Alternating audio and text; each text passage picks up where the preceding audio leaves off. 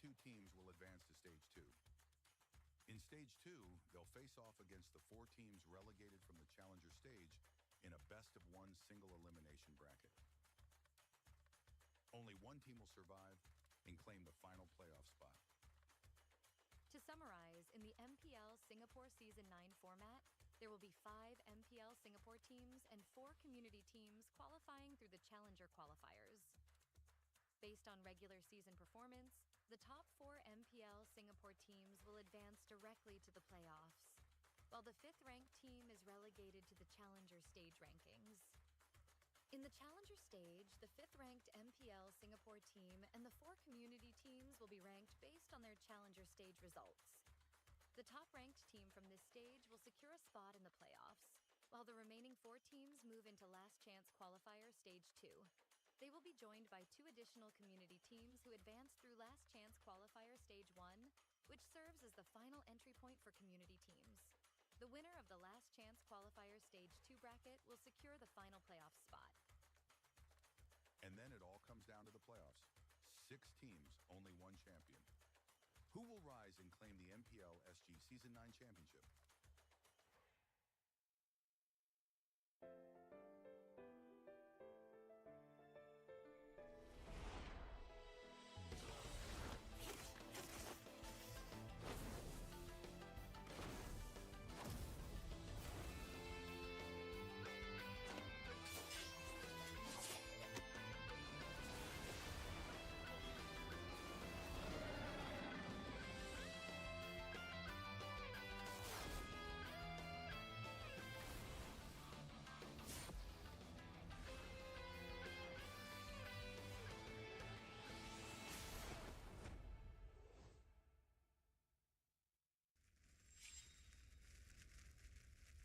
見せてやるよ。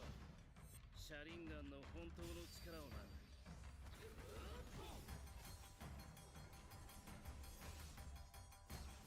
力が湧いてくる。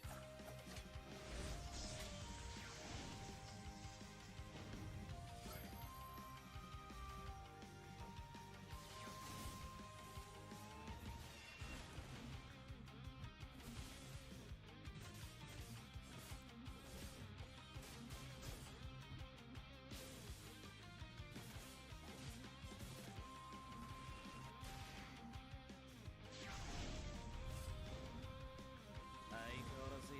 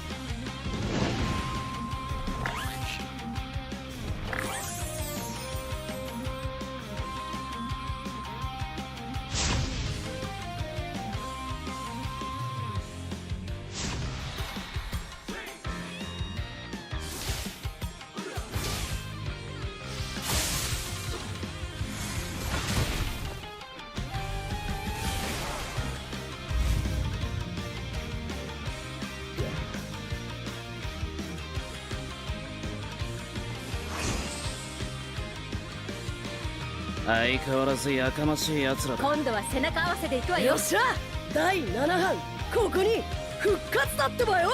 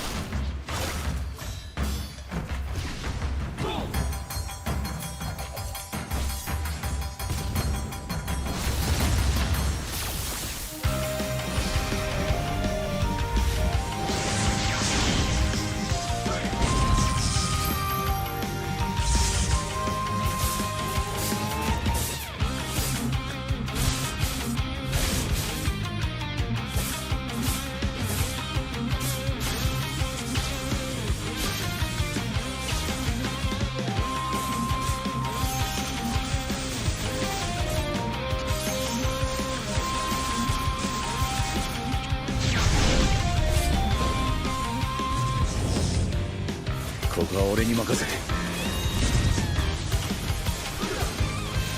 もらった。4代目火影を超える忍びはお前しかいないと俺はそう信じた。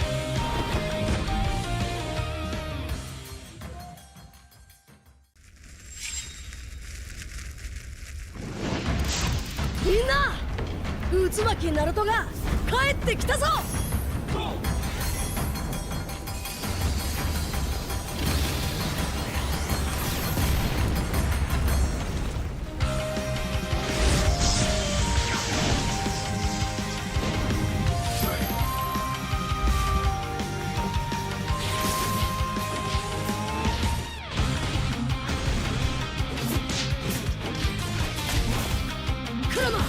力を貸してくれ。よ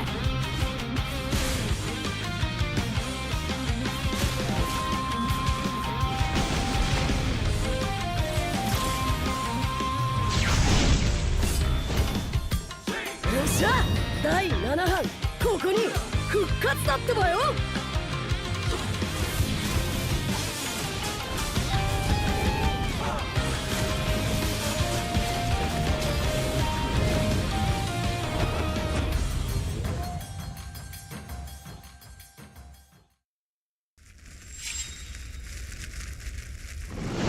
守るために私はもっと強くなる。やっしゃなら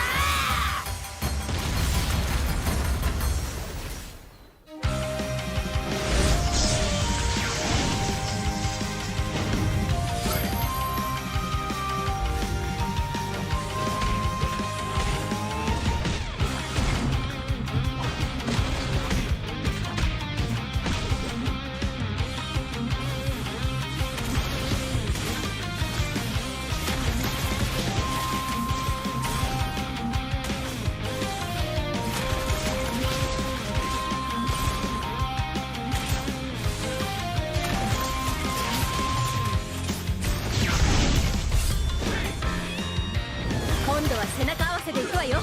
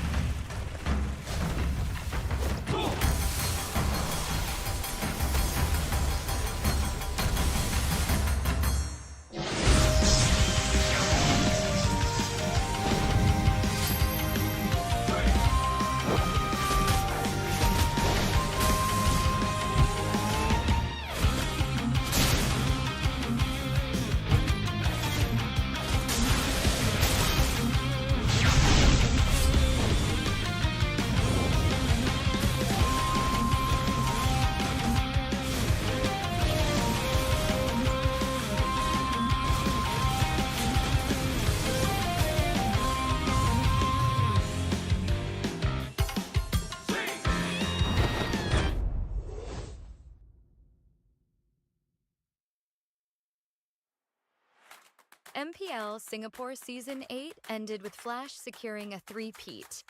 But this season, everything changes. With a brand new format, new challenges await.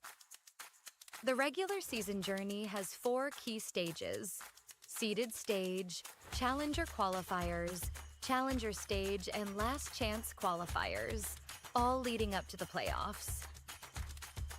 In the seeded stage, 5 MPL Singapore teams from last season will compete in a best-of-3 round-robin format. Meanwhile, the challenger qualifiers give community teams a shot at the big stage. Over 2 weeks, the top 2 teams from each qualifier will advance to the challenger stage. The challenger stage will feature the 5 MPL Singapore teams from the seeded stage and the 4 community teams from the challenger qualifiers. It's another week, ladies and gentlemen, for MPL Singapore Season 9. I can't believe we are almost 1 season away from that solid 10.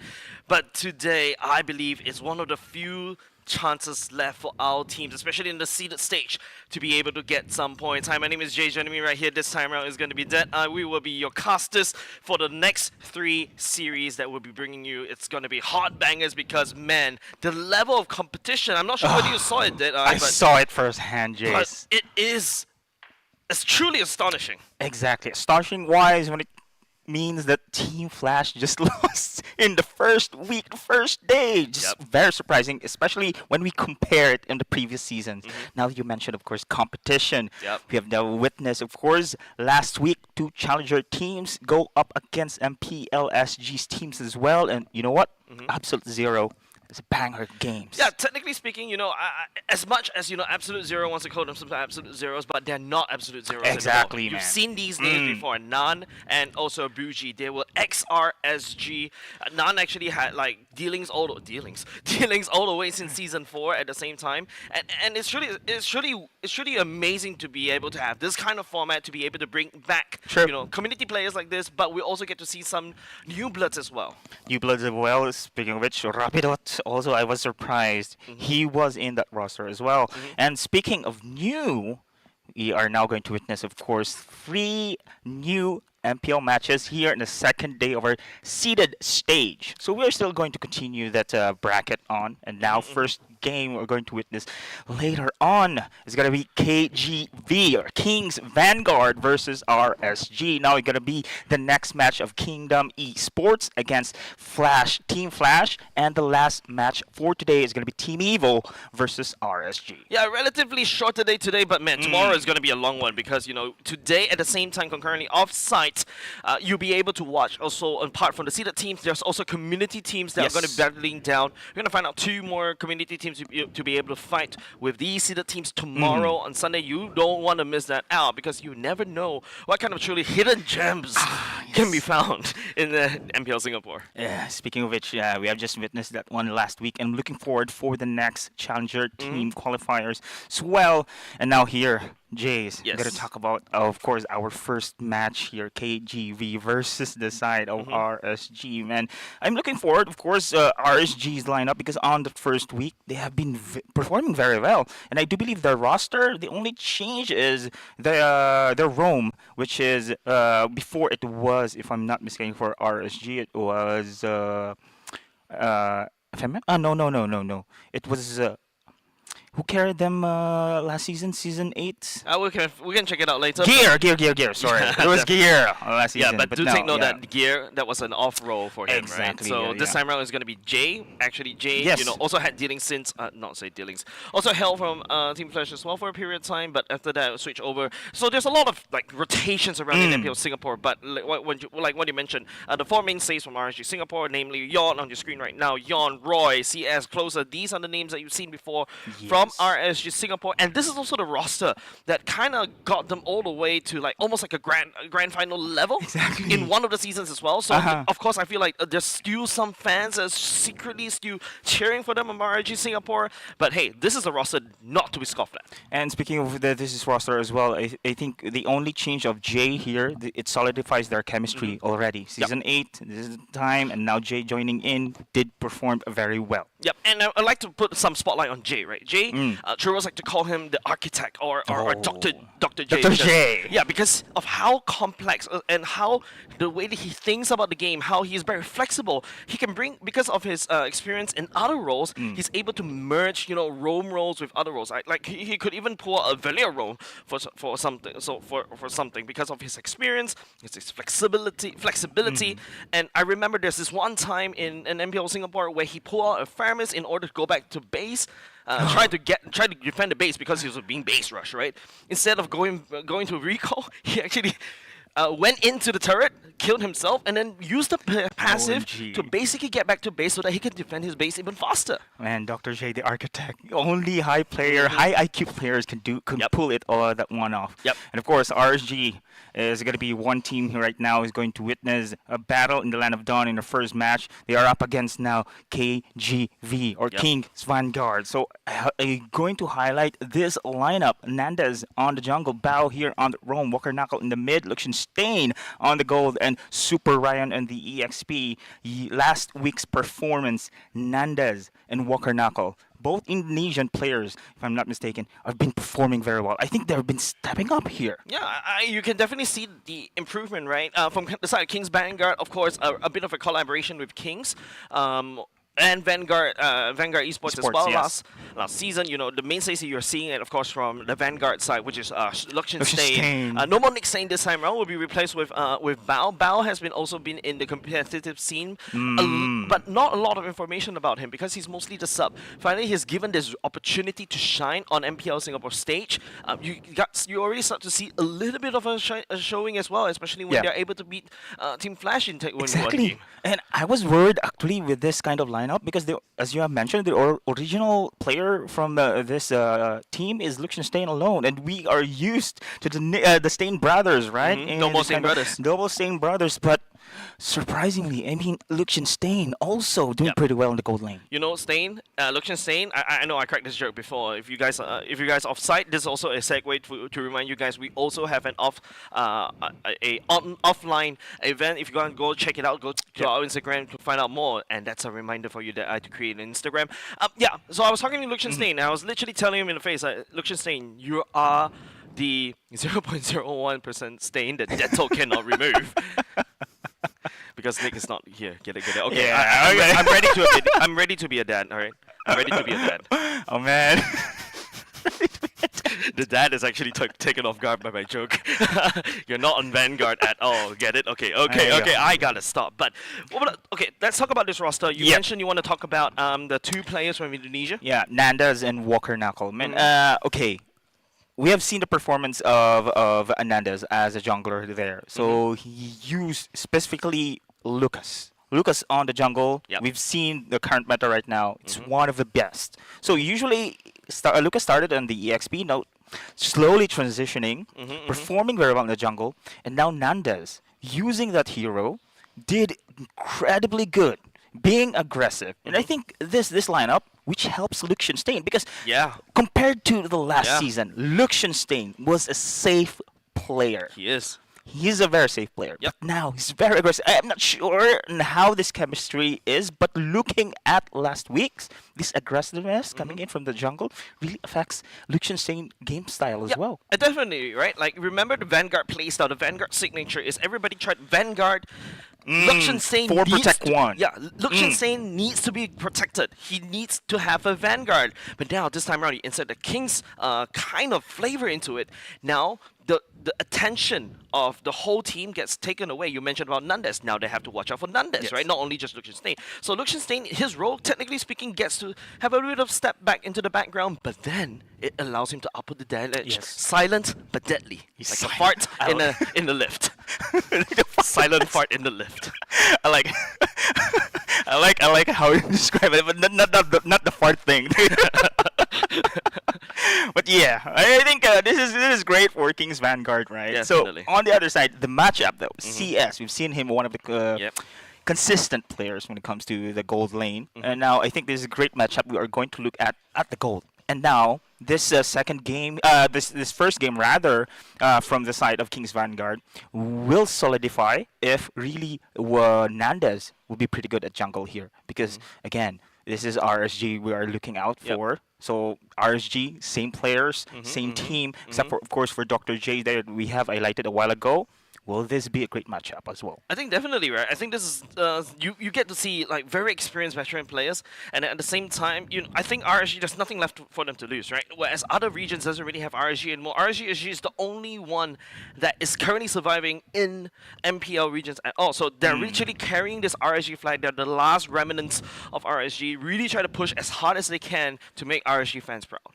And I think they're doing pretty good on the first week, and RSG fans really is indeed wowed on their performance there. And like, of course, again, on the Season 8, they have been a slow starter here on the Season 8, but Season 9 here, different beast. I think I can going to highlight as well that the same lineup can really affect the performance of the team. I mean, the chemistry. We will not going to overlook on this kind of factor and how the team really performs in the tournament. Yeah, definitely. You talk about chemistry, right?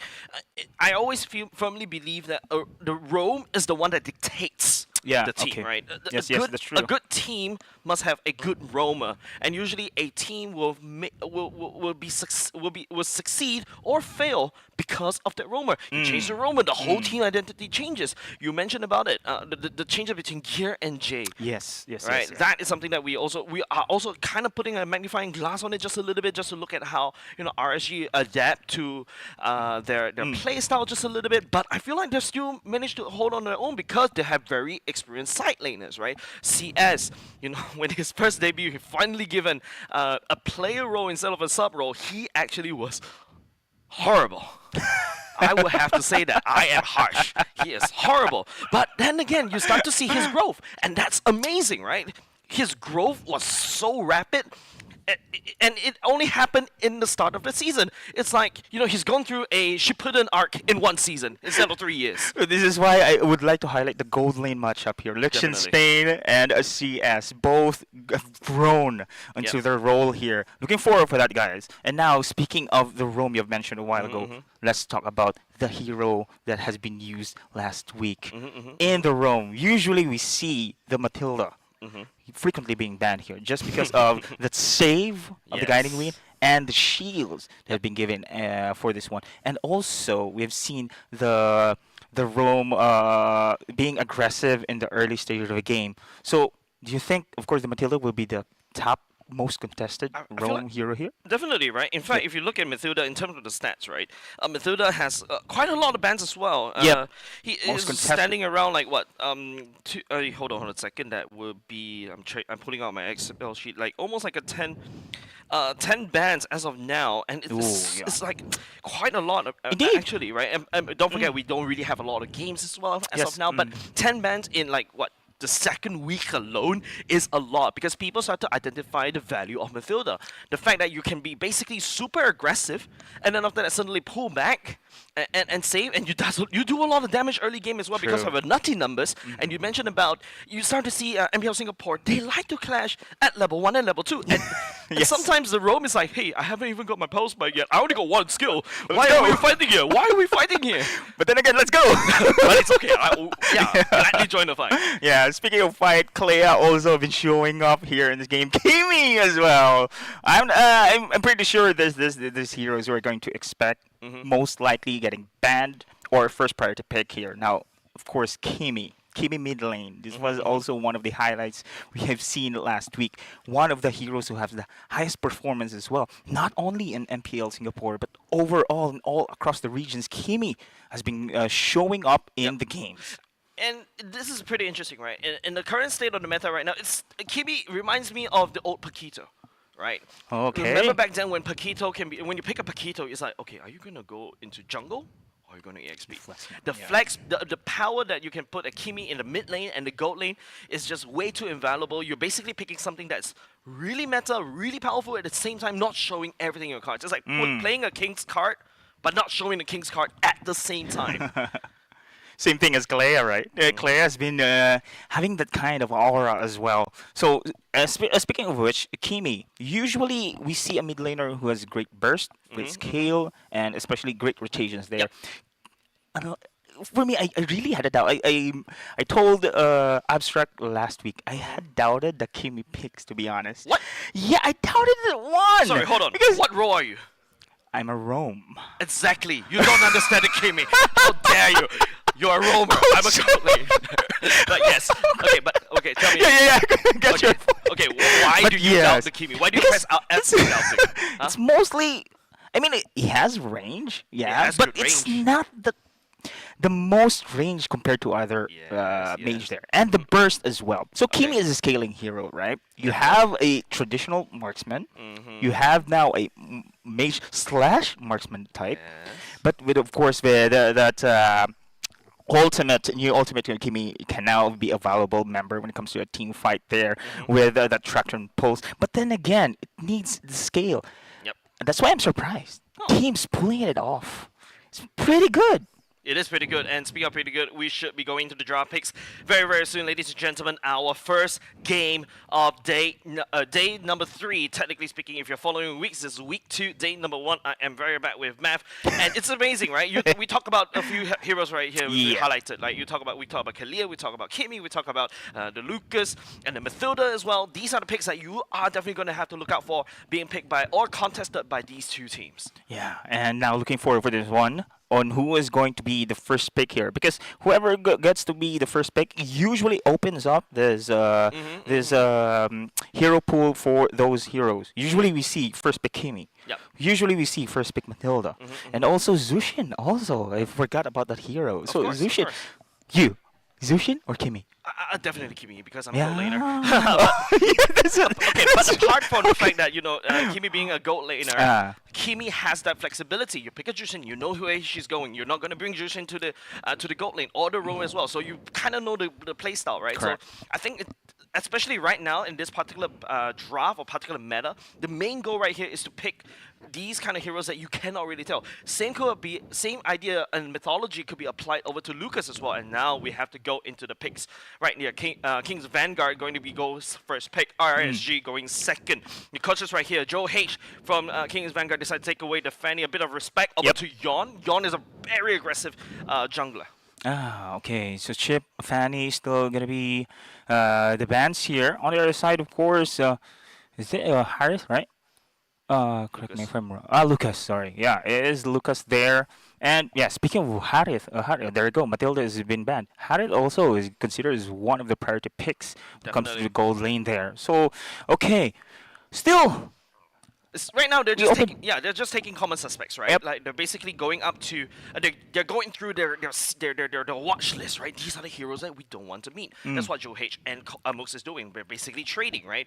So I think right now, based on what I'm seeing, based on this draft, the only respect I'm seeing coming from King's Vanguard is Joe H banning Yon's Fanny, but at the same time, RSG is just going, you know what? We're gonna remove all the annoying things, right? And apart from being annoying, Mathilda, being also apart from the fact we kind of established that Mathilda is a very annoying hero. Correct. That's also one of Bao's comforts. I see. As well as we have mentioned, of course, Nanda's Lucas as well. So there you go. That's gonna be the comfort picks here. Okay, there you go. The Harriet has been banned. On the other side, Phobias is pretty much open as well. Here Phobias. we've seen the Zushin pretty much open as well. So it could be also considered here the side of RSG. Yep, definitely. RSG needs to try to pick the poison right here, ladies and gents.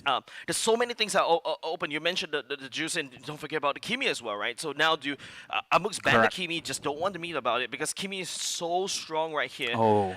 Unless RSG has a way to deal with this Kimi, right? Ban something else, force King's Vanguard to pick the Kimi, and RSG, because they've got 2 picks after they're on the red side, right? They are able to basically react to how King's Vanguard wants to play the game. Okay. Oh, Lilia. That's the first time I think we've seen a Lilia ban here. Hasn't been pick ban at all in Okay. this season. Yeah, I'm not sure it is going to be a Lilia ban there, but I haven't seen any players for the side of KGB using the Lilia in that situation. But it opens up Kimi pick here for the side of KGB. We've seen Walker Knuckle also play this hero. Good positioning from this guy, actually. We have seen the combo coming in from this team fight, and Kimi with a Truction Pulse can actually be a better way to go for that advantage for crowd controls and surprises attacks. Yeah, King's Vanguard definitely has to pick up this Kimi, right? Ooh, so yeah. too important, too invaluable to basically leak out the way. But now RSG, I want to see how they deal with this Kimi. is it going to be an assassin like a Hayabusa to sneak in, abuse the iframes, get out, or to a certain extent, there you go. There you go. We call it. Yon just goes snapping the Hayabusa right away. Actually, it's one of the weaknesses of those mages who love to have a good positioning. So you want someone to go deep down there or go for a flank maneuver. Hayabusa is one of the best assassins to do that one. In Moscow as well, wow, they have so many mobility coming in from the side of RSG. RSG, like, I think they're just basically just trying to knock this wombo, give this wombo combo over to King's Vanguard. Now imagine if you already have Pierce coming out from that Kimi, you don't want to give more Pierce in the form of Moscow, because what King's Vanguard could potentially do is, abuse the fact that Liechtenstein can also use the Moskov to push the side lanes, after that join the fight by Spear of Destruction, and then after that, all of a sudden, King's Vanguard has so much AoE that RSG don't want to handle. So a really smart choice coming out from Amux right here.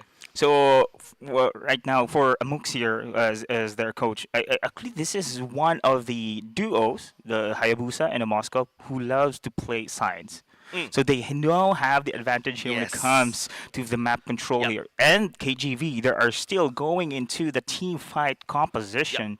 And Kimi, Hylos, this is pretty good. You have now forward, okay, both of actually you do have really a great vanguard here with the Phobius as well as the Hylos. Then you have a artillery on the back line that is going to be the Kimi as well. Yeah, King's Vanguard is literally doing exactly what we kind of expect them to do. Number one, we're going to protect our carries, namely in the form of Liechtenstein.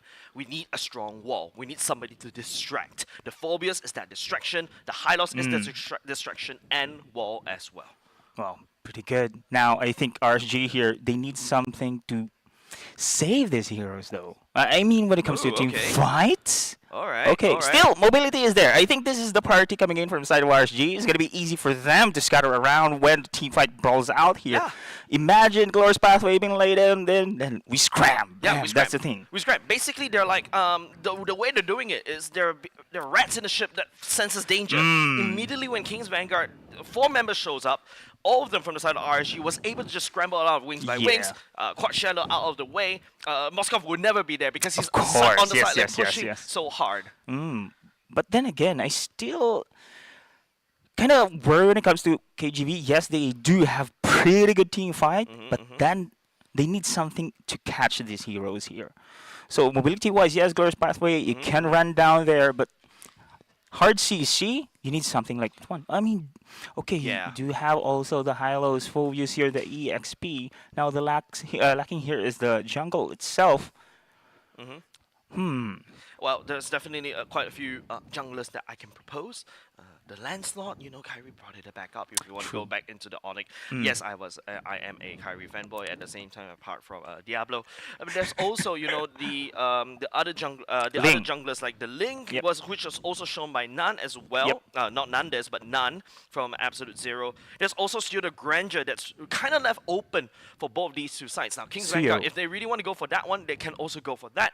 Suyo as well. You mentioned that. That's also a very invaluable jungler, something that can hit the power spikes very quickly and snowball out of control. Yeah, I just worry that KGV right now, with this first phase of their picks, they really lack the crowd control when it comes to the lineup. Yeah, you do have the truck and pulse, but it has a certain timer. You need to land it. Yeah, you need to land it perfectly, and there's a timer before it roots you there. And of course, Hylos, you need to be near at the hero to deal the stun there.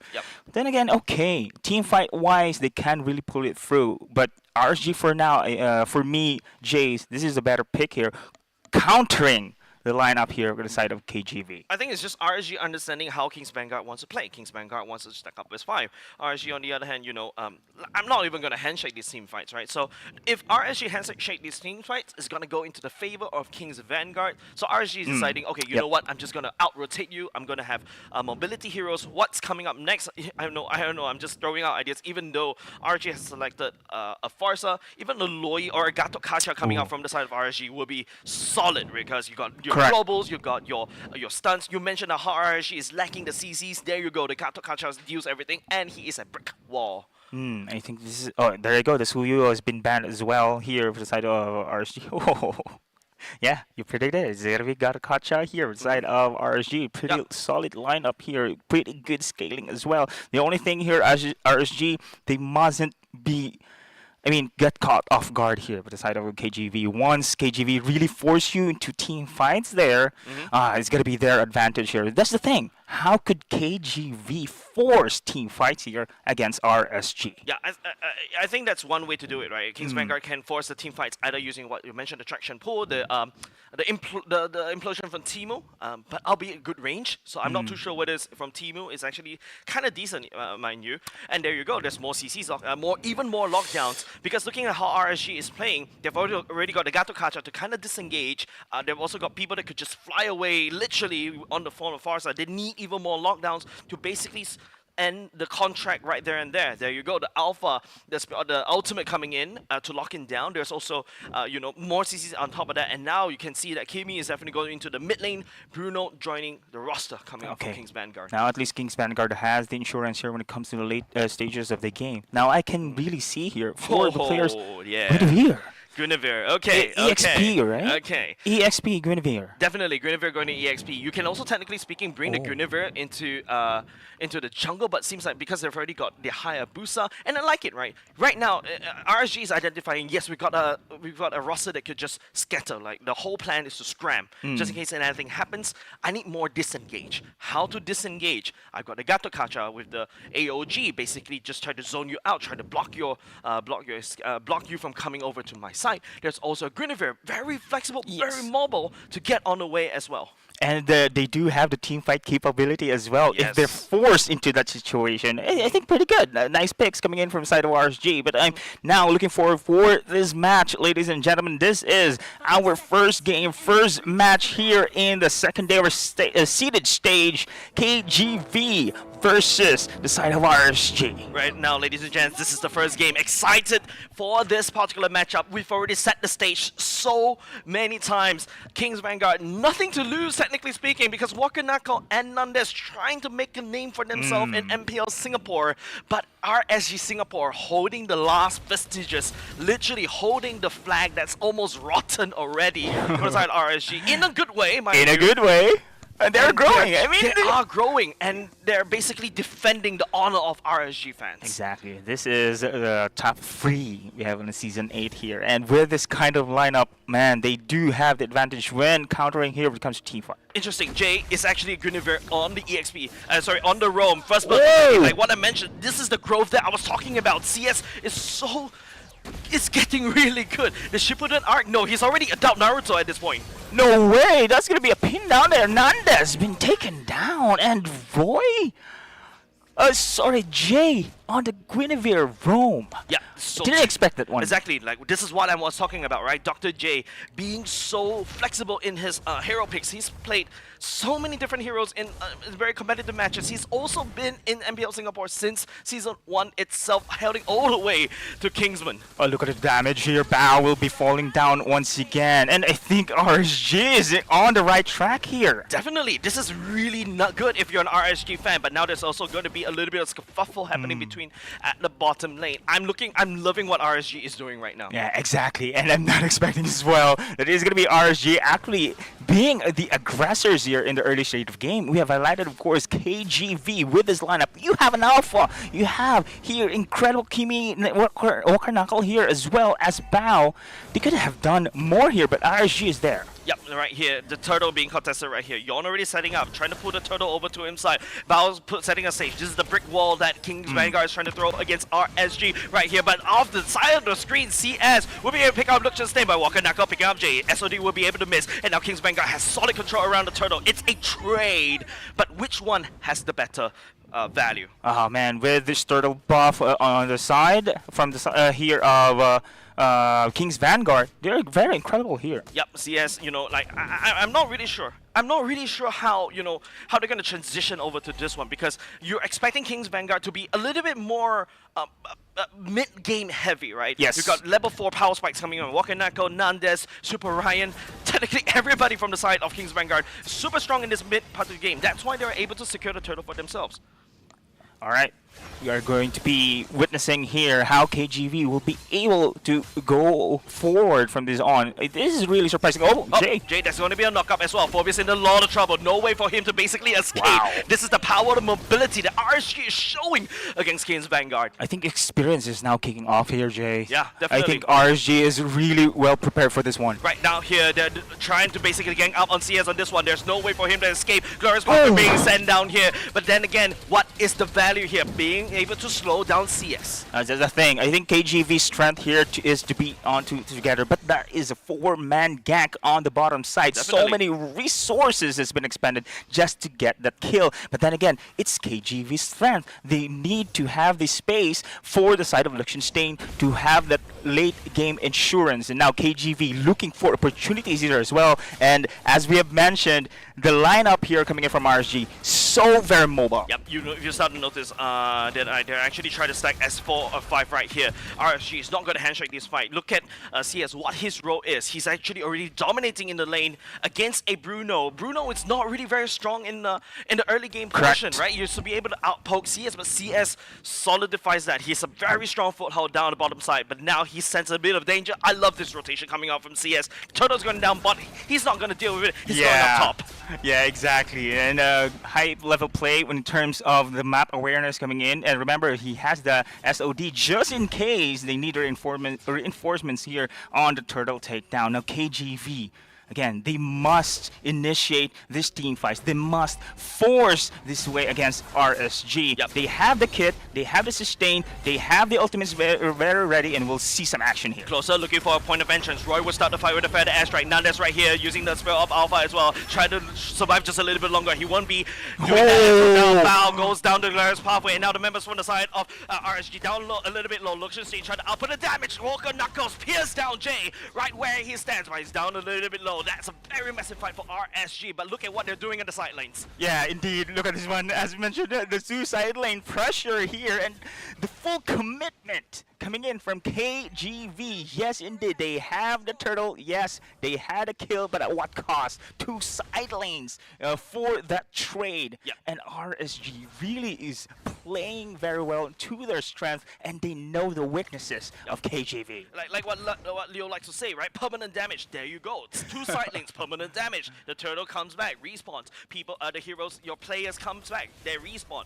But RSG is literally trying to control the mid parts of the game really well by trying to force King's Vanguard to go back to play on a little bit more defense. Oh, you don't want that one though for the side of King's Vanguard. You need to dictate the tempo here. And as we've seen, there's a force ultimate here coming in from Bao on the bottom lane just to provide the space needed here for Liechtenstein. But look at this one. This is a concealed play. Concealed play looking for some form of experience. Bao will be the main person. Also trying to get close over to Liechtenstein. Actually zoning the rest of the member out where RSG deals with Bao. And now the AD will be committed.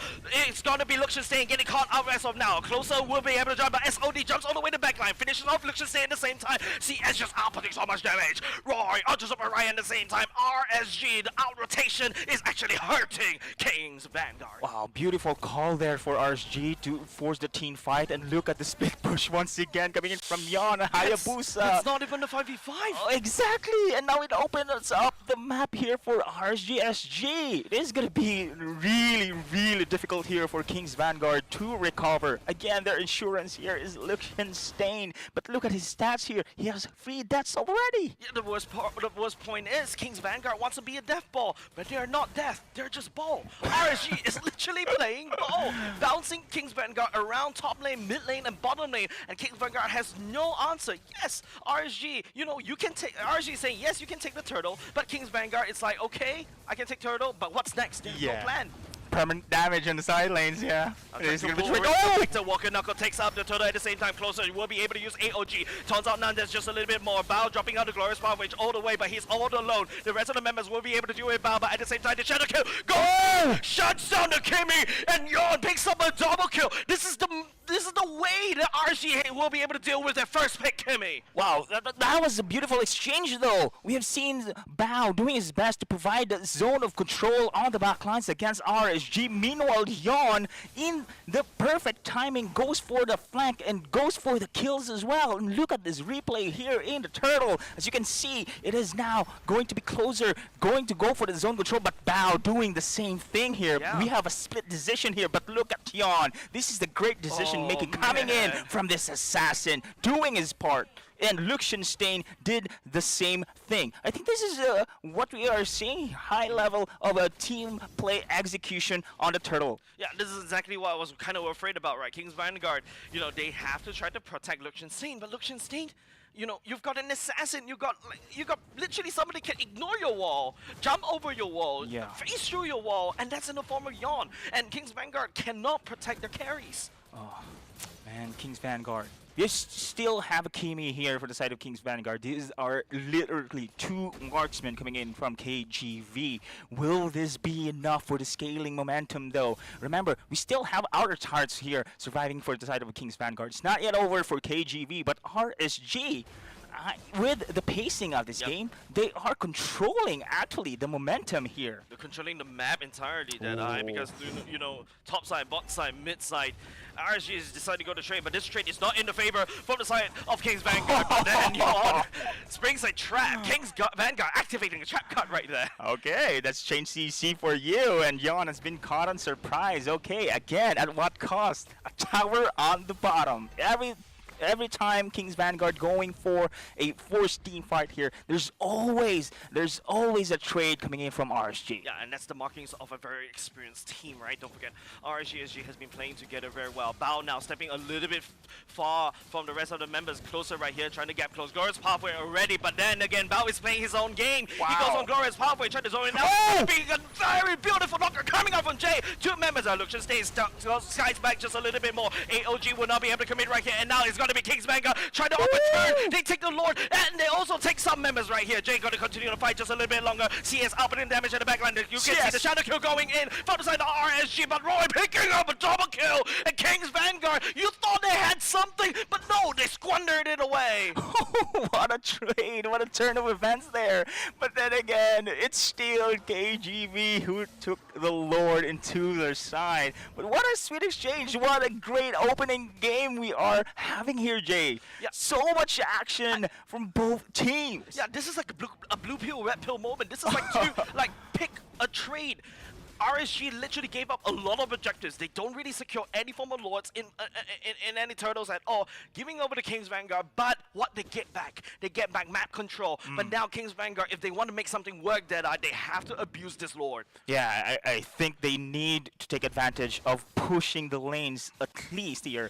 Now the lord is pushing through on the top side here. They mass concentrate here in the mid as well, as we are now seeing a convergence here in the middle lane. Yep. They're forcing their way through. Yeah, Monkey together strong, literally. That's what the play of King's Vanguard. There's also going to be a SOD kind of being landed down from the side of the background. Shadow kill will be committed by the side of King RSG already, trying to push them away and out to push King's Vanguard away. Okay, the Lord has been expended already there. But then again, when it comes to a team fight, for the Lord fights, I think this is the time where RSG must really contest here. They cannot give an involved Lord the next time around. If they ever going to sacrifice that one, they must pick the right targets. They must pick not only just the right target, the right macro decision, right trade. And now Liechtenstein already kicking down this turret. The members of Bao actually over descending this time around. Really nice play coming up from Bao. Trying to pull the attention away. Roy goes into the feather airstrike, zoning the members of King's Vanguard away for now. Little by little, they're now going to objectives here. And now KGV. They pretty much very tanky, right? I mean, it's not anymore that RSG can easily pick off here the back lines. We have seen how sustainable this lineup right now here in the 12-minute mark. But 40 seconds soon, it's going to be now the Evolved Lord. Oh, man. The split pushing still continues. RSG, SG, making its way here through those pressure in the lanes. Ladies and gentlemen, you're watching MPL Singapore, not Game of Thrones right here, because this is a game of trades. King's Vanguard is actually realizing what RSG is doing. They're also trying to adapt, trying to set up traps for the like of Yon. Yon you saw all the way up top, and now they need to try to catch the members of RSG one by one. Speaking of catch, catch, I think, the target here on the top side here. And CS just poking his way through. They know. I think they know. RSG knows about this one, and the Lord is now up as well. Wait, Nandes actually used the Spirit of Alpha just to get on the way. Yes, that's a very short cooldown. Ultimate, maybe RSG actually can make a play out of that information. Speaking of which, now it is actually the first time you're seeing that RSG here in the pit. Usually it's King's Vanguard who is controlling this area at first, and now Bao as well. Now I'm going to highlight Bao. Bao is doing pretty good of zoning out RSG in the back lines. He's basically the punching bag for the side of RSG, right? Yes. Trying to take the advantage away. And now without CS right here, Bao is almost unstoppable because the rest of the members of RSG does burst damage. And now I think RSG, when you mentioned, they cannot give up this Lord. Oh, there you go. Yon is here. He has the vision. And it's not gonna be easy for King's Vanguard now. Remember the push here at the top side here. CS doing his thing. I think this is the perfect opportunity for RSG. RSG will try to make that a perfect opportunity right now. CS joining the fight as well. OG going to land right in the Lord pit at the same time. Shadow kill at the same time. Oh, picks up the Lord as Roy picks up a mega kill. They took advantage of King's Vanguard. They're not there. The main damage not there. And RSG sprung the trap instead. Oh, high level move. A clean wipeout right here. RSG, the out rotation, the out maneuvering. Yes, you could put a wall, but I have ways to go around it. And ladies and gentlemen, you're watching the victory march of RSG in game number 1. Oh man, absolutely great team play we're seeing from RSG there. And as you can see, what the weakness of a team fight composition is the mobility and the split pushes. And as expected, RSG did their thing, and it's very effective in the game. I feel like this game is one of the most beautiful games I've seen. Yeah, so man. Far in this season, True. Right? Like, yes, it is kind of very leaning over to the side of RSG's being a leader in the pole position in terms of manipulating the map, manipulating the members of King's Vanguard. King's Vanguard as well. They realize, hey, you know what? I think I know your game, but by the time they come out with a counter, it's a little bit too late. Yeah, speaking of counter, right? So we've seen also that Liechtenstein highlighted that he was the insurance in the late game. And you know what? RSG knows about this one. They prioritized the gold lane. 3 deaths in the early stage of the game. Liechtenstein having a difficult time to really bounce back in that kind of situation. And we have seen, of course, King's Vanguard doing their forced team fights there. It's what their team composition really shines there. But then again, split pushes. Yeah, it's beautiful. Yeah, the thing is, because of the split pushes, it allows a lot more angles of attack from the side of RSG. And then apart from that, because how the positioning coming off of King's Vanguard is a little bit, I would say, Bao was not. It's not the fact that I feel Bao is overextending. I feel like the rest of the team cannot catch up with Bao. The glorious pathway, right? True. You're supposed to take the green carpet to success, but the rest of the members, they're like, okay, you know what? I'm not going to step on the green carpet. I will play around the sides, but that's also because there's a feather airstrike over there. There's an AOG in the way. It's very hard for King's Vanguard to basically deal with. It is. And we have seen also, yes, there's some fights there they want to go for a pick, but it costs them 4 players just to get a 1 kill at a trade of 2 turrets, an open mid turret. It's really, really difficult there. It's still, even though the death was against the side of RSG, it's still their win. It is, and don't forget, if you look at the stats, RSG was never interested in Turtle. The Turtle was an excuse. Even the First Lord. Yeah, the First Lord. And these neutral objectives were an excuse for them to basically split push on the sides. Yeah, speaking of the split push, on that last sequence, right, I love how CS just dragged Liechtenstein on the top side. That meant a 4v5 situation on that Lord takedown. Beautiful gameplay there. And let me also rewind you back. I'm not too sure whether you guys picked this up, but CS, he's actually hiding in a bush when the members of King's Vanguard shows up at the Lord pit. The lack of the lack of vision make King's Vanguard hesitate, and that hesitation was basically a gamble, right, that RSG was making, and RSG won that gamble. They won that gamble when, by the time when King's Vanguard is basically trying to push that Lord, CS comes in, split pushes, hard shove that lane, and then after that rotates over. Liechtenstein has no choice but to rotate over. Maybe King's Vanguard could have sent some Monday outs because right here, if you look at Bao, Nandes, Walker, Nako, and Super Ryan, maybe you can say yes, Walker, Nako can output the damage, but then again, I think they need more damage at that particular point of time. Yeah, I especially the recovery that we're looking for Liechtenstein, it hasn't been really there. And now on the other side though, the switch, I thought this is an EXP Guinevere that we Definitely. actually expecting here, but it is actually a Rome. And I do love how Jay has been very aggressive. Man, Dr. J being the architect once again, trying to pin down here Liechtenstein on the gold lane time and time and time again. And RSG really played it very, very good at this this first game of our series. So remember, this is a best of 3 series here. So we are going to expect later on a bounce back here for the side of KGV. You know, if you guys are watching this, ladies and gents, you definitely love a lot of pointers that RSG has been sharing with us.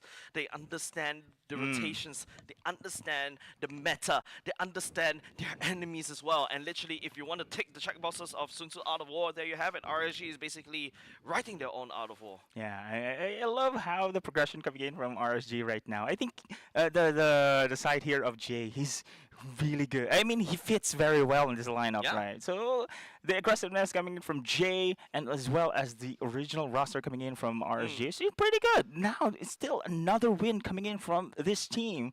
So if I'm not mistaken, right, they are actually tied with the other teams for the side of RSG. And now with this win of the series, they can actually be at the top. Yeah, they're definitely, they're at the mid of the pack right now, technically speaking. You know, Flash being the top, KE, Kingdom Esports, King's Vanguard, RSGSG being in the middle pack. Evil a little bit struggling just a little bit. They're not having a really good season, but we'll talk about them in just a moment. We have to focus on King's Vanguard. How are they going to deal with RSG? Okay. Knowing this game number 1. Actually, during the draft alone, we can see that RSG already actually taking over that part. So on that execution-wise, it's just putting icing on the cake there. So now KGV, pretty much it is one-sided, right? I mean, we're seeing very predictable pickings coming in from the side of KGV. Yeah, I'm most literally reading King's Vanguard like an open book, right? Like what I mentioned, ban something is totally random. It doesn't matter. Lilia gets banned. You force King's Vanguard to pick a Kimi instead. At least you know what to deal with. First pick the Hayabusa. So basically, it's big brain moves coming out from RSG. Joe H, I think he needs to do a little bit more homework on that one. At least adapt on the first phase of the. You know already that they have so much mobility, and you lack the crowd control needed. So maybe KGV can really adapt on that kind of a situation. Pick something that can really control the game, like a. Loi. Can. Or is it abstract here? Huh? Cyclops? I really don't understand how Cyclops can actually fit into that roster, actually. I was like, well, yeah, it makes more sense because, you know, you got your globals, right? But I think what is quite abstract. Bro, I'm not abstract, brother. Cyclops literally has the longest crowd control. Yeah. I mean, the ultimate. So does Savior. Infinite range. Okay then. Yeah. Okay. And Xavier has and that ultimate is basically an AoE. We're not a single target. We're speaking of the mages right now, right? Yep, So yep. Xavier actually been buff as well. I'm looking forward also for the one with the Searing Torrent, the fire has been buff. Valier, yes. Yeah. I've seen Valier somehow rising in the ranks as well. Definitely, Valier has been buffed recently, right? And now you can build more CD, so which means that his first skill is basically just almost free, and on top of that, it's a lot more forgiving, right? So that's why it's easier to play. He has very good disengage. He does well against the Avatar. The Guardian comes in. I could just push him away. Exactly. Start throwing fireballs at you. Yeah, I cast fireball as well. If you guys are a nerd like me, you will get the reference. But Plus with that temporal rain. Oh. Yeah, so I'm looking forward, if ever we're going to see and that's something that I feel that Jay can actually pull off. A Valier Rome. He's already pulled off the Guinevere Rome. I want to see more from Dr. J. Correct, right? Ooh. That's gonna be interesting because the iconic J I've been seeing him use is the Kufra. No, not only just that. You remember there's a season where we always joke about Jay's Chow. Oh. Yeah. The Cho one. Yeah, the Chow, Jay Chow, literally Jay Chow, literally like his Chow as his Cho actually not Jay Chow, sorry, Jay Cho. It's confusing a little bit, but hey, I'm a massive fan of Jay Cho. That's why I call myself Jays, and Jay took my IGN from since season 1. That's why I don't like him. But anyways, that's history. Yeah, so his flexibility really shines in the form of RSG, and there's also the trust. Now, what I want to see is more trust inbound from the side of King's Vanguard. They need to really work on that communication. You mentioned that at the start of the whole match, right? The two Indonesians now have to melt with the Singaporeans. True. The communication barrier, is that a problem going in? Yeah, that's the thing. I think we discussed this one last week as well. And when it comes to esports, I think I'm not pretty sure if really it is a barrier there, but I think chemistry would really a factor. Communication, because Lord, fight back. It's not easy. It's not easy, but how you see, MOBA is a game of 5D, 4D chess, right?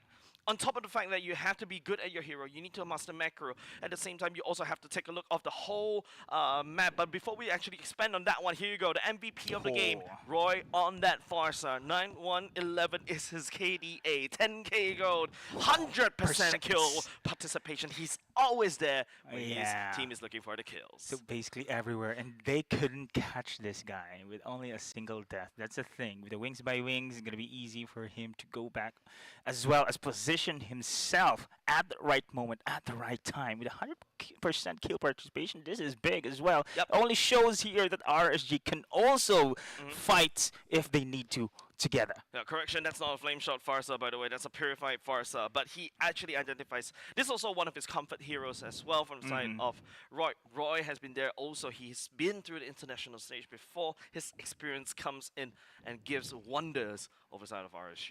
Wow, RSG, game 1.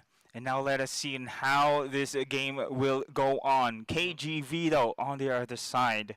Lucas has been banned. So this is one of the heroes has been really showing up on the side of KGV. Now I can say rather that it's going to be a permanent respect ban here against the side of KGV. But what's next for the side of Nandez? We've seen Nandez on that alpha.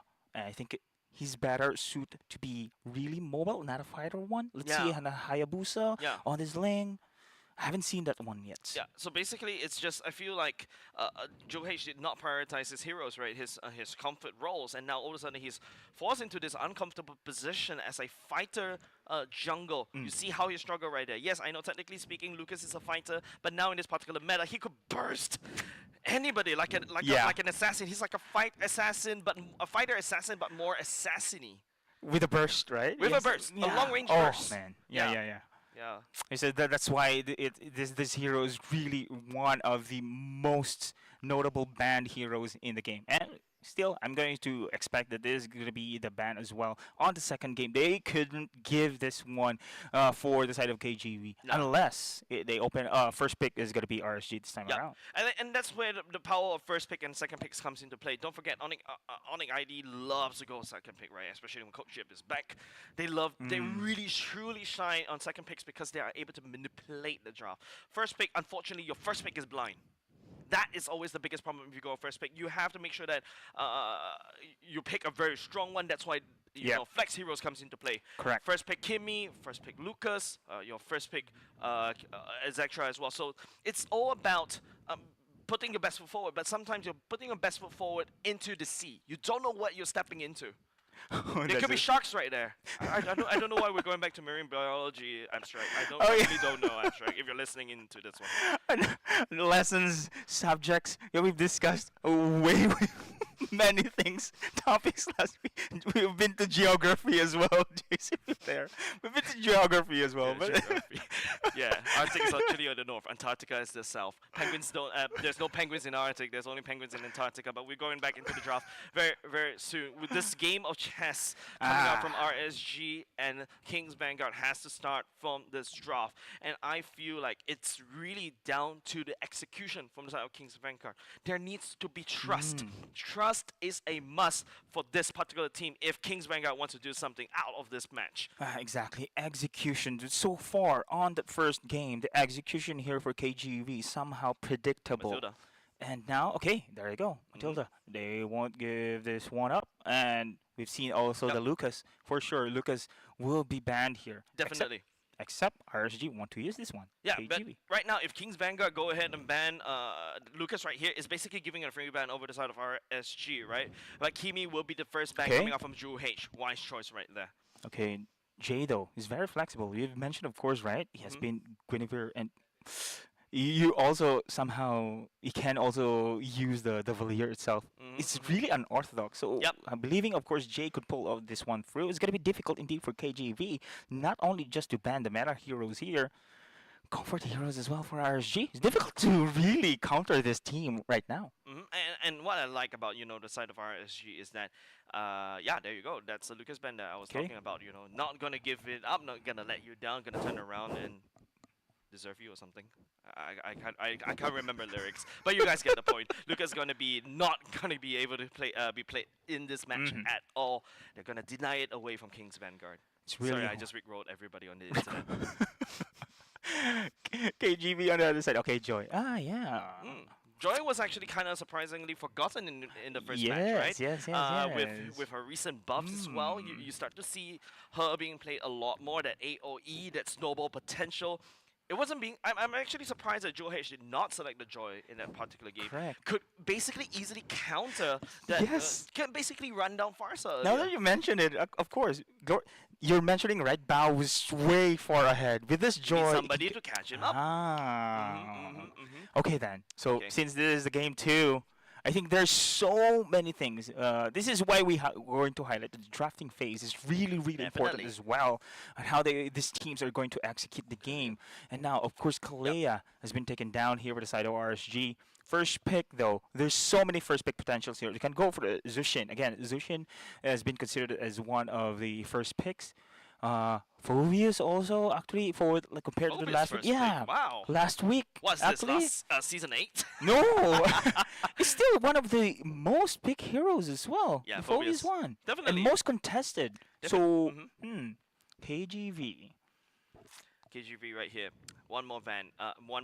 The Suyo also available if they really want to respect. There's also the Fanny ban that they're gonna that they might want to ban it out if they want to respect the Yawn. But now they're just gonna basically just a little bit of a knee-jerk reaction to Hayabusa. Okay. They have no answer to it. So Fanny. They need to try to protect Chip. the There you go. Stain, and there you go. RSG snap picking that chip right off away, going in the hands of Jay. Now, if you give a doctor a scalpel, imagine what he could do with a saw.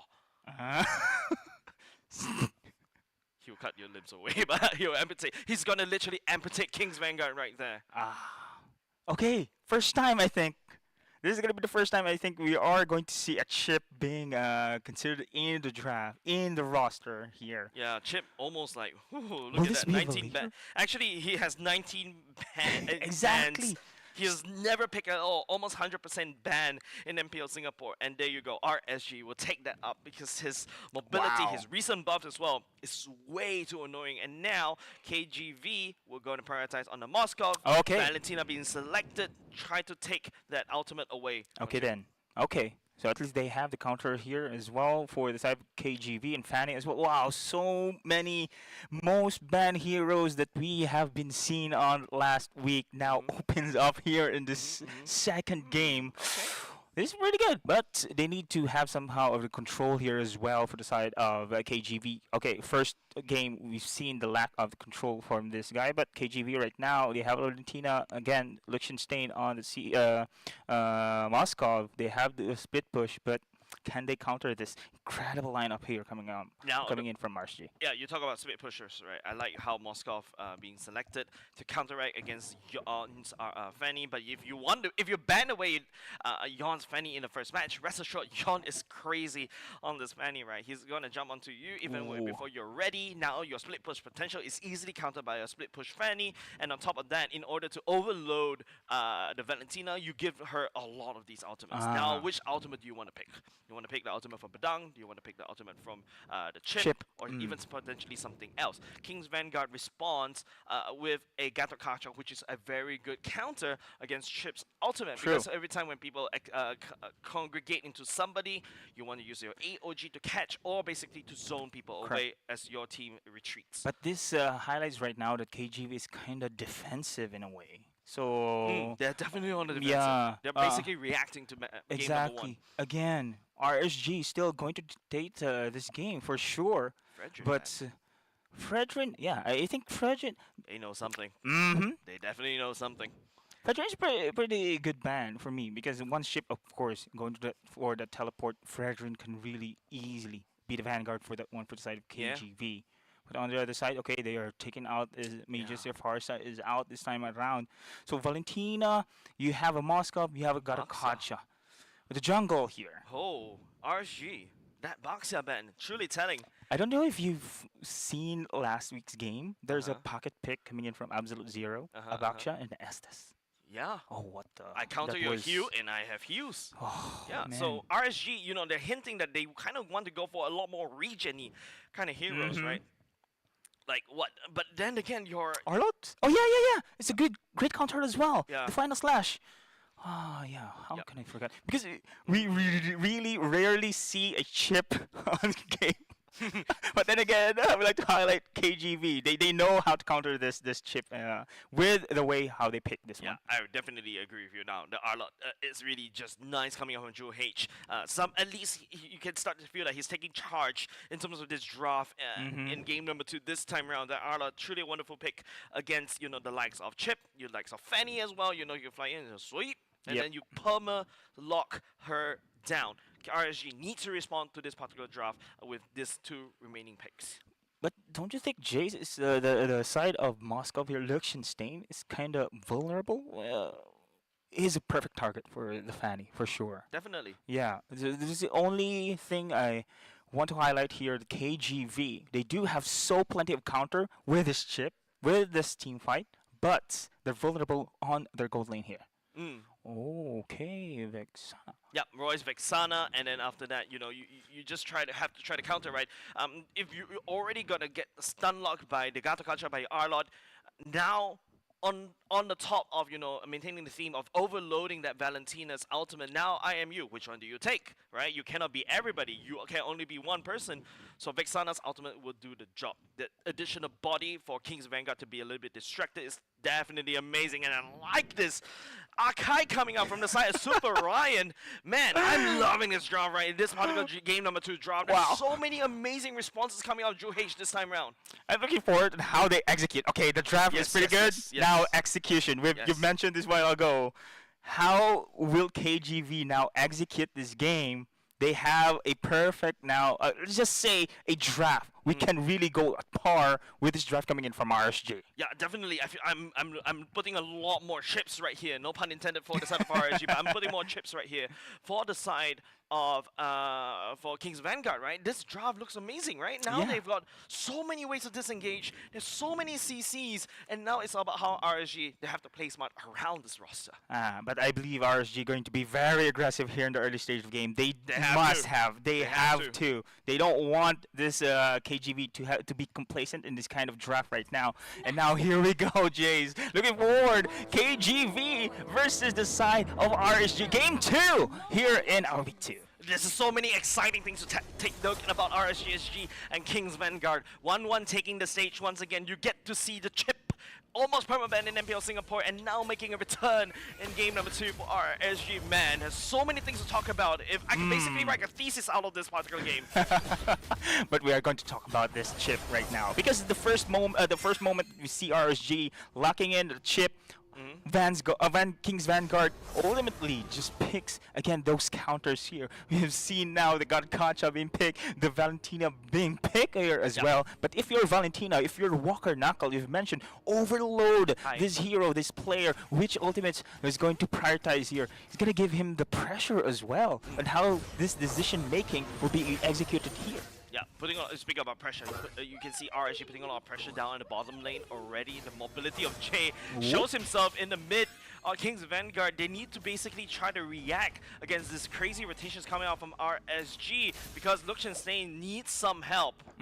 I agree. Liechtenstein indeed needs some help here. Look at CS as well. This is a pretty good matchup for both. Both have a great certain range as well, and I think CS is going to be very safe at this moment in time for RSG. King's Vanguard, however, here, will this defensive play be enough though?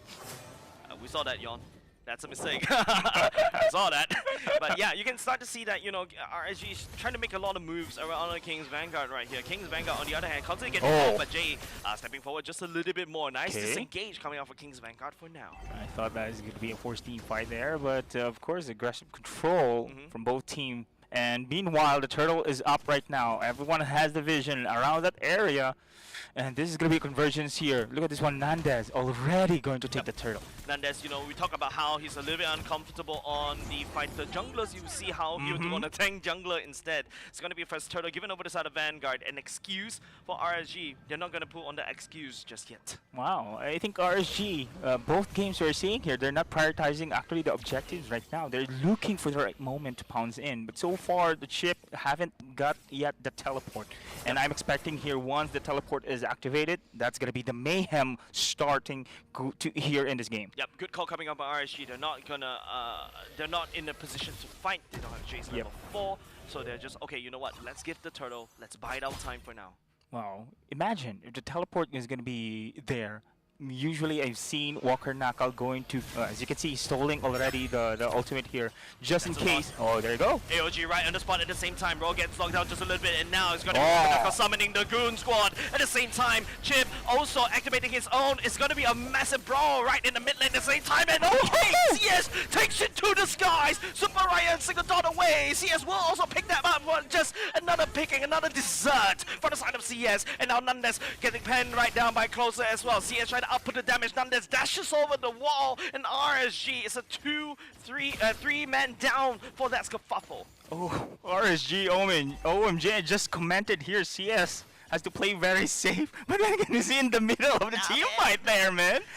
He's there. He got a double as well. And now Liechtenstein, again, he has the freedom to take this lane, but that was the fight that we have been expecting a while back. Remember, of course, the teleport has been committed there. Same thing, Walker Knuckle going to dictate that one with that ultimate as well. With the brawl comes in, so many defensive skill sets coming in from King's Vanguard on how to counter the team fight. Yeah, and this roster, this matchup actually favors King's Vanguard a lot more. Remember, we talk about how, you know, King's Vanguard, they're strong with the 5v5s as long as Liechtenstein joined the fight. Even though Liechtenstein did not join the fight, but there you go, there's a replay. There you go. Yeah, this is gonna be now the initiations coming in from King's Vanguard. As the moment the teleports come in, there's the counter coming in from King's Vanguard. The battle's been split here, but look at Jan, how he zigzagged his way just to pick the right trigger's backline. Oh, hold on a second, the fight's already going on. It's going to be this time round RSG controlling the turtle pit for now with the help of the chip. A lot of ultimates being expended for the side of RSG to gain the real estate,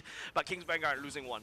Okay, this is a win here for the side of RSG, but again, Liechtenstein going to go for the split push, which, Look at Nandez right there, but that's a big fat Archive that could refuse to die. Takes a little bit long and now buys a little bit more time for the side of King and Vanguard to try to reinforce. Closer over here, gets stuck on the wall, and now will not be able to jump away. What? Jay coming in to reinforce, but hold on a second, King's Vanguard, that's a juicy target that they let go easily. They survive. I do not know how close to survive that one. What's the damage? And look how CS managed to take the turret on the top side as well. King's Vanguard. Oh, unfortunately there for Nandez. He's been caught. And there's no retribution there we've seen coming in from King's Vanguard to take anyone from the side of RSG. Yeah. Well, at the very least, you know, Liechtenstein was able to secure a bottom lane. You want to also talk about, you know, how the 1-1 technically doesn't need boots at all. Yep. So you can invest more money into your components quickly. And if you see the item, if you take a look at the items earlier, Liechtenstein and CS already secured their own corrosive scythe, but Liechtenstein has boots. So that's something that, you know, even though, yes, King's Vanguard kind of looks like in the head in terms of the lead with these objective takes and also the first turtle, RSG is getting more value out of their gold.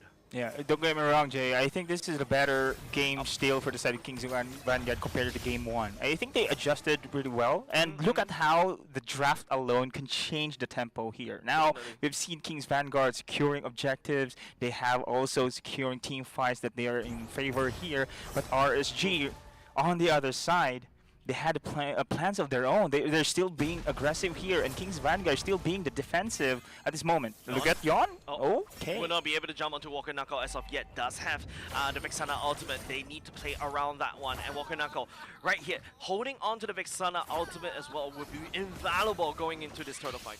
Okay, RSG spotted, of course, is controlling this area.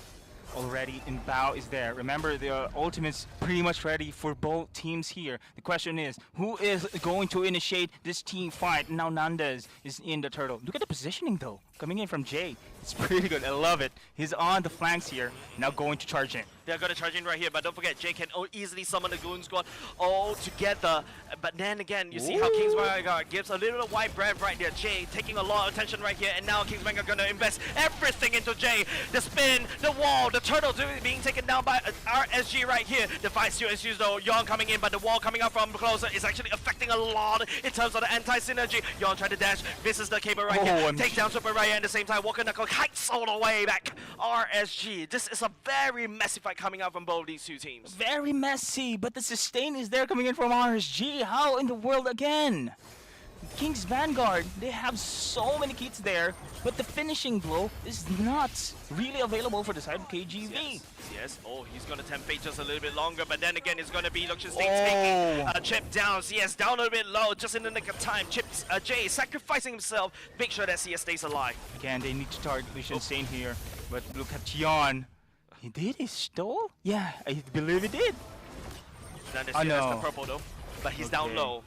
RSG is actually encroaching into the territory of Kings Vanguard, and they're not comfortable with it. The mobility coming out from Yon, and Yon, they know RSG knows that this is a very tanky team coming out of Kings Vanguard, right? They've got Super Ryan on the regen. They've also got Akai. They also got Bao.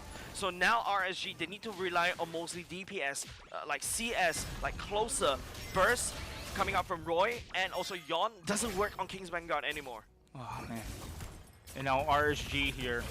I think we've seen right now that the Kings Vanguard, yes, they are very tanky, but then again, they don't have the damage on their side here as well. They're really relying so much for Liechtenstein. As you can see in the itemizations here, okay, Corrosion Sight is here already for Liechtenstein, but they still needs the DHS compared here with the side of CS. CS secured also the Sea Halberd. As you mentioned, very tanky. This is one of the items they need to counter this one up. Yeah, like, look at the items. There's a lot of defensive items coming out from the side of Kings Vanguard, right? Super Ryan building on the Thunderbelt needs time to stack. And the more that, RSG is not showing themselves into these team fights, Super Ryan can't stack his Thunderbelt. Oh, this is going to be difficult indeed for the side of Kings Vanguard here. They must need to have that finishing blow in order for them to really win the major team fights. And look at this one. They know the target on the top side. This is the threat. The Liechtenstein is really the threat. They need to pick him off here, but I think RSG is just doing some diversion plays here. Jay, concealed play coming in and also try to distract Kings Vanguard just a little bit longer. Jay jumping onto King Anandes for now. Walker Knuckle backs off right here. You can see the hesitation coming off of Kings Vanguard. At the same time, Yon just deals with Ryan. Spin for the win right here. The regen coming up from the War Axe as you saw, but Jay is still distracting Kings Vanguard from actually taking the purple buff. So many distractions coming up from RSG, and now they're gonna strike. Bao will be the victim right here. AOG all the way back to the safety as Yon and Jay just distracting Kings Vanguard with everything in the book, and Kings Vanguard don't know how to react to RSG. Again, the outplay coming in from RSG here. Oh, Nandez is going to be the target. Nandez tries to basically spin for the win right here. He has one mind and one mind only to go into the Lord Pit, but the battle of the ultimates of the Vexana not allowing Kings Vanguard to basically encroach onto the Lord territory. This Lord is RSG's. RSG again, beautiful execution. This is going to be the split push on the bot side coming from Yon. Everyone from Kings Vanguard just focusing entirely in that area while they're taking out the Lord. it's really good for RSG to have this kind of macro gameplay against King's Vanguard. Yeah, you're right. RSG is literally out macroing King's Vanguard, right? Yeah, King's Vanguard, undoubtedly they have skill because they are able to micro, they're able to win fights. But now it's just RSG just dangling carrots all across the place. Now King's Vanguard is falling apart. Oh, the Lord is now marching through here in the bot side. All lanes are being pressured here. This is going to be a defense coming in from King's Vanguard right now. Will they be able to do so? And look at the split push to the top side here. And just Yawn, just clearly just having his time of his life there. King's Vanguard cannot do anything about this. King's Vanguard, they're anticipating a fight right there. They don't dare to split. RSG abusing that fact. Shove up top. And now there's a stun coming out from Lucian, trying to deal all the way. Finally goes down for the count. There's also Vexana Ultimate coming out from the same time at the same time. Nandes using a defensive heavy spin, trying to heavy spin all the way out of there. King's Vanguard still takes down Jay though. Brian has been taken down here, and Bao trying to back away as well. Will they be able to defend though? This is just RSG again. This pressure is making King's Vanguard just this many decisions, just reacting in every way. It's just butterfly effects coming up from RSG, right? Like Jay sacrificing himself, being able to penetrate down mid is, I think, is a good one. But now if RSG try to take down the top side turret as well, CS a little bit closer, a nice wall, but he's got to Walker Knuckle punishing him for that one. Oh, that's gonna be unfortunate here. Roy doesn't have that ultimate at that moment. He dives in. And unfortunately there for RSG, yes, they still have the upper hand here, don't get me wrong, but King's Vanguard, this is very alarming in this kind of situation right now. Both sides, all sides rather, don't have the alert hearts anymore. And Lucian, it's not going to be a free lane for this guy at this moment. Yeah, right now all trust has to be placed into Lucian. He's the only one who would be capable on stunning Jay to output the damage to try to DPS RSG down. But RSG on the other hand, you know, they've done permanent damage down in the bottom lane, opening up the bottom lane for themselves. Only one turret, Jay. Only one turret has been secured here by King's Vanguard. And this is going to be difficult here. And as mentioned, right, it's not going to be easy now for Lucian to just go split push. Because again, Fanny is in the vicinity. It's going to be easy for them to just pick off a lone wolf here in this area. And now King's Vanguard. What is going to be their decision here? Will they go for the Lord? Remember, the positioning, they're just everywhere here. They're just everywhere. RSG just controlling the map. Yeah, look at how King's Vanguard, they don't even dare to go into the river. See how spread out RSG is. Basically giving information. They have full map control, and King's Vanguard doesn't know how to react. Jay just pops a conceal, reviews Bao right there, but RSG knows this Lord is theirs. Top lane, King's Vanguard is too busy defending. Okay, I think this is, I can say, the best decision that King's Vanguard could have. They must not force that team fight there on the Lord. But however, they must be wary of the destroyed inhibitor turret on the bot side. It could be easily be split pushed here by Yawn as well. But when it comes to the defense though, again, we've mentioned on the draft, there's so plenty of kits. They have the Whirlwind Dance, they have the AOG there just to counter these incredible team fights, but they have to look out for these surprises coming in from the teleports, coming in from split push, coming in from Yawn. Yep, the Lord marching down bot at the same time. Jay showing presence. He doesn't care about King's Vanguard. He knows there's not enough damage into Mariah Bao and also Nandes at the same time. So he's just trying to poke, but CS takes down topside at the same time. Where is the engage coming out from King's Vanguard? I don't see it, Deadeye. No, I don't think King's Vanguard is going to force this issue. Oi! Oi! What? Two ultimates being burned away. What? Missed. RSG. Man, they're gonna take it. We take those wins! My eyes are dead? Dead eye? What did... Oh, there you go! Okay, now it's going to be RSG time to strike at the same time. Lucian goes into the Wind of Nature at the same time. Yawn will be able to get out of there, and now RSG try to crack the mid lane open, but he finds himself a little bit of trouble right here. Oh, SOD! Right at the same time, Lucian will take it. Anyway, CS trying to find a way to get into the air, but he doesn't really have an opportunity to jump, and now it's going to be Lucian, but CS outputting the damage against Lucian. Two men for the side of RSG down. King's Vanguard, they will take those for now. Minions? Okay, what is that exchange, Jay? What just happened? Two big ultimates expanded coming in from King's Vanguard, but they managed to defend still and get the kill. Man, I kid you not.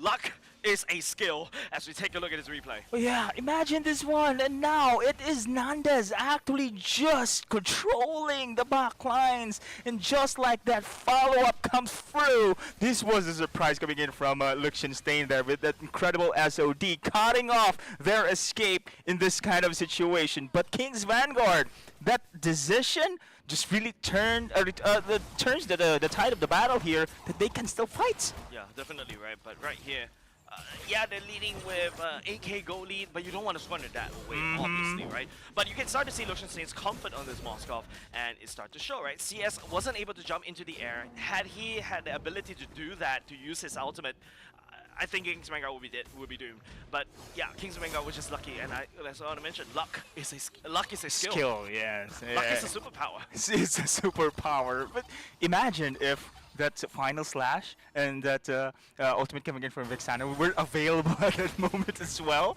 Oh man, this is just an insane exchanges of fights coming in from both teams here. It only shows here King's Vanguard are not gonna is not a team that could be easily swaying through here. And look at this one, RSG with this Lord. This is now the Evolved Lord, Yeah. I believe. So this is really, really strong right now for their siege later on. But King's Vanguard, I believe, Jay, they're still going to be on the defensive end here, but now they must use their ultimates at that right moment here. Definitely, right? Luckily for Super Ryan, your final slash, the cooldown's a little bit short. So you saw that earlier sequence, he used it twice. Walker Knuckle, your the Vexana ultimate, the value is not only just the fact that you have your 6 body, right? The value is the knock-up, right? Which Yes. King's Vanguard kind of squandered it away just a little bit. But RSG on the other hand, right here, like what we mentioned, total map control, controlling the Lord Pit, taking the Lord for themselves, and then setting up top. There you go. King's Vanguard on the verge of the upcoming siege coming in from RSG. And we've seen Nandez with this heavy spin can have a great utility here just to fend off the damage dealers, the back line. So we are going to look out for this Akai on this next move. Jay goes into conceal. Lord already up top, and now RSG tried to work onto this turret in the mid lane at the same time. Yon threatening to jump onto Liechtenstein. Okay. But then again, it's going to be King's Vanguard. The AOE manages to clear off the Lord and defend with a little bit of health in the mid lane turret. Okay, they're playing it safe for now, but Nandez is Nandez out. Heavy He's out. spin is not going to be able. He has to dash away, but nice. Nice cut from Super Ryan. The members of RSG getting caught off guard just a little bit more, and now at the very least, RSG manages to take away the mid lane turret, all because of Chip's ultimate to try to disengage. Wow, little by little there, Jays. Little by little, RSG is gonna take out this last inhibitor turret against King's Vanguard. If you right now, I'm seeing King's Vanguard here is trying to make a Here we go miracle again. play here. Will they be able to do so? I mean, they don't have that mobility to do such risky plays here. If they are all going to commit on this kind of stage right now, it's going to be difficult for them to return back into the base and going to defend the throne here. Yeah. Hmm. RSG just couldn't end that game earlier just now, even with the Evolved Lord. They have to wait for another 48 seconds for the Lord to come back up. King's Vanguard, I think they had half the mind to basically set up a trap right there just a little bit. Yeah. As you saw, but RSG's not biting it because they have full map vision, no control, because of CS just in that bush seeing everything. Yeah, the safe way here for the side of RSG is, again, to take the Lord in this kind of situation. Now, we are seeing King's Vanguard as well, holding their base here as much as they could. And now look at the itemizations. Yeah, you mentioned that most of this one are defensive items. The only damage dealer we see here is actually a CS. And now we talk about the Thunder Belt as well, Jay. At this moment, 20 minutes, at least, maybe at least 10 stacks there for the Thunder Belt. So will this be enough though? I mean, Super Ryan, he has the final slash. Final slash can initiate team fights, set the place there, follow up with bow on that AOG. Still, we are going to look out the damage. Is Liechtenstein could be able to pull this one through? Walker Knuckle is the next one here for the side of King's Vanguard to at least dish out the necessary damage as well. However, RSG, they have plenty of options here. Going full all in, go for split push. They also have the Lord here in this kind of situation. And at this moment in time, the siege and the fight will come after this Lord. No, way that King's Vanguard one handshake that team fight. Yeah. Giving that lord. King's Vanguard is telling me, yep. Send in your horses, send in your lords. We will protect this particular core right here in their base. That wasn't supposed to rhyme, by the way. Look at the immortalities has been used already. Liechtenstein doesn't have. Okay, there you go. I was about to ask, is going to have anything of a defensive item? I do believe that's a Winter's Crown being bought here by the side of Liechtenstein. So they need to hold as long as possible, or at least get some counter kills here if they want to defend this one. There you go. This is now the Lord Jace, and we're going to expect a team fight or an end game. Spin for the win. Try to put a pressure there. That's the super. That's the final switch you're looking out for. And now it's also going to be the Vexana ultimate coming up for King's Vanguard, trying to hold on just a little bit longer. But the Lord is still healthy. Yon is going down low, and now they're trying to force us on the core instead. And RSG. That's game number 2. Wow, that was still very hard for King's Vanguard to really defend that one. I've seen Nandes on that last sequence though. He's pushing away CS on that team fight. But, you know, the rest of the team still has the kit to do so to finish the game, unfortunately there. But look at this one, RSG still sweeping the series, still on the top, and they're looking good. Yeah, game 2 definitely looks a lot better for King's Vanguard, mind you. But also, you know, RSG, had that team fight just went like 1 or 2 seconds longer, RSG would have been dead. Because Yon made the snap decision to try to push for that core instead. So it's a really well macro play coming out from RSG. The experience really started to show. Yeah, and we've seen right now on this series itself, the draft is really important here. Execution-wise and how to counter also your opponent is very important as well. And KGV did some they adapted on that game there on the game 2. But then again, so I mentioned experiences there, and as well as decision making. Man, this is incredible for the side of RSG and how they pulled this one through. But man, this series, RSGSG is now on the top, if I'm not mistaken, because they do have 2 sweeps already.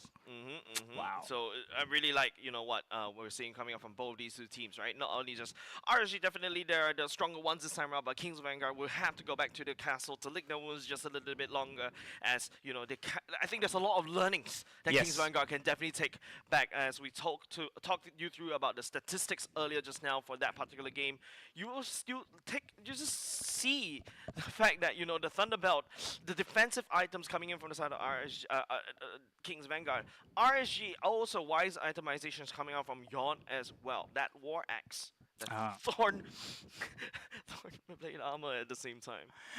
Speaking of these itemizations, right? As you can see, so many defensive items for the side of KGV. We've mentioned, of course, they are very tanky lineup, but where's the damage coming out from? So they have to rely for Liechtenstein, they have to rely for Walker Knuckle alone. But on that last sequence, even though Nandes giving so many space with that heavy spin against CS, the rest of the teams here can really still pack a punch. Roy, Closer, as well as Yon, dish out incredible damage. Yeah, and even though you can sense the anti-synergy, because Closer you have the wall, and Yon needs that free real estate. He's a free roam chicken, right? You need to let him run, alright? Because the last thing you need is Closer setting up a wall, and the Fanny just spins right into it. Yeah. And then all of a sudden the Fanny gets caught off guard, and then after that she gets busted down. That's a few instances that you see King's Vanguard using that against RSG, but RSG has managed to recover just a little bit more. You can see the sets coming out from Super Ryan, and wonderful, by the way. Yeah. And the follow-up from Walker Knuckle, they know what they need to do, and they try to execute that wombo combo, but unfortunately RSG managed to survive quite a few numbers of that. I think there were some skirmishes that we have seen, Jay, that RSG was caught off guard, but they still managed to survive and escape. That's why I'm trying to find out where's the damage coming from here. As you can see, it's, as expected, Walker Knuckle and Liechtenstein has the most damage here in the team of KGV. Without this 3 alone could not be able to finish the play. They do have so many defensive skill sets there, utilities as well. After this wombo combo, stun locks there, without the finishing blow, it's just isn't enough here. here for KGV. Yep, definitely KGV. Well, congratulations to RSG.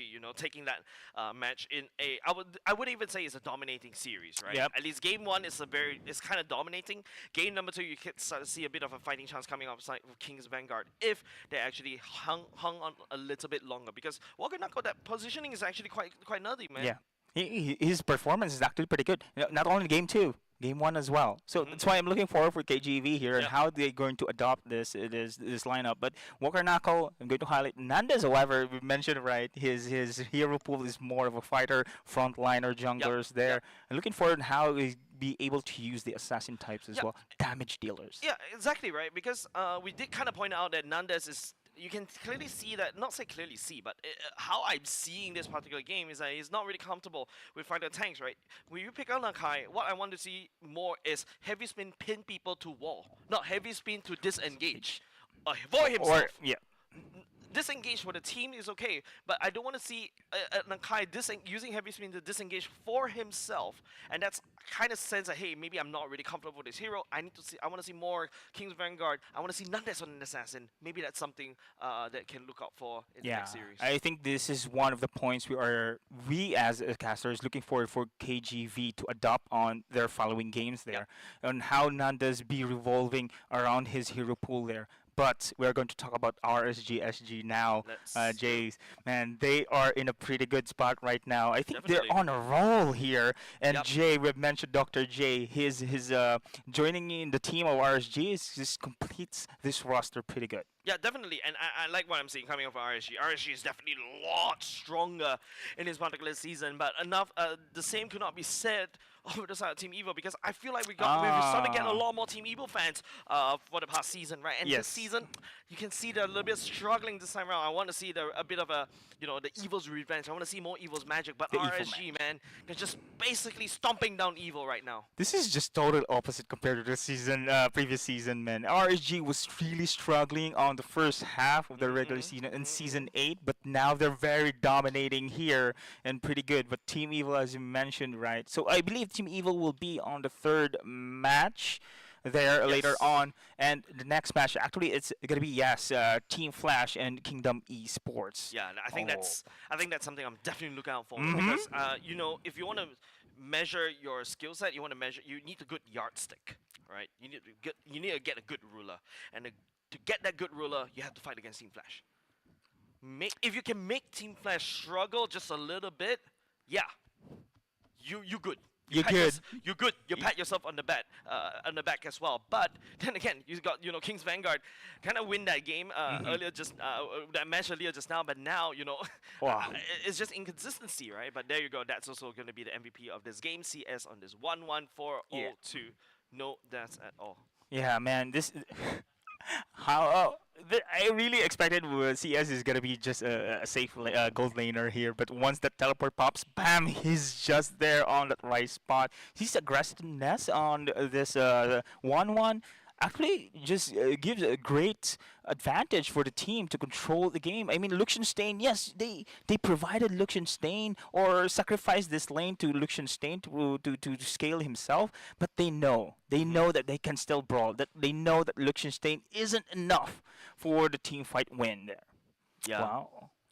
Well, like what I mentioned, CS definitely proved himself invaluable over the side of RSG. You've seen the growth of CS. I've described it very harshly, and I love what I'm seeing. I don't care. This is how I measure success, right? I don't care whether you're successful now. I want to see how far you're growing, and CS, in my books, he definitely succeeded right there. Wow, coming out from Jay. So what was this, a philosophy lesson? Another lesson. Another lesson here. But yeah. But I'm looking forward for the next game also, Jays. Now it's Kingdom Esports and Team Flash. Oh, this is going to be a banger here.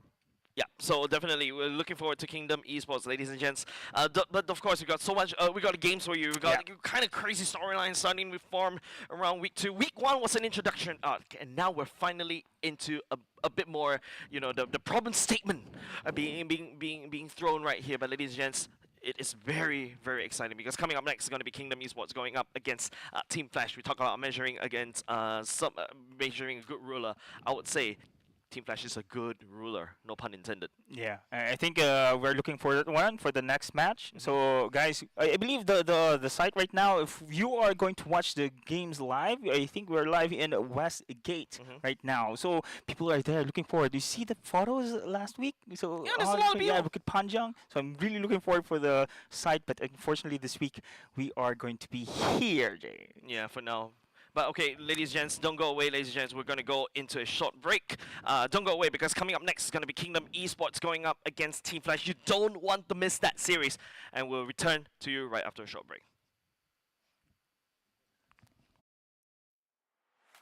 MPL Singapore Season 8 ended with Flash securing a three-peat. But this season, everything changes. With a brand new format, new challenges await. The regular season journey has 4 key stages: seeded stage, challenger qualifiers, challenger stage, and last chance qualifiers, all leading up to the playoffs. In the seeded stage, 5 MPL Singapore teams from last season will compete in a best-of-3 round-robin format. Meanwhile, the challenger qualifiers give community teams a shot at the big stage. Over 2 weeks, the top 2 teams from each qualifier will advance to the challenger stage. The challenger stage will feature the 5 MPL Singapore teams from the seeded stage and the 4 community teams from the challenger qualifiers. In the first 2 weeks, MPL Singapore and community teams will compete in a best-of-1 intergroup round-robin format. In the final week, community teams will face off in a best-of-1 round-robin. The MPL Singapore teams will be ranked based on their performance in the seeded and challenger stages. The top 4 teams will move on to the playoffs, while the bottom-ranked team drops into the challenger stage rankings for one more shot. In the challenger stage, the 5 remaining teams are ranked based on their challenger stage results. The top-ranked team secures the playoff spot, while the remaining 4 will enter the last chance qualifiers. In the last chance qualifier, one final opportunity awaits: a 2-stage battle to secure the last playoff spot. In stage 1, community teams get one last shot to qualify. The top 2 teams will advance to stage 2. In stage 2, they'll face off against the 4 teams relegated from the challenger stage in a best-of-1 single elimination bracket. Only one team will survive and claim the final playoff spot. To summarize, in the MPL Singapore Season 9 format, there will be 5 MPL Singapore teams and 4 community teams qualifying through the challenger qualifiers. Based on regular season performance, the top 4 MPL Singapore teams will advance directly to the playoffs, while the 5th-ranked team is relegated to the challenger stage rankings. In the challenger stage, the 5th-ranked MPL Singapore team and the 4 community teams will be ranked based on their challenger stage results. The top-ranked team from this stage will secure a spot in the playoffs, while the remaining 4 teams move into last chance qualifier stage 2. They will be joined by 2 additional community teams who advance through last chance qualifier stage 1, which serves as the final entry point for community teams. The winner of the last chance qualifier stage 2 bracket will secure the final playoff spot. And then it all comes down to the playoffs. 6 teams, only one champion. Who will rise and claim the MPL SG Season 9 championship?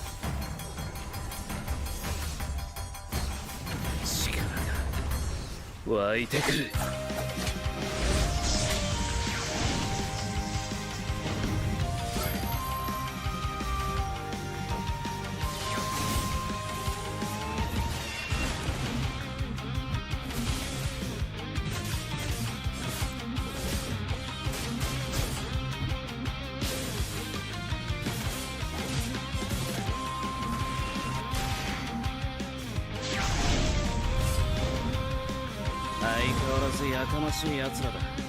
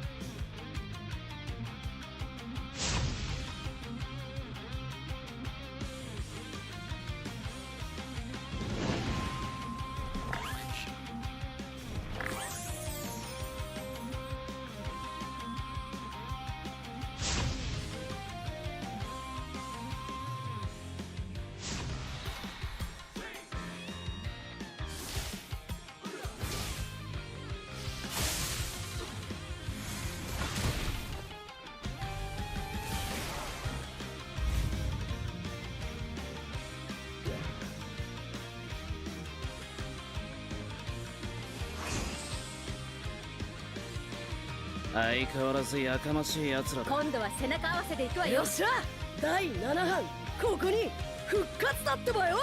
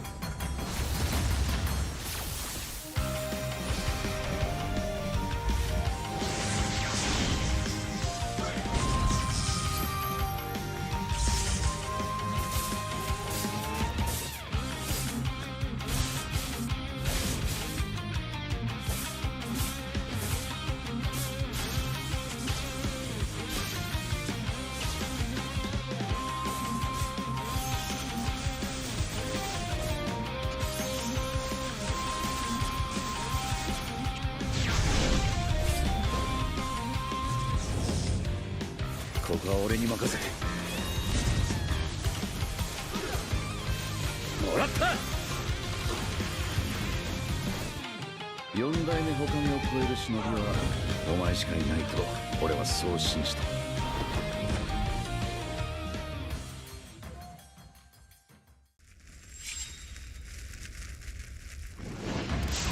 みんな渦巻きナルトが帰ってきたぞ。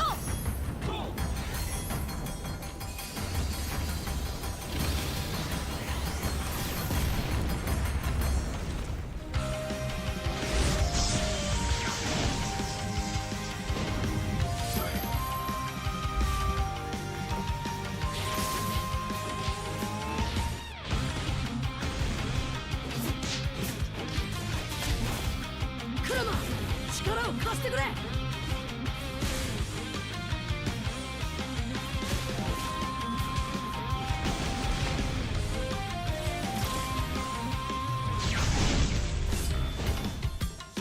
っしゃ第7班ここに復活だってばよ。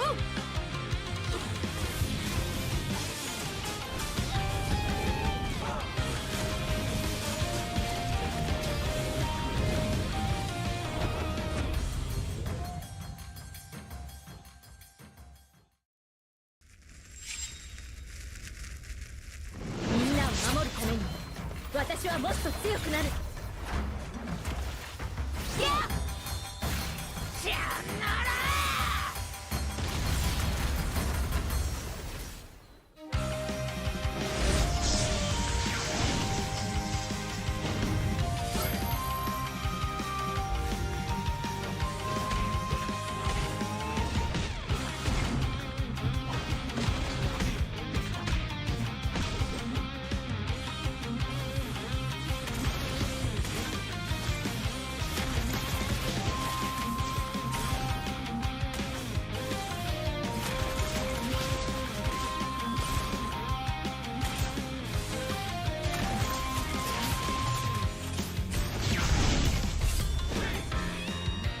今度は背中合わせで行くわよ。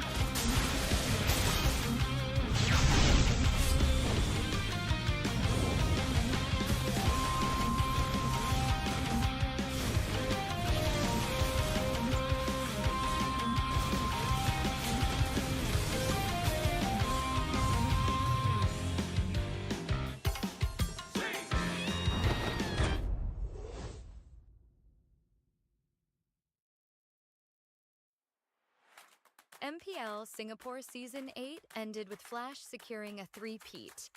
But this season, everything changes. With a brand new format, new challenges await. The regular season journey has 4 key stages: seeded stage, challenger qualifiers, challenger stage, and last chance qualifiers, all leading up to the playoffs.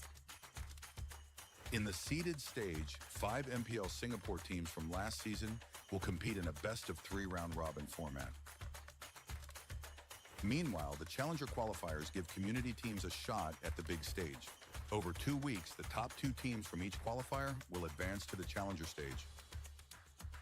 The challenger stage will feature the 5 MPL Singapore teams from the seeded stage and the 4 community teams from the challenger qualifiers.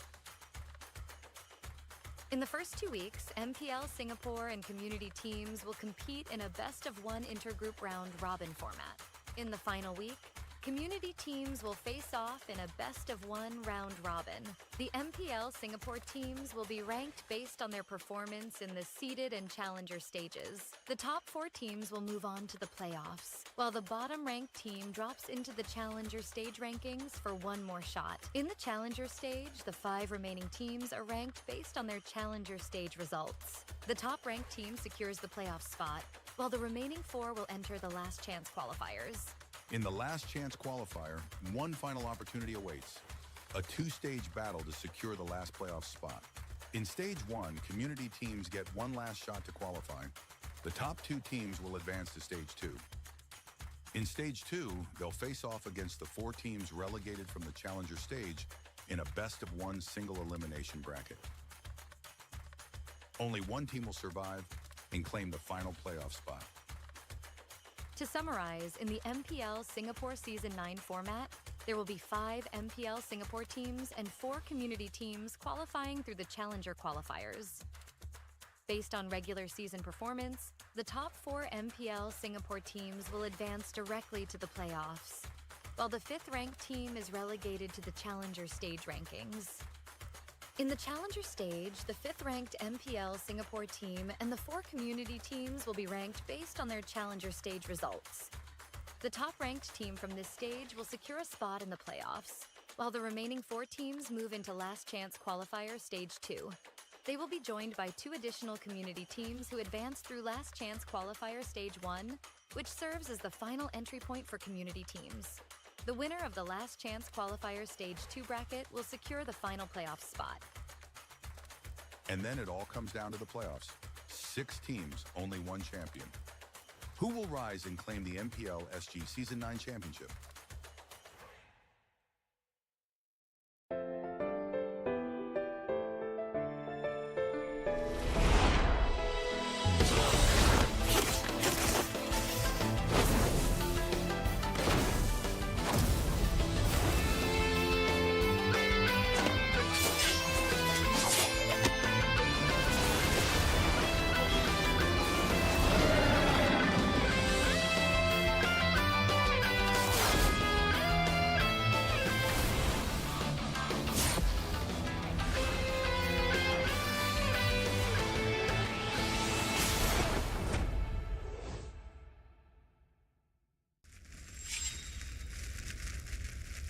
見せてやるよ。シャリンガンの本当の力をな。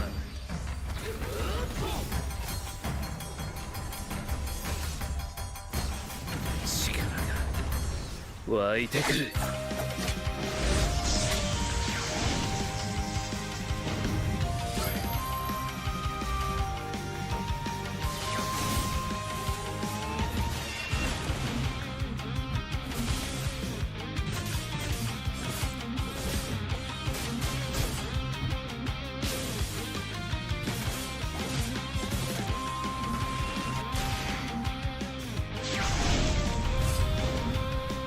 相変わらずやかましい奴らだ。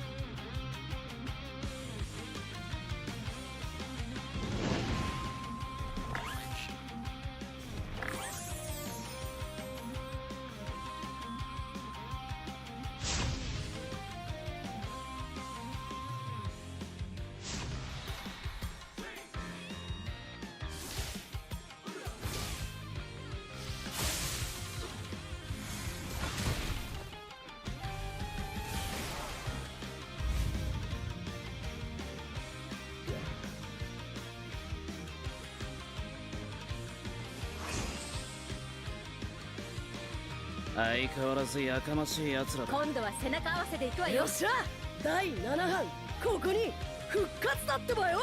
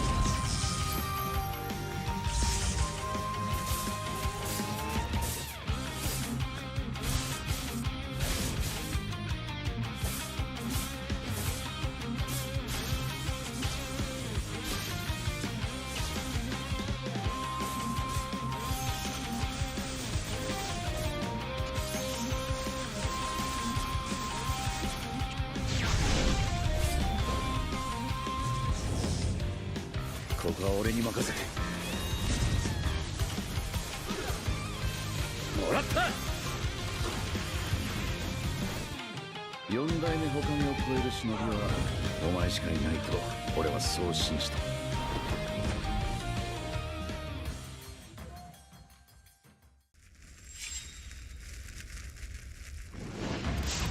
みんな渦巻きナルトが帰ってきたぞ。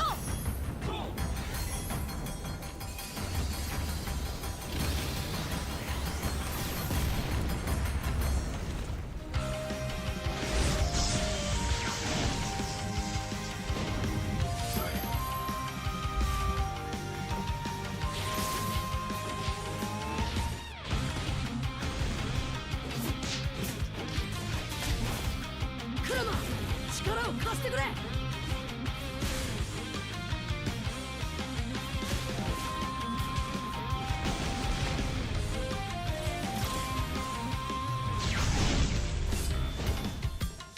っしゃ第7班ここに復活だってばよ。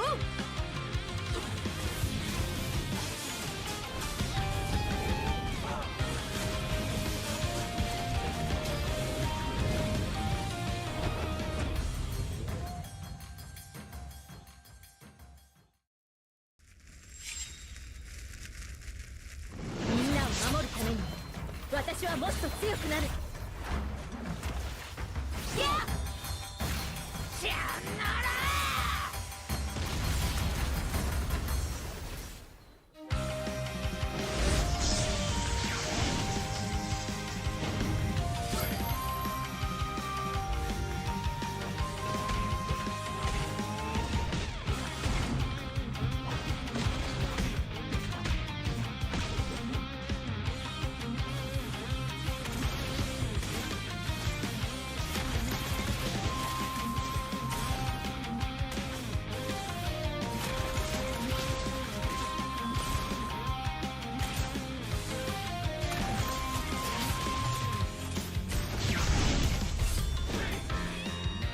今度は背中合わせで行くわよ。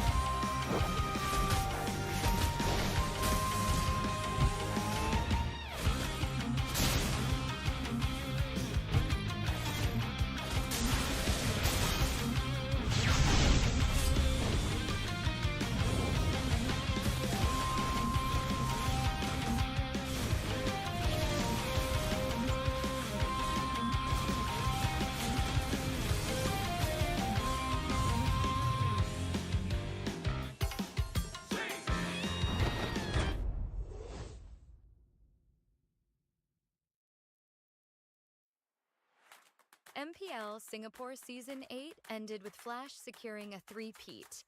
But this season, everything changes. With a brand new format, new challenges await. The regular season journey has 4 key stages: seeded stage, challenger qualifiers, challenger stage, and last chance qualifiers, all leading up to the playoffs. In the seeded stage, 5 MPL Singapore teams from last season will compete in a best-of-3 round-robin format. Meanwhile, the challenger qualifiers give community teams a shot at the big stage. Over 2 weeks, the top 2 teams from each qualifier will advance to the challenger stage. The challenger stage will feature the 5 MPL Singapore teams from the seeded stage and the 4 community teams from the challenger qualifiers. In the first 2 weeks, MPL Singapore and community teams will compete in a best-of-1 intergroup round-robin format. In the final week, community teams will face off in a best-of-1 round-robin. The MPL Singapore teams will be ranked based on their performance in the seeded and challenger stages. The top 4 teams will move on to the playoffs, while the bottom-ranked team drops into the challenger stage rankings for 1 more shot. In the challenger stage, the 5 remaining teams are ranked based on their challenger stage results. The top-ranked team secures the playoff spot, while the remaining 4 will enter the last chance qualifiers. In the last chance qualifier, 1 final opportunity awaits: a 2-stage battle to secure the last playoff spot. In stage 1, community teams get 1 last shot to qualify. The top 2 teams will advance to stage 2. In stage 2, they'll face off against the 4 teams relegated from the challenger stage in a best-of-1 single elimination bracket. Only 1 team will survive and claim the final playoff spot.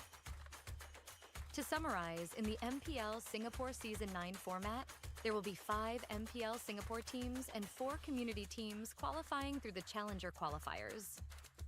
Based on regular season performance, the top 4 MPL Singapore teams will advance directly to the playoffs, while the 5th-ranked team is relegated to the challenger stage rankings.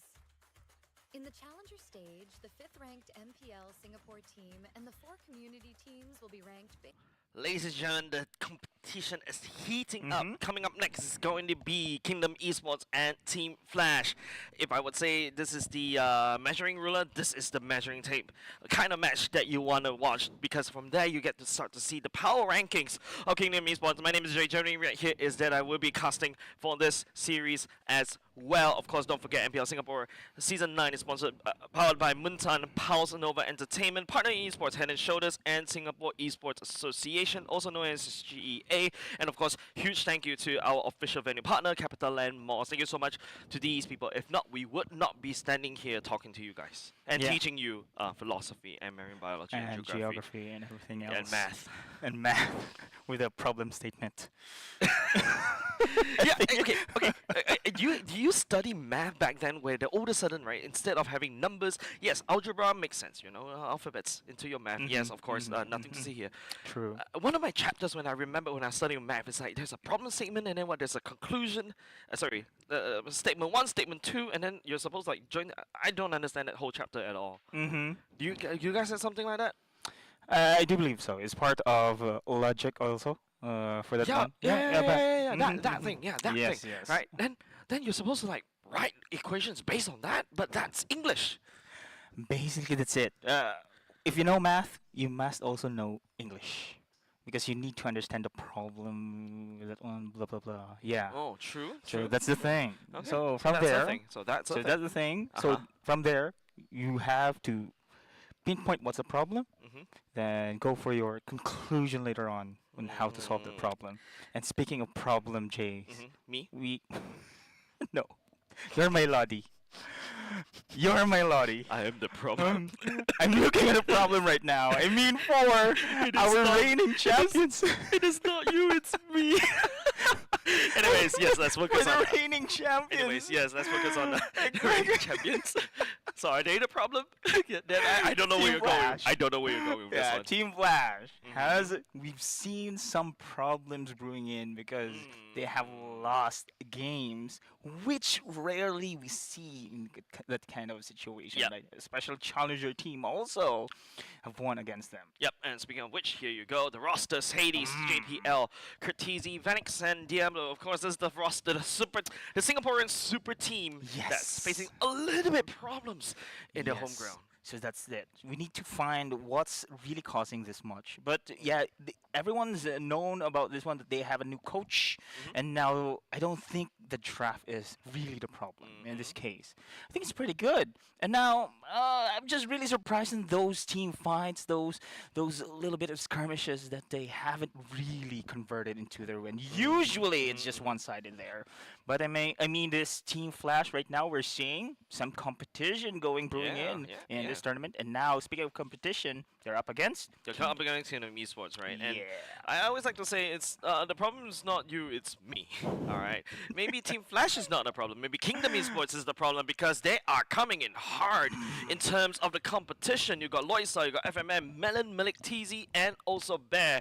They're not to be scoffed at. Right? Bear, very experienced MPL player as well. One of the stronger EXP laners that we have in the scene. FMM, the big brains behind a lot of these drafts. He was originally a gold laner. Exactly. And now he's a roamer. And you know the crazy things that you had to do to convert from a gold laner to a roamer. Exactly. And you're a roamer. Exactly. I'm a rover. You're a gold laner, and I'm not I gonna be do like- believe this is one of those. This between these two roles, this is one of the biggest differences. Yeah, I it's can like see. it's like black and white. It's like red and blue, right?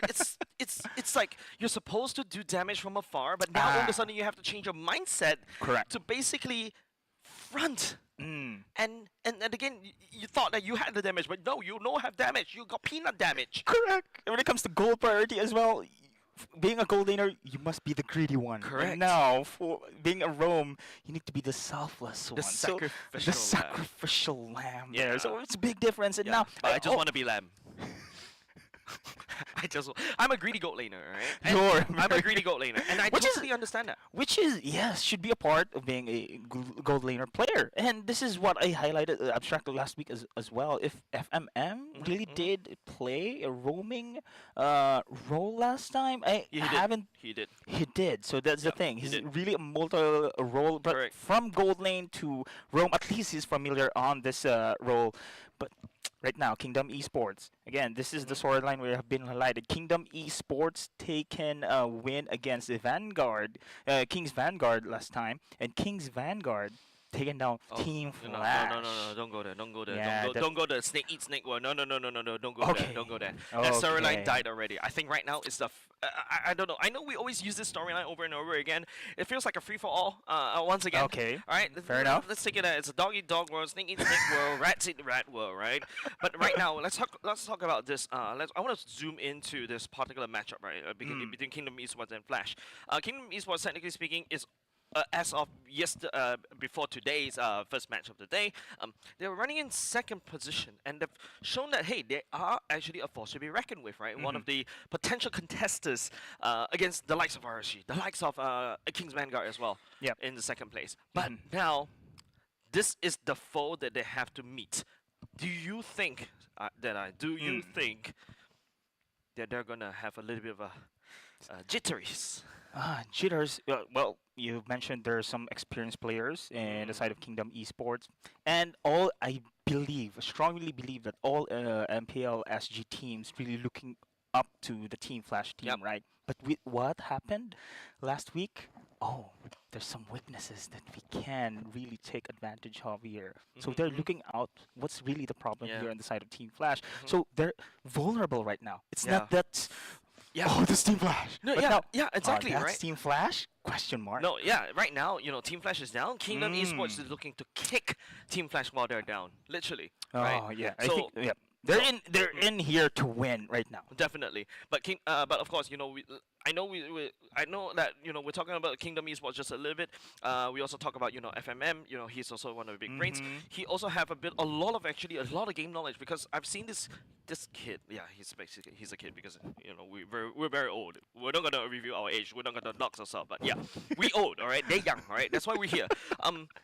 he's been showing a lot of improvement in terms of game knowledge, right? Because when you talk to him, he's like a very seasoned player at the same time, and also does have a lot of game knowledge that you wouldn't expect a gold laner to know, because gold laner just go and look at one lane. Exactly. But once he starts to pick up the roaming role, it feels like his game knowledge expanded, his domain expanded, everything. Domain expansion. Yeah. But I think you just laid out a great point here, Jace. To be very familiar on the role that you used to, and now you are in the role that you are trying to protect the role you've used to. I think positioning now, you mentioned about game knowledge. So when it comes to a team fight, mini decision makings, you know who to prioritize as well. So I think it's a big advantage if you came from the gold to the roam here when it comes to team fight. Are you trying to convert me into a roam? And me into a gold? No, I don't think so. Roam is my worst role. Imagine, maybe my Beatrix is going to be on the front line. Beatrix tank, let's go. Beatrix tanks with a tumbling, Beatrix Thunderbelt. the tumbling animation for that one.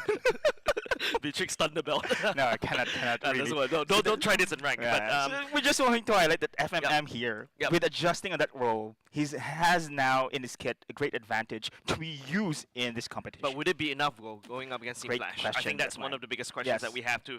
We'll be able to check out later on in the first game, right? Yes, and don't correct. forget, we also mentioned that Team Flash this time around brought in the powerhouse, Zaze as well, very experienced coach, hailing all the way since EVOS times as well. Very experienced coach, very knowledgeable as well. You've probably seen his power rankings in terms of heroes as well. His understanding of heroes is really undefeated. That's why I mentioned as well, there's nothing wrong with Team Flash's traps here. It's pretty typical. I mean, there's no spicy things we see, except for the comeback of Diablo's Benedetta last night. I missed that one. Actually, I missed that one. Yeah. So, but are we seeing damage EXP right now? Man, I don't think it's a matter for the damage EXP, but we shall soon find out. As ladies and gents, we're going to go into the draft for this particular matchup. It's Kingdom Esports going up against Team Flash. Kingdom Esports going in for second pick in the first game. Okay, first pick is going to be Flash. Man, this Vanix, man, I'm going to highlight as well his performance last week. He has this clutch factor. You know this guy is a superstar in the making, man. Exactly. That I like some players, some esports players, or some players in general. You're like, yeah, he's gonna die. 4-man's gonna jump on him. He's gonna die. But Vanix, you're like, maybe he has a chance. He is one of the real few players that I've watched that has this clutch factor. Exactly. And it's exciting to watch this kid play. Correct. And the same thing with Hades as well. There's the the game-ending decision with the split pushes. Yeah. Same thing. Yeah, he's the taker, of course. He's an assassin, but he could also assassinate your game. I think this is what makes Team Flash great, is individually these players has their own contribution to make matches win onto their favor here. Unlike, of course, their opponents, like, let's just say Kingdom Esports. This Kingdom Esports, they can win games if they are, together. They can execute well the team fights together. Unlike Team Flash individually, they can have their own comebacks in the main here. Yeah, so Team Flash is, like I said, it's very rare we get to see a star-studded kind of team, right? Where each player basically is a star themselves, but yet still able to work together. Now, I'd like to also put a highlight on Hades and Cortese. This dynamic duo, they know how to balance aggression. When one person is getting attacked, Cortese, for example, will come in and will do the damage as Hades takes the attention. When Hades is down low, Cortese steps forward, takes the attention, and Hades does the damage. This is the chemistry of Team Flash's, this jungle and mid lane duo, this dynamic duo. It's terrible if you're facing against them. Yeah, that's the thing. But compared to last week, though, those losses we have seen, of course, the fights being scattered all around. I'm not sure SOD is missing, and the ultimates very late to being pulled off. But let's see. I think this is also a eye opener here for the side of Team Flash. They must really take through to the roof with the opening on that Kalea. So we've seen on the last match, I think Kalea was being 100% big man. Yeah, almost 100% big man. Now, question is, usually you bring Kalea to Rome.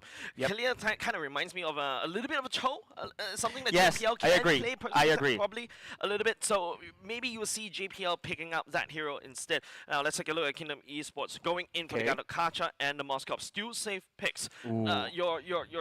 Your your standard bands, right? Like, your Kimi, your Lucas is gone, the Methuda is gone, and even Coach Z is also taking away the Hayabusa and Phobius as well. So a lot of these, there's not a lot of heroes left in my opinion. There are still strong ones, but still like not super S plus tier. Yeah, but I can see the trend of the dives as well for this composition, especially with the Clea, Flicker, of course, Tsunami Slam is a thing, isolation play. Then you can see also the Joy just cleaning up on what's after the aggression here. This is where also the rise of the tank junglers coming in, actually. Like the Fredrin has been coming up.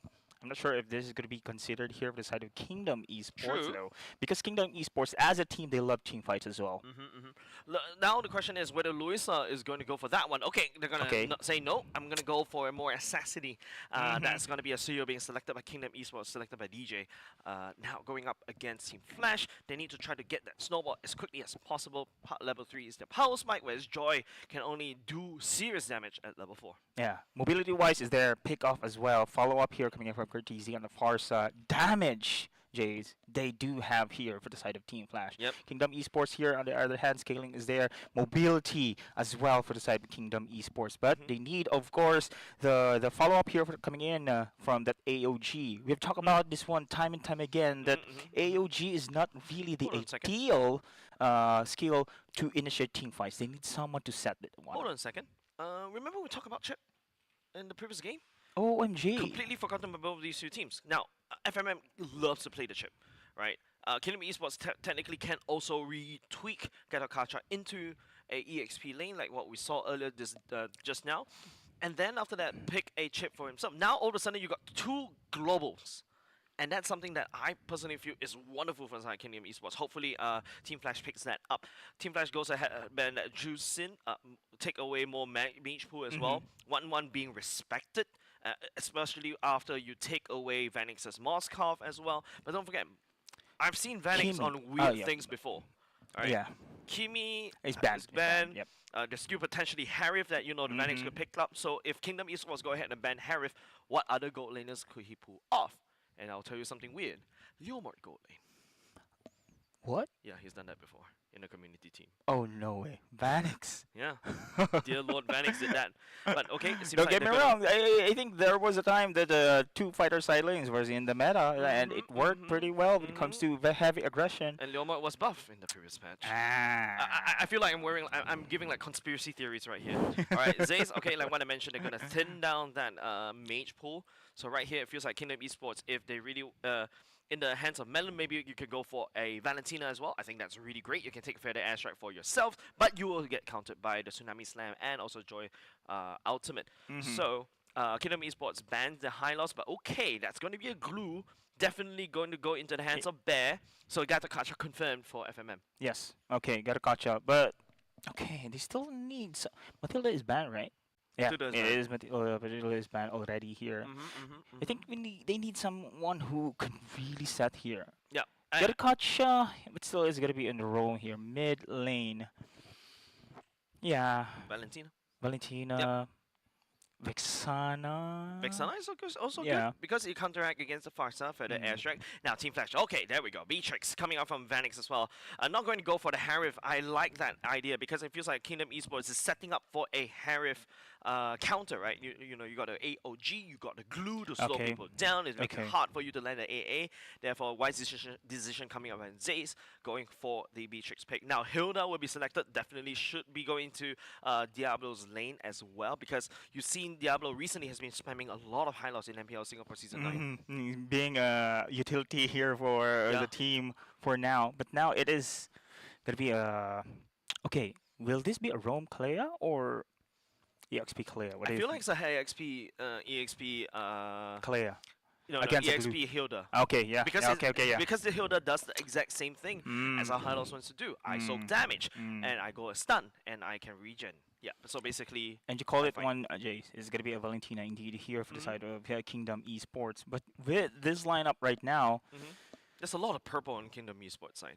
We're going back to that. We're going back to that meta. Remember that meta that everybody's picking everything for purple. You know, your Valentina, your Glue, your all things purple. Eve as well. Yeah, Eve. Yeah, I remember that. This is so confusing. But ladies and gentlemen, we should be going to game very, very soon. This is going to be game number 1, ladies and gents. I want to see how Kingdom Esports execute this one because it feels like they have a lot of answers to the questions that Team Flash is throwing. But this is Team Flash we're talking about. Yeah, I think the pressure right now is going up against Team Flash, to be honest. Team Flash here, they have losses last week. They can recover here in this game and put back their original aura against the side of Kingdom Esports. Yep, definitely. Look at JPL. That's Akelia rocking the Sakura skin. I really hate this Sakura as a character in Naruto. Yeah, she's an idiot. She's an idiot. Why would you fall for Sasuke? I understand. Right? Okay. But sorry, that's just me. But oh, look at the damage in the early game. FMM wasn't ready for that one. Ooh, that's the power of having a bursty mage as well as an aggressive roamer there. And now it's going to be Kingdom Esports just slowly trying to recover in that heavy aggression. And speaking of which, that is going to be now the team fight here in the bottom lane. Maltese poking as much in the early game. Yeah, if you notice, massive flickers being burned off. Bear already burning off the flicker in like less than 1 minute. Malik TZ as well, already burning the flicker. And it's actually kind of surprising for Moscow to bring a flicker. You expect an Inspire. So I think Malik TZ is actually really concerned. Oh, look at the aggressive here. There's going to be a 3-man. Oh, FMM trying to survive his way here, but to no avail. Now, Team Flash. This is now the Team Flash we are talking about. Going for the early kills and heavy aggression. Wow, rapid boots for Kurtizi and JPL. I understand for JPL's point of view, I need that rapid boots, but rapid boots for Kurtizi. This bird wants to run.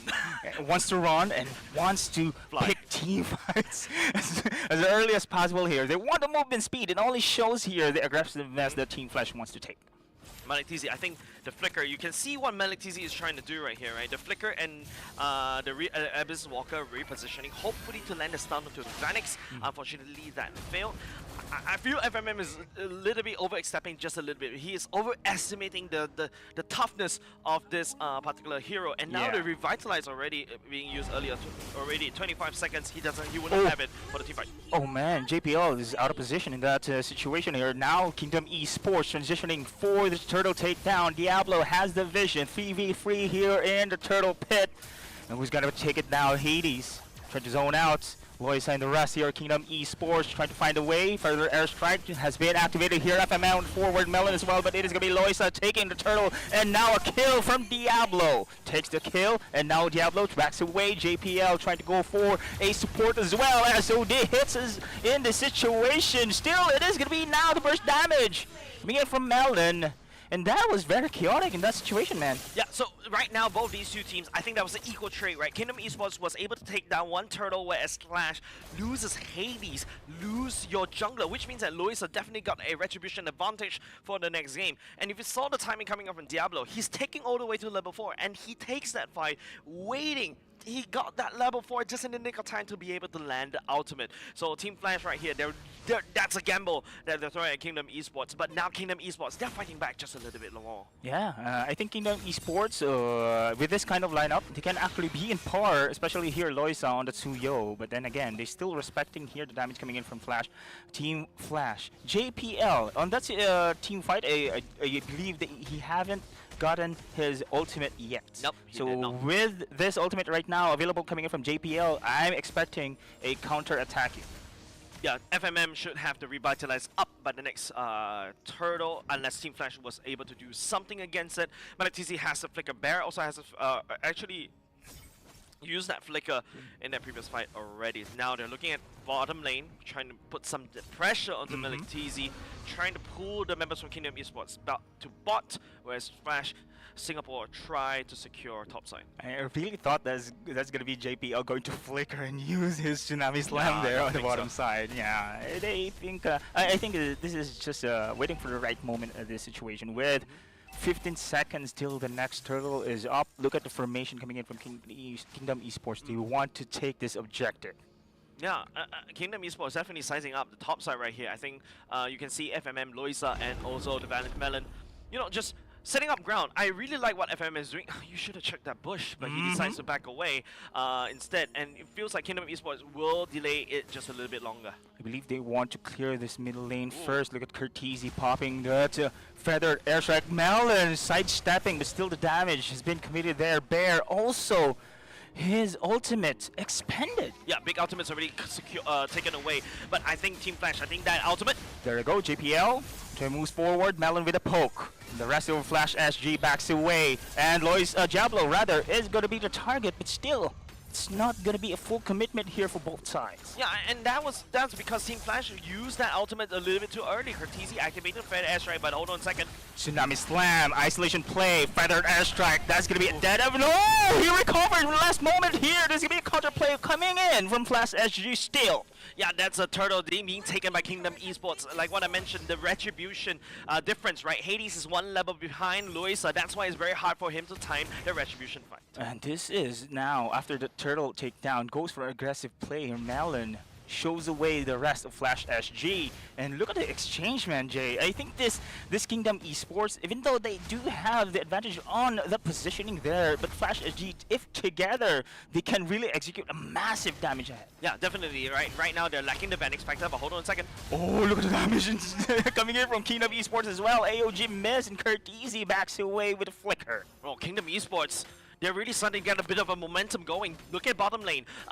The damage coming off of Melitizi is there. The SOD, the mobility coming off from Kingdom Esports helping them. Flash SG, Team Flash is actually having a lot of trouble, but they do have a bit of high ground. Two-man taunt and the follow-up here. That's going to be Kingdom Esports cleaning the top lane. Exactly, that's why I was hyping up Kingdom Esports, right? FMM, the massive brain behind it. And then after that, you also got Bear, someone that can basically frontline. And don't forget Loisa, he's actually really cracked right there. He's actually was able to one level up against Hades, and also the fact that Melon abusing ultimate timers. Flash SG needs to be a little bit conservative about the ultimate timers. Yeah, timers is indeed a big factor here, but Flash SG, I don't know if they did expect FMM to cut the flanking maneuver, but that was great coming in from FMM, just setting the play in that skirmish. And now Diablo and the rest here, Flash SG, trying to make their own play with a Feather Airstrike. Melon trying to sidestep once again. One massive ultimate, you use it before another turtle fight. I think Team AOG? Flash...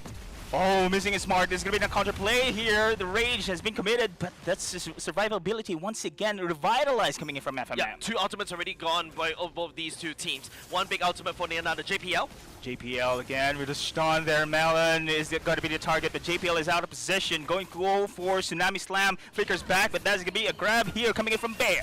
SOD hits. Diablo goes for the kill, and Hades as well will be taken down. Now Kingdom Esports just won the skirmish play, and Diablo here providing the space. Diablo very low. Still managed to go for the passive here in the bushes. Yeah, if Team Flash is taking fights as if they have 5k gold lead, but they don't. They're in a gold deficit. Kingdom Esports, look at Bear. He's so massive right now on this glue. FMM, he's almost 9 unkillable. Team Flash thinks that they have the damage. Curtisi activating the Feather Airstrike once again to no avail. Melon is juking him out. Melon, Curtisi thought he has the damage, but they don't. And now they're actually going to pay for it. Look at Kingdom Esports, side lane push. They do have 3 turtles in the pockets. That gold lead, that 4k is going to convert into even more. Oh, jeez.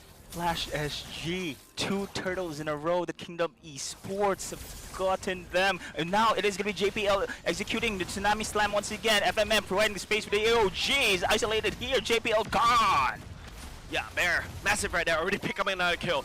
Your jungle difference is starting to get a lot more obvious. Level 12 just now, Hades only barely hitting level 11, and that's starting to become a massive problem. Team Flash has to hunker down. They have the high ground defense coming in from Curtisi with the Feather Airstrike, assuming if he uses it at the right moment, and Vanix with the massive bombs. Really unusual. I see Hades 1 level below against his counterpart here, Loisa, and the rest here, Kingdom Esports, just playing pretty good. Now we are going to talk about the execution of the team fight, Jay. It was JPL initiating team fight, going with a Tsunami Slam, but FMM alone with that AOG and the rest of the team Flash is scattered. No follow-up there. Yeah, FMM was a massive counter against the Farsa, right? And not only just that, he can reach the backline such as Vanix. Now, Vanix has secured the Malefic Gun. That should probably help against FMM. Now, FMM, I think he's starting to build a lot more magic defense item. A lot of respect over to Hades. Vanix is going to be a big problem for the next... it's not going to be a problem until the next 5 minutes when Vanix starts to secure even more items like maybe the Hunter Strike, maybe even the Heart's Claws as well. That's why Vanix really shine. Right now, Team Flash has to play around Vanix. They have to farm. Yeah. Vanix still hasn't secured a single kill here in this game. So usually we see a split push strategy here coming in from FLSG, but with this composition, you can't. It's really difficult to pull it off. They're more of a team fight composition here. And now Malaktizi, without even a kill, but he secured his lane here time and time again. Now going to prioritize. Key items, well, hold on. Oh, team fight once again. AOG with a counter attack, and there's gonna be Curtizi with a feathered airstrike, but no damage whatsoever. Still, it's gonna be Diablo here cutting their escape. Hades cleaning up the battlefield with the double. Kingdom Esports has been surprised with an attack with the flanking maneuver, and Bear gone. And remember, we're talking about Hades. They're really struggling in terms of the goal, really struggling in terms of the damage. Hades picked up the Holy Crystal, that key pickup though. Oh, Malaktizi trying to outplay Hades, and he did with a double of his own. Man, Malaktizi has already started sides up once again. Kingdom Esports, they're really taking a Diablo as well in the hole. Okay, Vanix, go for Malaktizi, but look at the damage, man. The DPS coming in from Malaktizi. Yeah, and not only just that, Kingdom Esports is starting to have a lot more momentum right here. Team Flash still needs a little bit more time. Yes, Hades picks up the Holy Crystal. He actually picked up double kill. He thinks he has the damage, but then again, you have Malaktizi silently farming on the side lanes, and it's starting to become another problem. Moskov has successfully scaled. Oh, they have to defend here. FLSG, the Lord, is now pushing through on the top side as well. And look at the position coming in from Diablo. He's way far out. I'm not sure if the rest of Kingdom Esports is aware about this one, but they are going to push here, going for the siege in the mid, in the top as well. Okay, this is where Team Flash truly shines, right? The base defense. Because right here, they have Farsa, they have Vanix, they could wave clear very quickly. Hades, technically speaking, yeah, still decent wave clear, but you need to sacrifice your ultimate just for that one. Diablo, on the other hand, unfortunately, as a Hilda, this is not a very good place where you don't have a lot of bushes to work around, right? Exactly. With the map is getting smaller against them, Diablo has a little some kind of positioning here advantage into his favor, with the rest of Kingdom Esports securing now outer turrets. And it's rarely seeing FLSG defending a siege. This is where also FLSG will be able to see and how they be able to go for the comeback. You see a little bit of a role swap coming off of FLSG. Usually it's JPL opening a bush, but now with Diablo on the Hilda, he's opening a bush. JPL, I feel like, is going to be a little bit more aggressive in terms of the initiating, the setting up, right? With Vanix and Curtizi to support. Joy, Hades, once again, he's a little bit sneaky bleaky. He's going his, assassination. If I cannot assassinate the players, I'll assassinate turrets, I'll assassinate objectives, I'll assassinate even your base. Yeah. But now, okay, Diablo has usually when JPL initiates a team fight, Diablo straight right away go into the back lines there. But time and time again, having this initiation on the Tsunami Slam, I think the perfect... Okay, let's see once again. This is now the combo they're looking, but the Revitalize is there. Immortality been popped now. Counter-attack. Malaktizi pulls down here. And this is what FLSG wants. A basic isolation play takes one against Kingdom Esports. Alright, let me count. Counting with Jace right here. 1 flicker, 2 flicker. This one he'll live. 1 ultimate, 2 ultimates, 3 ultimates. Malaktizi took 2 flickers and 3 ultimates to pin down. So many resources just to pick up. I'm a sacrificial lamb after all. One member here, but there's going to be opening here coming in from the side of FLSG. Isolation play once again with Tsunami Slam there. And on the back lines, it's going to be Melon here taking the heavy damage. Diablo providing the space, and Bear here backs away with a flicker. Yeah, Vanix doesn't really have much damage as of yet. He still needs some time to cook in the oven. But JPL, nice initiation with the combo of Curtizi as well. They have to try to make this work. They need this Lord, and they cannot allow Kingdom Esports to take it. Oh, there you go. He wants some blood. There's going to be Hazy here trying to go for the beats. And Loisa with the shields, though, still survives. And Feathered Air strike on the back lines coming in from Curtizi. No casualties there. Yeah, good zone hate Deadeye, but they expended a lot of ultimates right here. Kingdom Esports encroaching. Vanix takes out the Lord. No way! He just stole the Lord Vanix once again! And now it is going to be now Kingdom Esports trying to go forward, but they're too late. Yeah, but it's okay. Flash did what they need to do. Take down the Lord for themselves and back off. You see Hades, you know, being a super aggressive right here. Managed to use the ultimate, push away Loisa, and then go back to the Lord. Leave Vanix 2 taking down that Lord. So Flash did exactly what they need to do. Kingdom Esports, on the other hand, is trying to find an angle, but Flash, because of Diablo, because of JPL, and to a certain extent the further airstrike, they couldn't even reach that Lord Pit. Wow, I love the adaptability coming in from the side of Flash SG and how they execute the play. Usually you see Hades as a jungler in the Lord Pit, but now he's providing the space himself, and now Vanix for the Lord takedown, and Kingdom Esports, as you mentioned, Jace, could not even penetrate on that pit, and now they're going to go for the siege here in the middle lane. Yeah, so sieging up just a little bit more. JPL zoning, concealed play. Kingdom Esports, all of a sudden they start.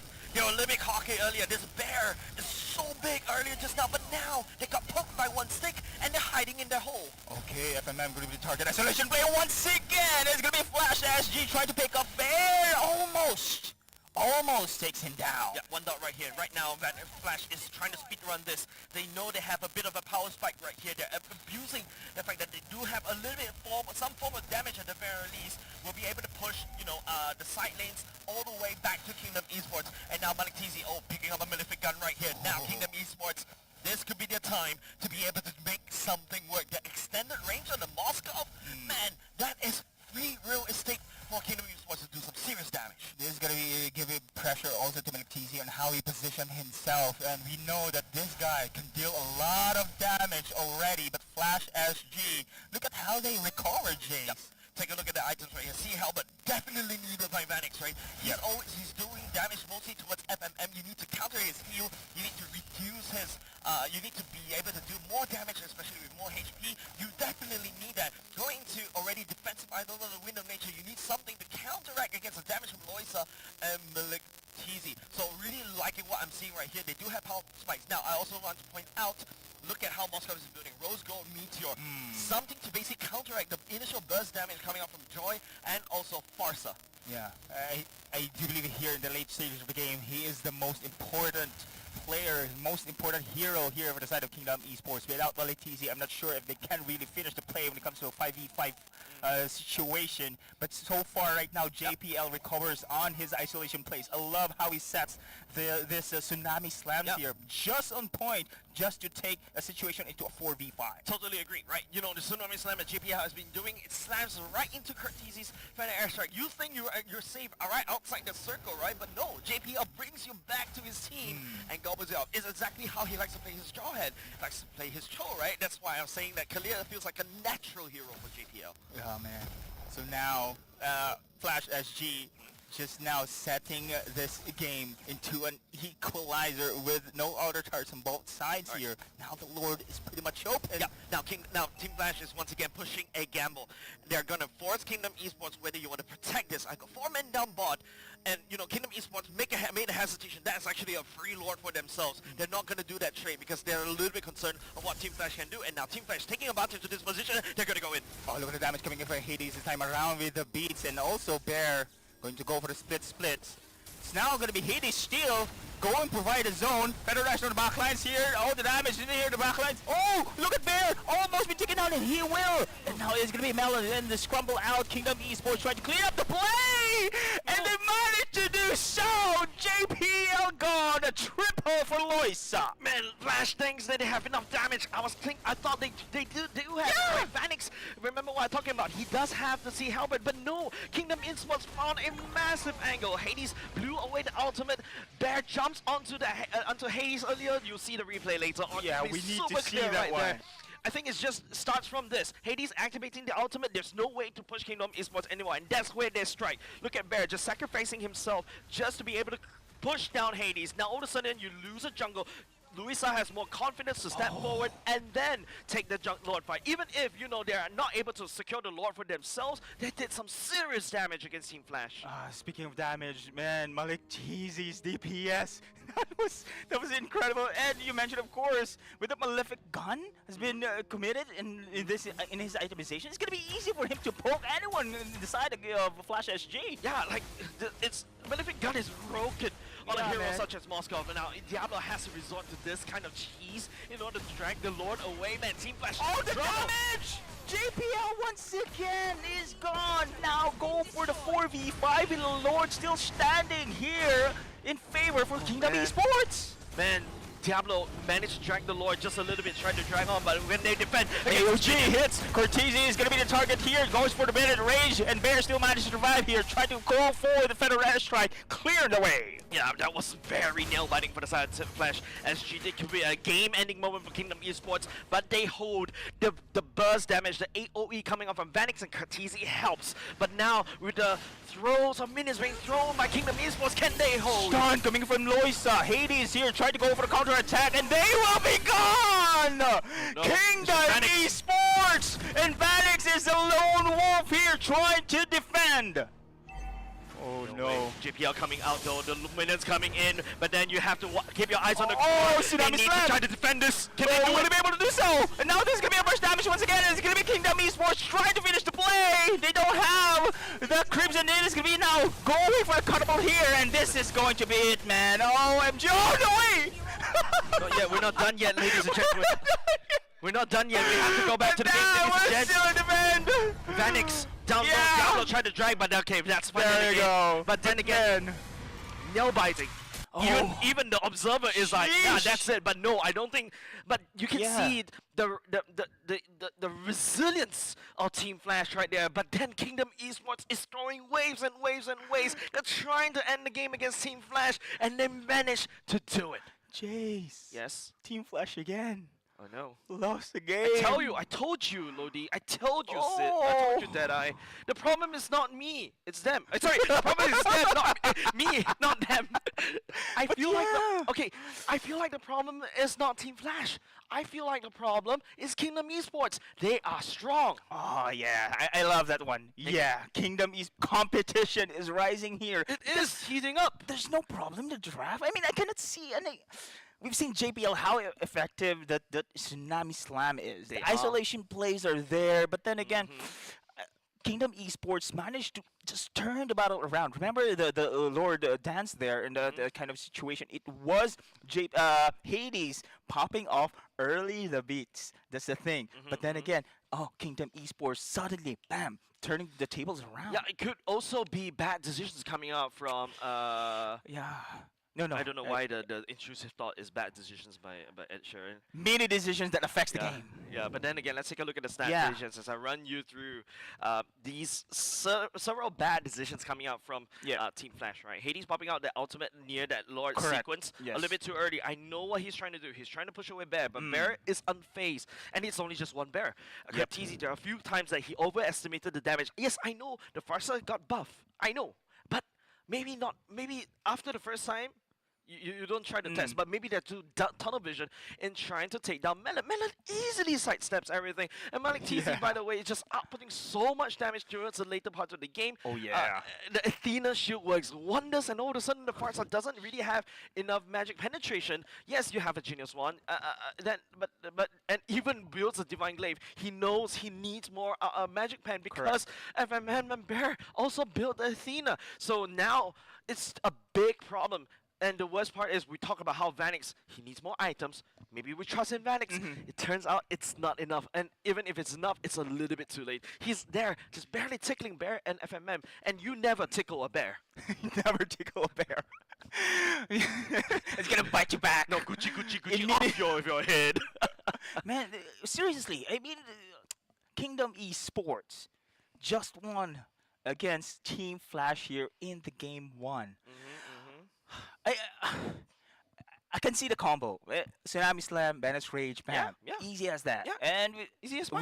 with the force with the follow-up as well on the Feathered Airstrike. This draft is pretty good. I mean, it is. We can see how easily it's gonna be executed here. Yeah. But do you think, because we're used to see Team Flash goes for the split push, usually we go for the split push composition. Is this not their comfort picks? Or I think DJ finally found the formula.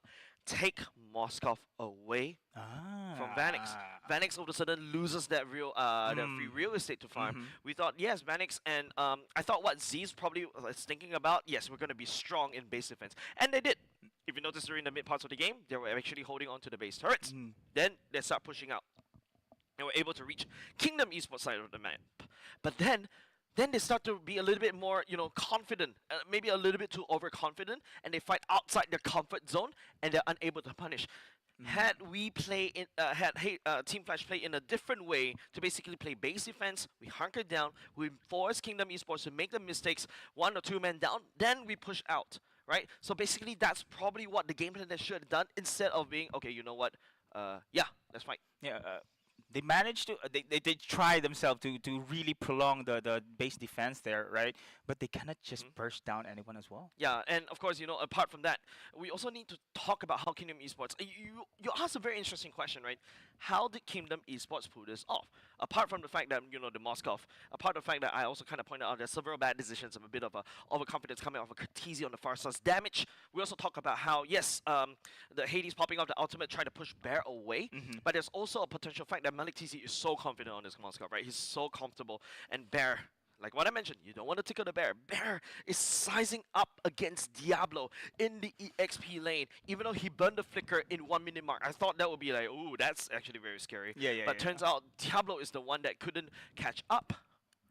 Yeah. You mentioned, of course, the Moskov. It just pops into my mind, Jace. Yes. Because last time Team Flash, Vanix was Claude, they lost also. It wasn't the Moskov. And now this is going to be a Beatrix, and they lost. But Moskov games, they win. Yeah, so I think that's definitely going to be the same theme going into game number 2. Expect DJ to either ban it away or counterpick it for themselves. And now, if you noticed as well, this is a uncomfortable position for Team Flash, definitely. First pick is always very uncomfortable. I think the first pick they went for, I can't exactly remember on the top of my hair. Kalia, right? Yeah, Kalia. It's because it's a prior pick, right? But then again, you're picking in blind. I feel Team Flash truly shines when they're on the red side, when they have 2 picks, and we shall see hopefully in the draft later on. I do believe there's going to be a switch here in the picks here. But okay, will this be a Prio Moskov ban here, or it's going to be Kingdom Esports prioritizing this Moskov in the early phase of the match? Because first time also I see that the Moskov has been picked in the first phase. Remember last series, it was also being priority as that one. True. Usually it's going to be on the second phase. I mean, if I were Kingdom Esports coach right now, I'll first pick Moskov. I do that. With that performance of Malik TZ, why not? I picked that because number 1, Malik TZ's performance right there on that Moskov. Number 2, he's comfortable on the hero. It's just going into the same game again. So you have the muscle memory being built in from game number 1. Number 3, it's a confidence booster. I won on that Moskov against Lord Vanix. That's a massive confidence booster for themselves. Yeah, but Team Flash right now, wow, another loss that we are seeing here. It's really, really unusual, guys. Especially here in the scene of MPL SG. It's always going to be Team Flash just reigning especially the regular seasons here. But now, this is a best of 3 series. This is again an eye-opener here, and how this Team Flash going to go up against Kingdom Esports. But Kingdom Esports having won against the reigning champions. The boost, of course, the confidence boost is there. Definitely. Yeah, so right now, it's just now, with Team Flash reigning supreme and also very, prominent in terms of the past few seasons, their performance. They've represented us top 4 MSC as well, but now they're starting to show a little bit of signs of weakness, and now Kingdom Esports is going to kick them more down. Speaking of kick them more down, MVP goes over to Malik TZ. No doubt at all. 68% kill participation, brother. Once he picked out the Malefic gun, he's shooting everybody down with his spears. Yeah, I was surprised actually with that kind of poke, man. The DPS damage is just insane here. And Malik TZ is just showing that he can also carry this game against Team Flash. And this is going to be the highlight, the hero highlight that we are going to give a story here in this series, Jace. I think the Moskov has been very, very wonderful wonderful here. I doubted about the flicker, remember, in the early part of the game. Now, if you relook at this game once again, you start to understand why. The flicker helps you escape from the feather airstrike. It helps you to gain an additional dash away from the Joyce engage. So this Milik TZ right here, good call on the flicker. It's one way to be able to basically avoid all the damage coming out from Team Flash. So it's a really good call coming out instead of your normal Inspire. Yeah, especially they found out that Joy also been locked in coming in from Hades, and look at how Hades' role also going to just provide a zone. And I do love how the adjustment coming in from Team Flash there in that situation. Remember is that the turtle dance that we have seen on the bottom river, that it was actually Hades giving the space instead of a Diablo that we are used to that situation. True. But yeah, I mean, it's still Kingdom Esports having the advantage on how they able to counter that kind of adaptability coming in from Team Flash as well. I like your point about using Hades to basically create space. But at the same time, Hades' role is a jungle, right? You need the retribution at the same time. I understand if you want to create space, but you create space against the enemy jungle. That's why, the call to use the ultimate to basically push Loisa away is a good call. But if you want to use your ultimate to push Bear away, maybe not. Some maybe risks not. there, right? There's a bit of a risk right there, because you as a jungle, you're trying to push a EXP laner away. Loisa can come back to basically try to steal away the Lord, right? However, you also point about the topic of buying space. Now, I know I need a lot more space because I'm a big person. Sorry, I'm just coming close to me. I need you. But speaking on the topic of buying space, Diablo on this Hilda doesn't feel like there's a lot of impact, right? He doesn't have the ring of punishment of what the Hylos can do. He doesn't have the multitudes of slows of the glorious pathway that the Hylos can do because it was banned away. So Hilda is like Hylos on Teemu. Yes, Hylos from Teemu. I'm sorry, I'm always using that. But don't get me wrong. I think Diablo did its part. Okay, providing the zone control. He did.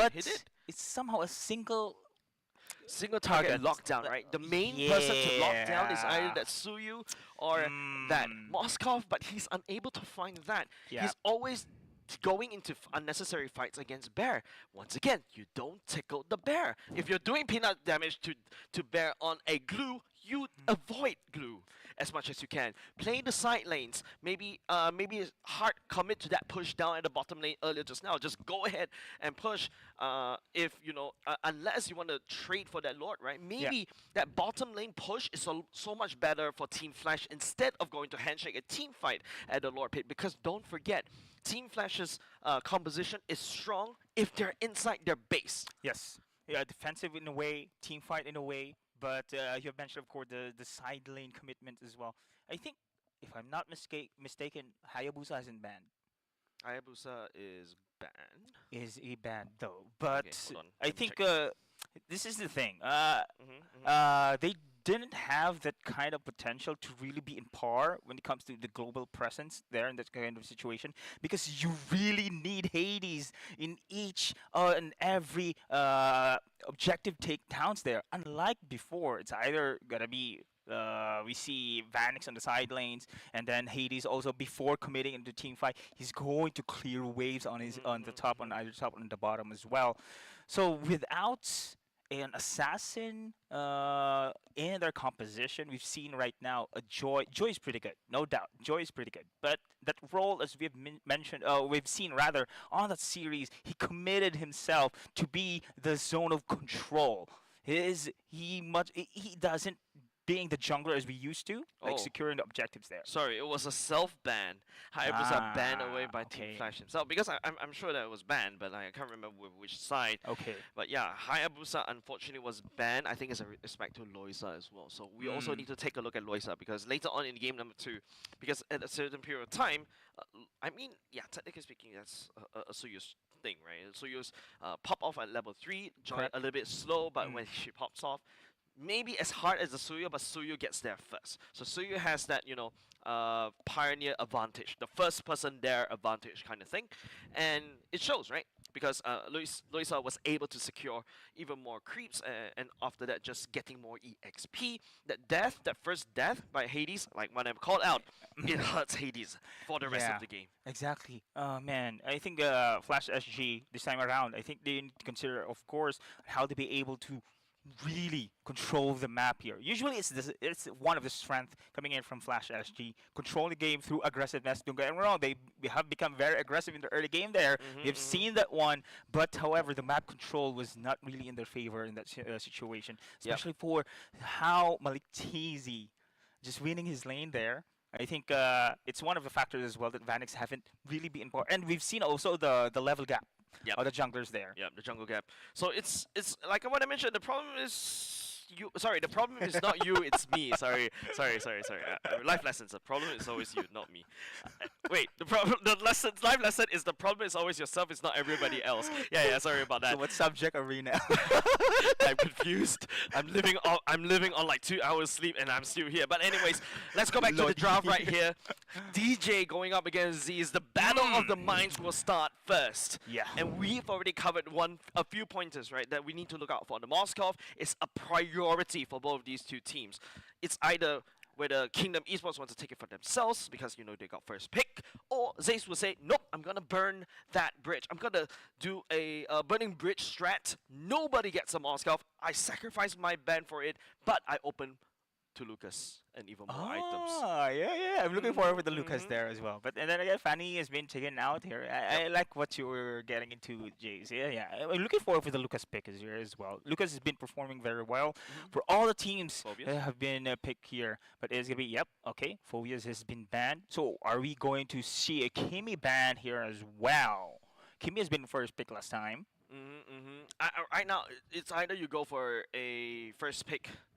Yeah, you mentioned Lucas. If it's open, okay. Yeah, and or Team Flash is just going to say, hey, you know what, we're going to ban the useless stuff. Like, for example, the Lilia, like what, Imux did earlier just now. Yeah, that was surprising. Yeah, that was surprising. That was a little bit surprising, but I know what Imux is trying to do. Or maybe, start banning away, Kimi. but no, Zace is not going to give up that Kimi because Kimi is just so broken in this meta. Yeah. DJ bans away the Lucas, so it's still, still standard programming as of now. We're not going into that kind of interesting territory as of yet. Okay. Moskov. Yeah, but I'm not sure. That's why, for me, until now, I'm really surprised that Moskov has been picked as a first phase of the draft here, priority. But as you mentioned, it's also one of the heroes who has great performance overall until here in the week 2. And we've seen also how Malik Teasy is very comfortable in the hero as well. If not Kingdom Esports going to prioritize this one, most likely it is going to be Team Flash taking it. Definitely. A lot slower in the bans right now. It's DJ side of the ban the 1-1. Okay.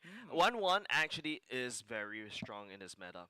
It's actually very strong because of the Malefic gun. Okay, sure. Plus, you mentioned, right, no priority on the boots as well, which gives you a head to take that early itemizations. Yeah, your early itemization actually benefits you because you will hit Corrosive Side first as compared to your enemy gold laner, so it's very strong, and there you go. Flash has to take away the Mathilda. They're not going to commit to that. They're not going to go for the Burning Bridge. Kingdom Esports snatch picks that Moskov away, and Team Flash is now wondering, what should I do with this Moskov? Kalia will still be the priority coming out from Team Flash. Okay, don't get me wrong, Kalia's pretty good here with Team Flash execution. Okay, now they have plenty of control here. They just need a follow-up in this kind of situation. I think the Kalea Beatrix is pretty good. Don't get me wrong. Kalea Beatrix is pretty good. With a simple execution, it can still pierce through. However, the question is, Vanix in Beatrix against Malik Teasy once again on the Moskov. Yeah. Same draft. Maybe, but like right now, Team Flash is going a little bit, deviating a little bit in terms of the draft. So that storyline doesn't apply anymore. It's going to be Juicin being selected right here. So no burst damage coming out from the fire. So Kurt Teasy realized that, hey, that bird lady, bad. I wanted something. I want something different. So now the Team Flash is going for more DPS, which actually is good against Kingdom Esports draft right here, coming up from DJ, right? Gato Kacha is actually very weak against that Juicin because you could easily kite the Gato Kacha away, and now I love what I'm seeing. The carry being coming out from Team Flash right here. Carry works wonders against Gato Kacha because it melts Gato Kacha very easily with true damage as well. You got decent wave clearance so that you can basically throw out your first skill. You're definitely going to get level 2 first and faster against the Moskov, and then dash away and then start engaging into fights. You have dashes like Suyu's nobody's Suyu's business. And what if? I'm sorry, I held your hand right here. I was kind of flashing. Sorry, don't blush. Don't blush. Sorry. I like throwing crazy ideas, ladies and gents. Okay. I'll throw you a crazy idea. What if? You guys can call me trolling. Tank carry Vanix. What the? Thunder. Yeah, the Thunderbolt era. Yeah. No, actually it worked.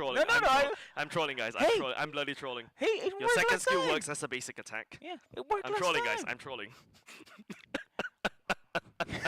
Let's go back to the draft. No. Can you not? No, don't encourage my crazy ideas. Don't encourage my intrusive thoughts. Then I don't leave the scene. What if? No, don't. What if first item Thunderbolt? Don't! No! I'm sinking! I'm disappearing! You want me to use a substitution jutsu? I'm hiding!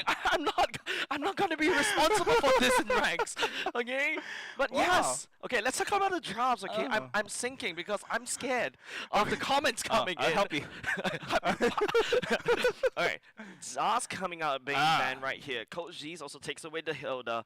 I love what Kingdom Esports is going for. They still ban away the high loss because Diablo has been playing way too much high loss already. I'm actually very surprised that Team Flash did not prioritize a high loss in that slot for the carry, right? So yeah, they want to secure Vanix's comfort heroes as of now. But compared to Beatrix though, yeah, okay, carry tank bastard here, but with the combo coming in from the Kalea, they need something or someone to burst or follow up that tsunami slam. Carry, but that's burst. But you need a lot of items before this. That's burst. I don't think so. That is compared to the shing, that's burst. I know. It's a true damage as well. I fought against a carry, and I'm you're a actually gold surprised. laner, you can't rely. I'm actually surprised how fast the carry can burst because of that true damage proc over and over again. But now, is it better than a Beatrix though? With a combo, simply on that combo situation. But you wouldn't put Beatrix on Team Flash right now. Don't forget, Vanix lost against a Moskov in game number 1 using a Beatrix. You don't want to draft that into it because, you know, it's always... Okay, no, I'm not going to go back to the promise problem. But again, DJ also recognizing the potential Benedetta coming out because the high loss is not prioritized and Flash, okay. Glue, Fredrin... Yeah, that's the thing. Fredrin. Now I can agree with you. Tsunami Slam with a stun, then you can have plenty of DPS. Yes. Okay, then can. And then the Fredrin Appraisal's Wrath as well. That's the best damage you're looking for, right? There you go. Yep. There you go. So I think this draft is pretty much okay. But then again, they don't have the mobility compared to... I mean, as it were, if you have an assassin on your jungle...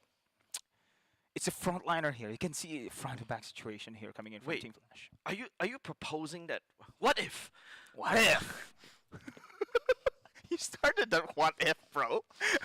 I'll follow up through. Oh. Yeah. What if Fredrin goes into the EXP? It doesn't work well, but then that could also be potentially the case, so that you still give Hades an assassin, right? Or assassin, yeah. A Joy still works well because Eve goes in real world manipulation. You counter slows, and exactly what you want to do. But no, Masha. Have you seen Diablo Masha? No, never. Yeah. Hey, Masha is very strong 1v1, man. Yeah, one punch. And wait, okay, so that's gonna be a Diablo Masha for sure. Ish. You can't be pulling a Masha jungle, right? But I was told you give Hades the assassins. That's where he truly shines. He is the taker of course. He's the taker of base. He's the assassin of turrets. but now you're gonna give the Fredgen over to Hades. Now you're gonna have to ask the question whether we're going back to that old meta once again, right? Yes. Is he comfortable on this one? We shall take a look at this game. Ah, man! Wow, what a surprising draft here coming in from Flash SG, but we're seeing as well Kingdom Esports looking good, taking away the game 1 now here in the match point. Kingdom Esports versus Flash SG. Yeah, Diablo, that is going to be a lethal ignition Marsha, right? Main goal is to burst. Yes. Right, try to burst, try to find Moskov, one punch.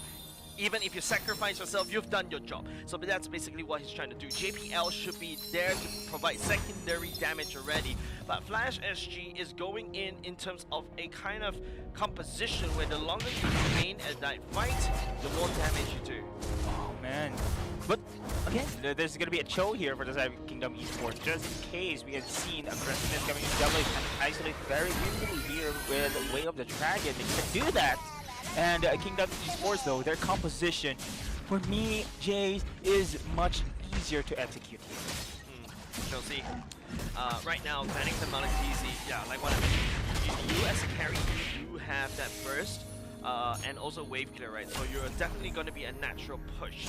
Flash maybe could have to try to play around that side of the lane because, you know, I'm not optimistic about this Diablo Marsha pick, mind you. It's not going to do a lot of damage in the early game. Yeah, me as well. And this is going to be the first time I'm going to see Diablo on the Marsha. And we've talked about how Diablo also flexes his adaptability or his deep hero pool here. But let us see if he's be able to manage use this Marsha. But look at this one on the bot side. It's going to be Bear very slowly. But of course, there's the heals coming up. He wouldn't be taken down. Just in the nick of time, Bear would be able to Bear was able to just get out of trouble right there. But you can see Diablo needs level 4 in order to be effective, but the turtle is up. Diablo is only level 3. Same can be seen with Bear, so it's still mutual destruction. Both these two teams, I think they need to farm just a little bit more and maybe meet up at level 4. Still, it's going to be Curtisi providing this vision control here on the sides. No level 4 yet for JPL and Hades in the pit already. And both teams here trying to control this pit, and now there's Hades here with a ton of counter-attack here with the Way of Dragon trying to go for the isolation play.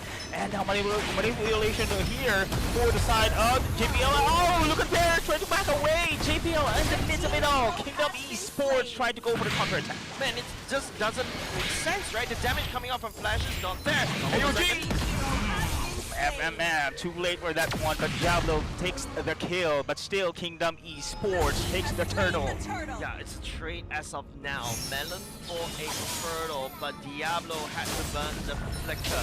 Hades goes down for the count once again. It's the same script as game number 1. Loisa is one level ahead of Hades. And yes, technically speaking, Fredgen can farm quite quickly, but you don't want to count on that. You want to be always a level ahead of your jungler.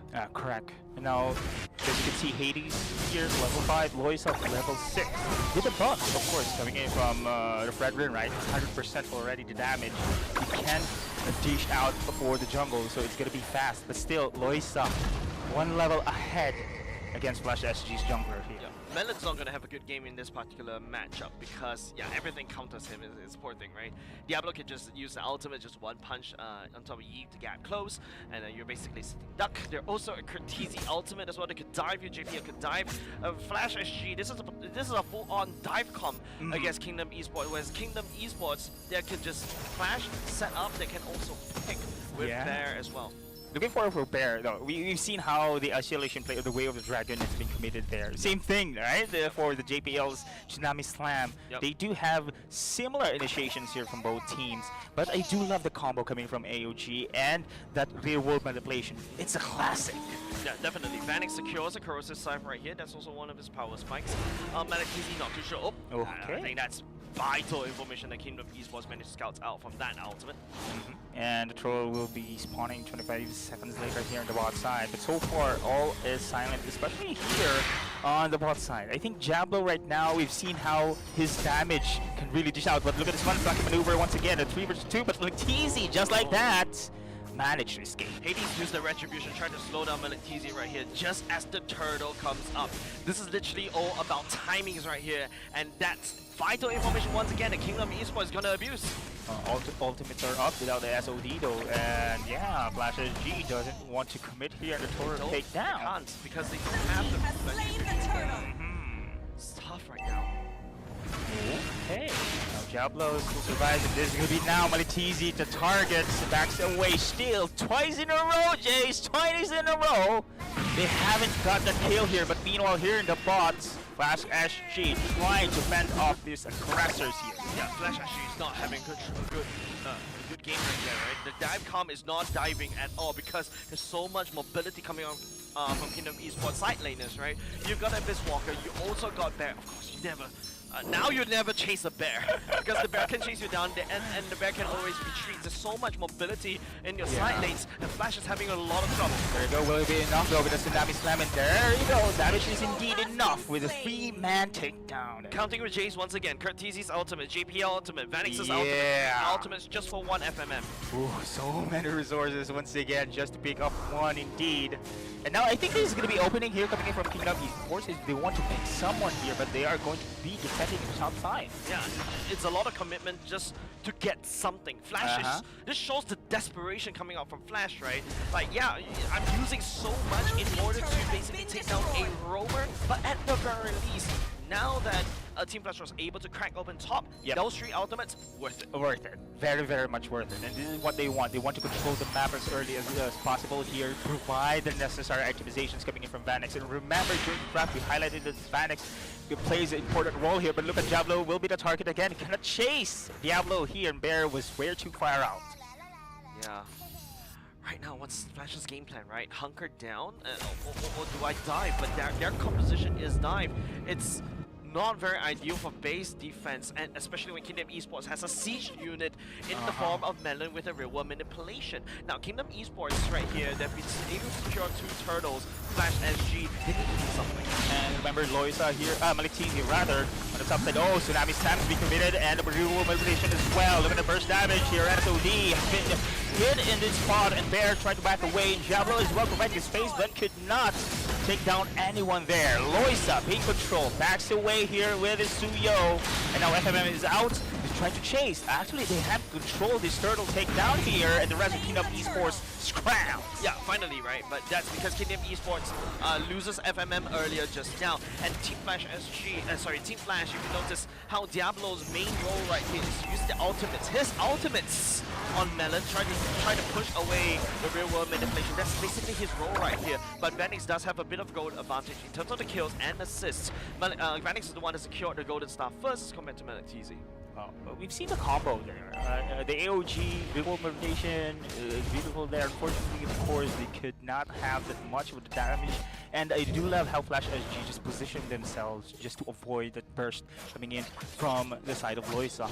And now, well, the suit exchange, they have managed to take the top side tower here as well. Yep, good call on Diablo to build a damage item. So Blade of Hephaestus should be going Blade of Despair, because Hades is on tank duty right now, and this is out of his MO, because at the start of the season he's been playing, or not just this season, even last season onwards, he's been playing a lot of defensive heroes, such as your High Losses, your Phobias. Correct.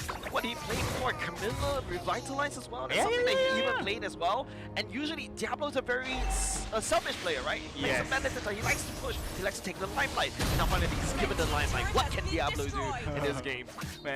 Also remember the Khalid, yes, but still with that Revitalize, still defensive, right? So now, I think this is the most comfort that Diablo is. I do remember you guys told me that Diablo way back was very aggressive. Yeah, he is, and that's why I'm very surprised. But okay, there you go. Oh, MLBB is the target, and Diablo just managed to do that one. The flicker has been used as well, and this is what you need. This is the Diablo, the original Diablo now showing up. Diablo, jab. Yeah, jab. Punch. Alright, another word for punch. But yeah, Diablo, that's actually a good trade coming up from the side of Flash, right?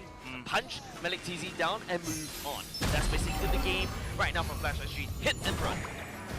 FLSG think the Lord is now pretty much open, but they are going for this play once again. FMM hopping, of course, the Revitalize Battle Spell. No ultimates right now here for FMM, but look at this. Not escape! Yeah, still, it's Cortese securing the kill. Yeah, Cortese with that APS stack starting to build up. He's gonna just be able to dish out the damage, because every time you damage, that's a tick. Every tick you check whether you're low, and then after that, you're not beating bada boom. But now it's gonna be FLSG securing the Lord Pit for now. With the absence of FMM, they can do anything. Oh, Diablo is doing it here, and now this is gonna be a team fight once again. Winning here on the side of FLSG. Bear trying to run away, but Diablo is there with a jet.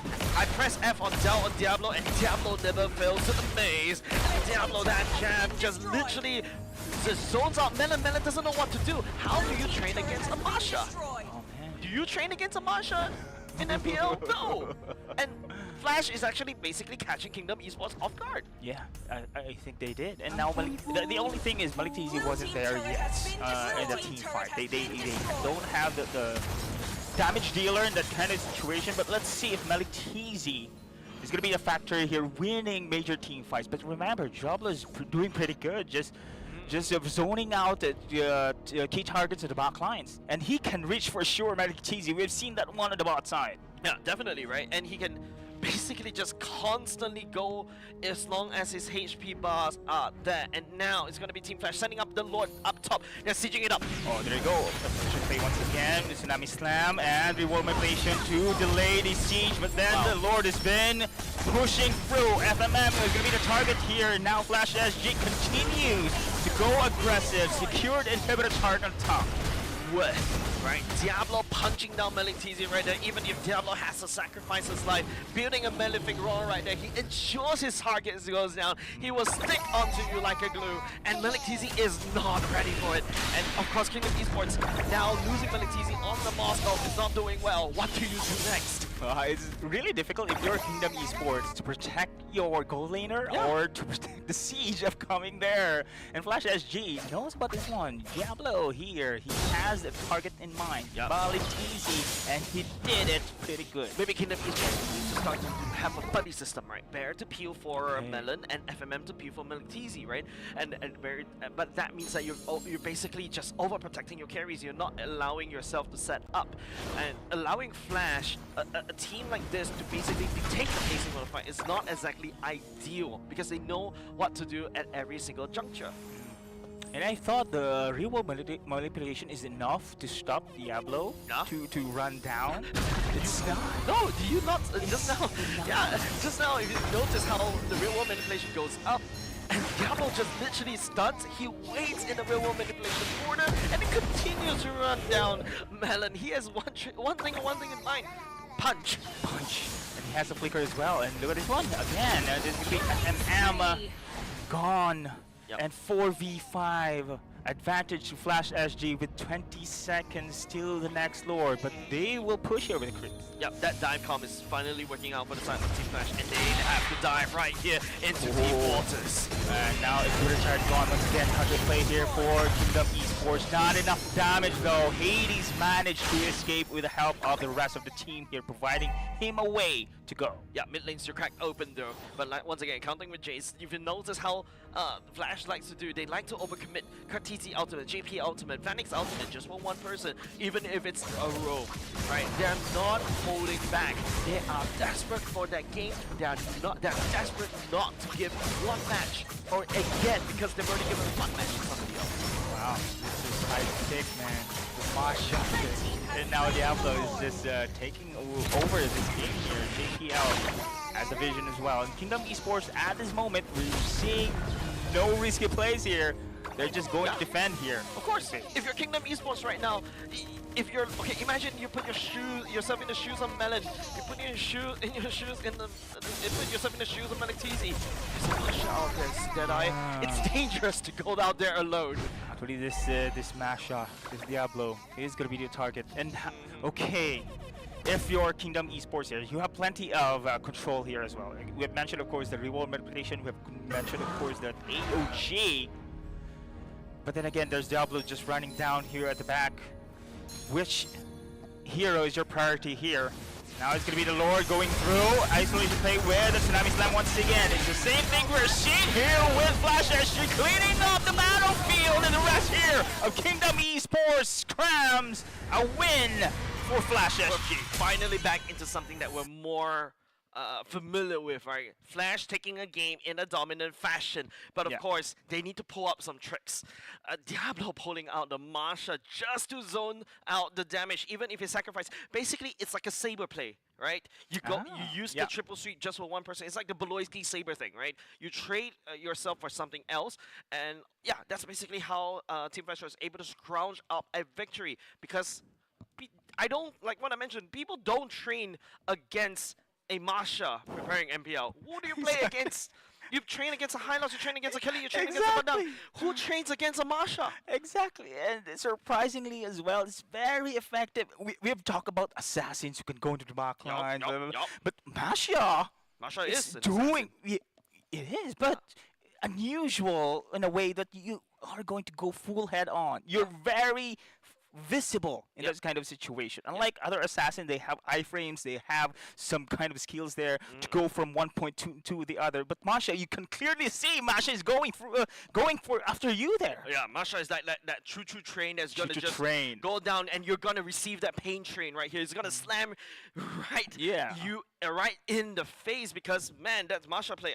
I'm losing my mind from this one. This Diablo going back to Diablo because he used to play a lot of Paquito back then as well. Damage EXP. Yeah, damage EXP, and you start to see when Hades had to give up his prime position, you usually put Hades on the assassin, and this also allows the Juicing to shine, because now your Juicing has a lot of free real estate to basically output the damage from afar. Vanix is safer now because the attention is now on the Masha to try to and Kingdom Esports is putting a lot of resources to try to protect the backline as compared to try to zone out Vanix. Is this the rise of the junglers here? Well, for Team Flash, in a way. Nah, I like Hades on Assassins. Yeah, right. Yeah, of course. Helpert, man. If they can win games like this one, I think they can adopt in this one. But yeah, I am used to Hades also on the Assassin. But so far in that execution, it's actually Diablo, the superstar in that game. Yeah, Diablo taking all that credit. But of course, if you take a look at the items, Diablo is so much damage. What's he building next? BOD? Oh my goodness. Have to see. I think that's a Hunter Strike next. Imagine if Diablo goes in Hunter Strike, he's gonna just run people down like crazy. Malik TZ, there's no space for Malik TZ to output the damage. He's constantly running for his life. Melon goes in real world manipulation, immediately paints a crosshair onto his head. And Diablo is definitely going to punch into that crosshair. Bear, on the other hand, struggling to zone. FMN has no choice because FMM is constantly getting flipped over by JPL. If you notice, FMM died so many times because I don't know why, but Team Flash just loves to pick on FMM. Remove that Gato Kacha from the fight. That also means that it allows...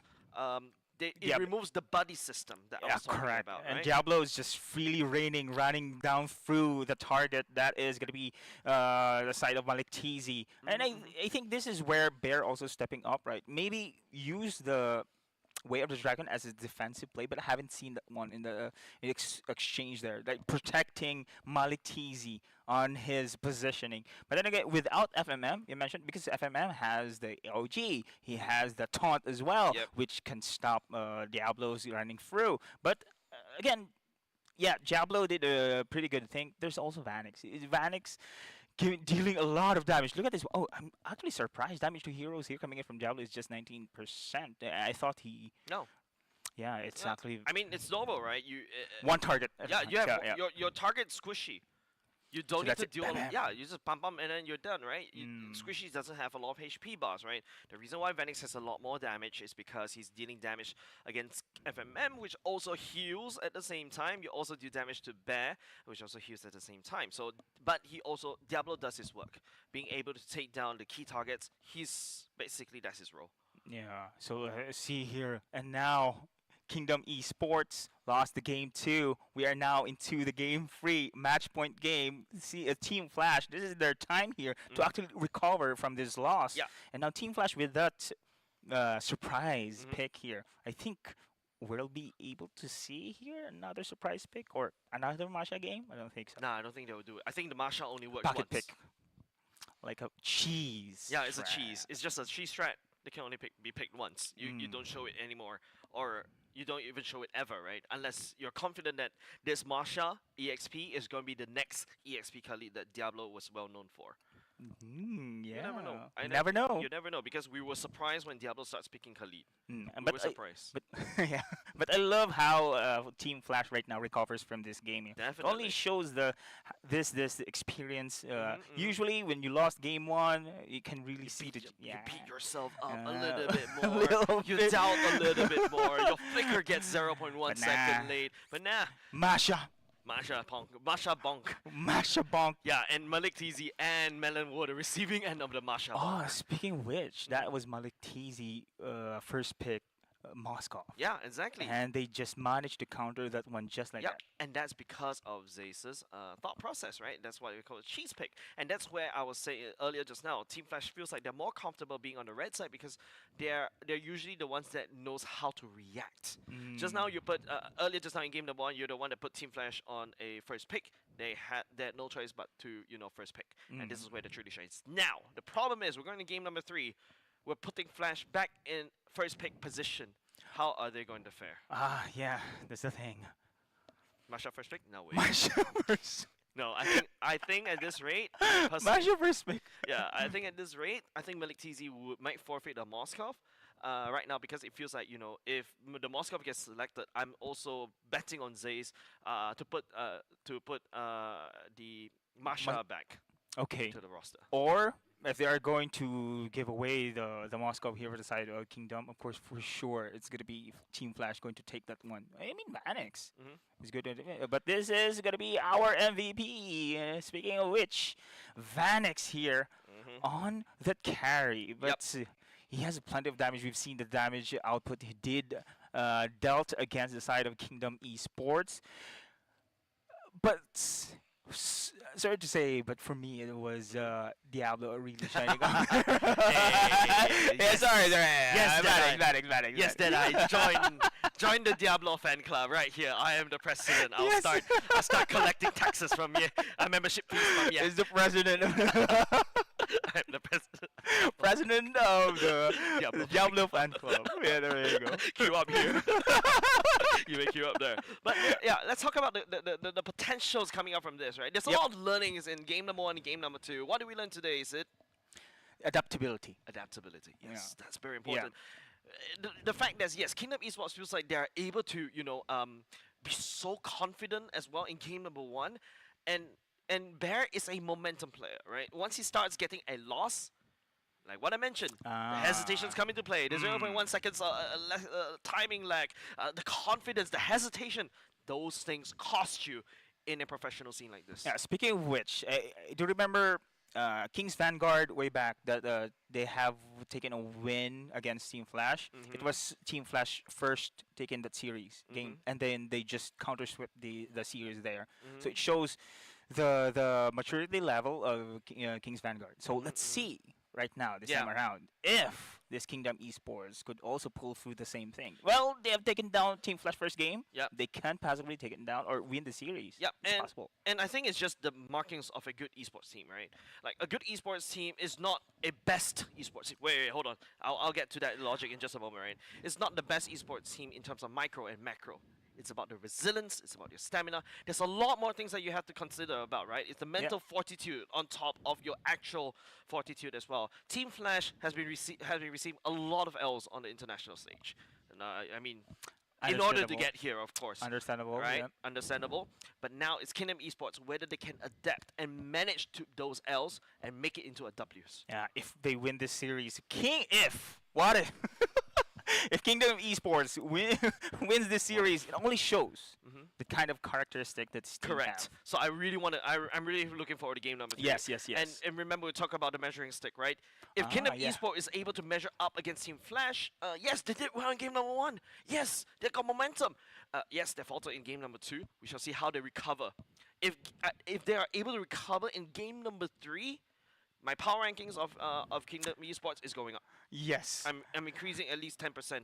right Yeah, there. and The I can say the stonks of Kingdom the Esports stonks. will rise. the Stonks, and I can literally say as well that Team Flash is not really the top team anymore in MPLSG. Wow. If No, don't go to what if. If. Don't go what if. No. Steel Diablo. Hey, I just made a conversion. Hey, $100. Membership fee, queue up. $100. What do you mean? Yeah, man. But this- okay, tell me about it's not- Diablo. I Yes, don't tell me think- about Diablo. No, not Diablo alone, man. Team Flash. Team Flash. in gen- But Okay. just imagine if they mhm. lost this series against Kingdom Esports. Will you say because Team Flash is just experimenting their way? Can you really say that one? Maybe Team Flash just trying to adjust, and I'm not saying adjust, man, because it's really unusual to see Team Flash going to lose again a series like this one. I totally echo you, right? I don't think they're experimenting because I always firmly believe that not say firmly believe. A wise man once told me an esports team never plays to lose; they always play to win. That wise Very man nice. once told me that one. Shout out to that wise man out loud. That's you. No, that's not me. Oh, It's from who's that? another wise man. Multiverse, Jay? No, it's not Arashi. Rush. I don't know where we're going with all this inside jokes right here. But yeah, wise man once told me an esports team always draft to win. They always plays to win, right? Correct. And I don't think it's because Team Flash is doing this on purpose. I feel like Team Flash, even though they're experimenting, they won't put an experiment on this stage right here. Yeah. Unless they've done it before in scripts, right? So they're not. I feel like they're not experimenting. I feel like they really truly plays. I think it's all about Kingdom Esports right here. Even the results I feel from this particular match comes from Kingdom Esports. It's about Kingdom Esports whether they can maintain that momentum. Apparently they can't maintain the momentum after game number 1. We need to see how they react to that momentum in game number 3. So it's all down to Kingdom Esports. Team Flash right here, they are that ruler. And now it's how Kingdom Esports measure themselves. Yeah. Okay. So it's not about Team Flash's making some mistakes here. It's Kingdom Esports and the rest of the MPLSG teams here just stepping up their game here. So yeah, Kingdom Esports. Let's see. This is what we have just talked about, right? And how they be able to recover from this loss, how they be able to adapt again when it comes to their composition. And remember, this time around, it is going to be Team Flash first pick. So you mentioned, of course, comfortably Team Flash really shines on the second pick. And now going in the first pick, now we're going to talk about the first pick priorities here. So yeah, First pick priority. Do you which now the question is, was Zay's first pick a Moskov right out of the bat? That's Or if knowing this, whether Kingdom Esports ban the Moskov from their ban slot, using one ban slot, but that also once again, like I said, you need to leak something out. Correct. Because you only got 3 bans in the first phase. What do you leak? Matilda? Yeah, of course, for sure. Matilda, I mean. I think I'll leak Matilda. Yeah, okay. Remove the Yeah. chip. Chip was forgotten in that previous game. Oh yeah. It wasn't banned at all. Yeah, so Anyway, you can counter with so many counters. Right? We've seen so many counters you got there. the Kacha, your Juicing to a certain extent, Valentina. even to a certain extent Valentina, and even Zask, I would say. Oh really? Yeah, just jump into your Nightmare Spawn and you can come out from your ultimate and then, hey, look, I'm inside someone's body. Spit at everybody. Sorry, I have too many nightmares from Zask. Especially as a Wow, I goalie. love so many nightmares from Zask. Sorry, my puns are getting really punny. I can't okay. control my puns.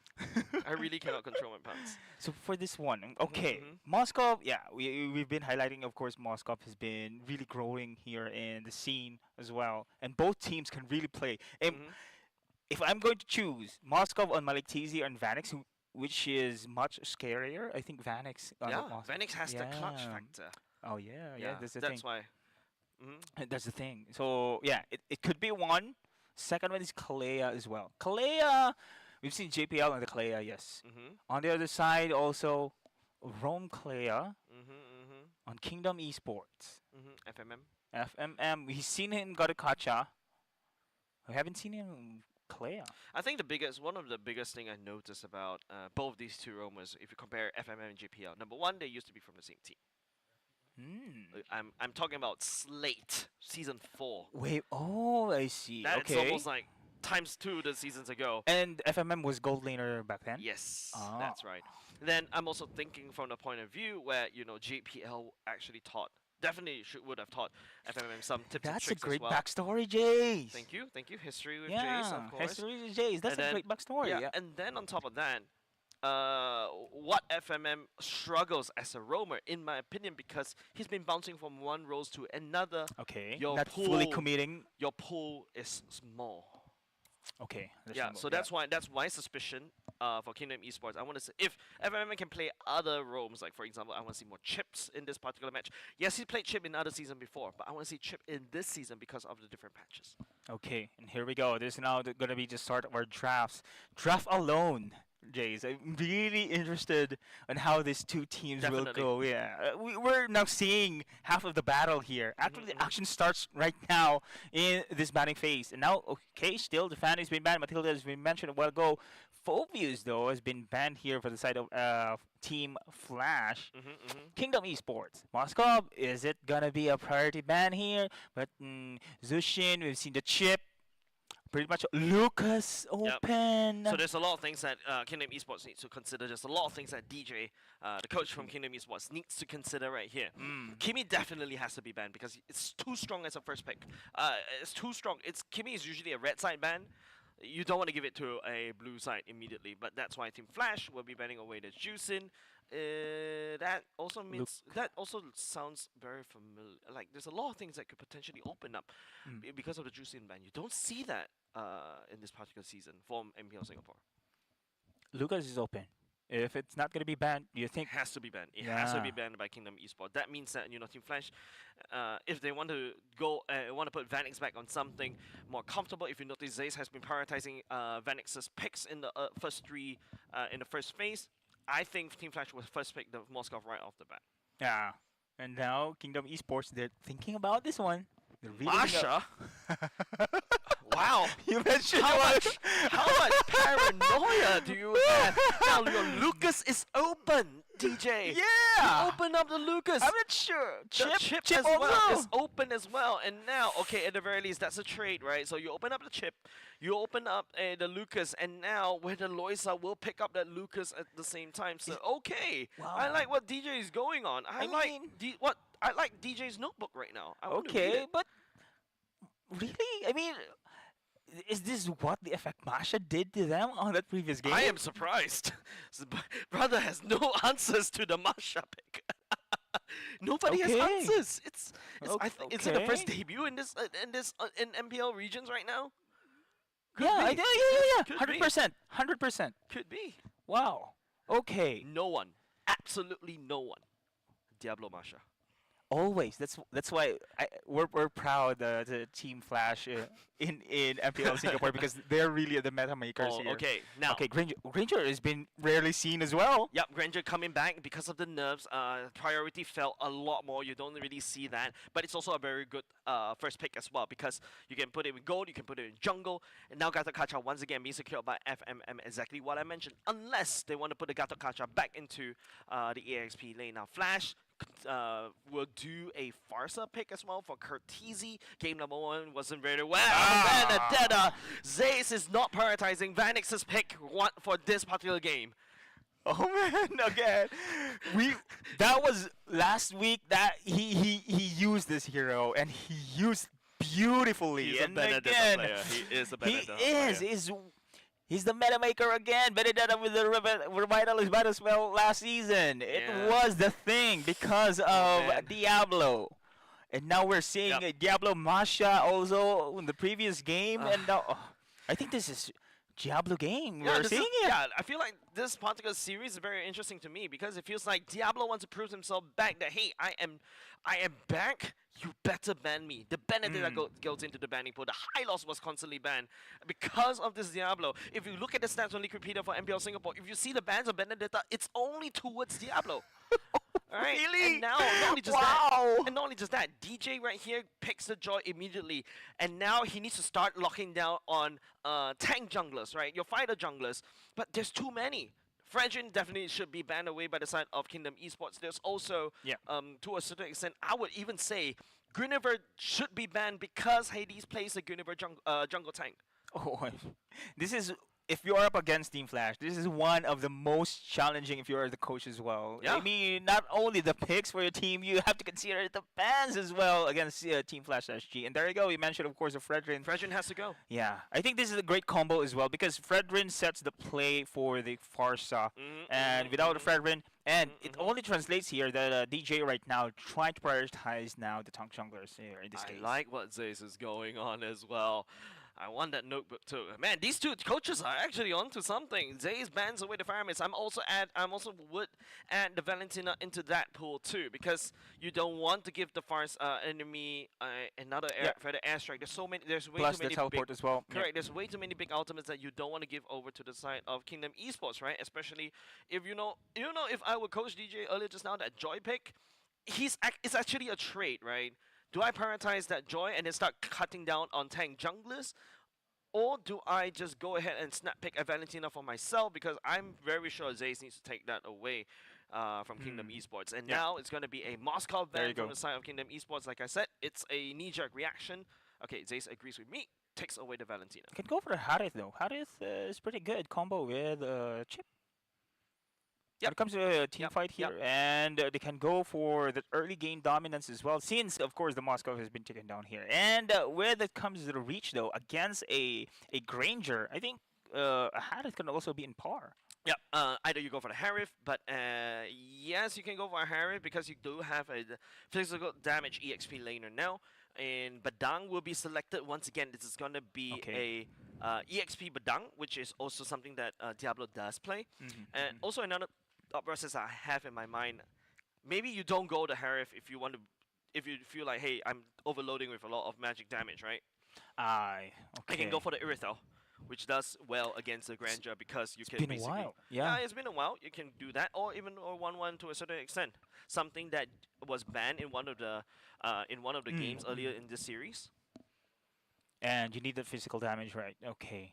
But you need someone to set the play. Okay, you had a chip, you had a crash course, there's a basic stun there, and a follow-up here. I think you need a second follow-up when it comes to control.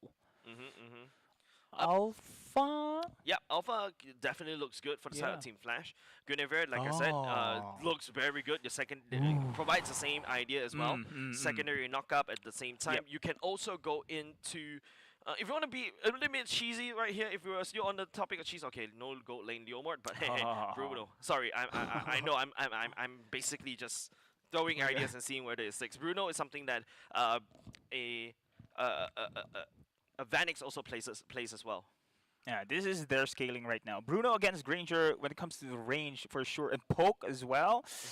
I think Granger could be having the advantage here, especially during the laning stage here. I mean, Bruno hits a lot given the itemizations on the later part of the game. But when it comes to the control, though, so remember, teleports been committed here. They do have here the Badang. They do have here the Gatakacho as well. And the Joy.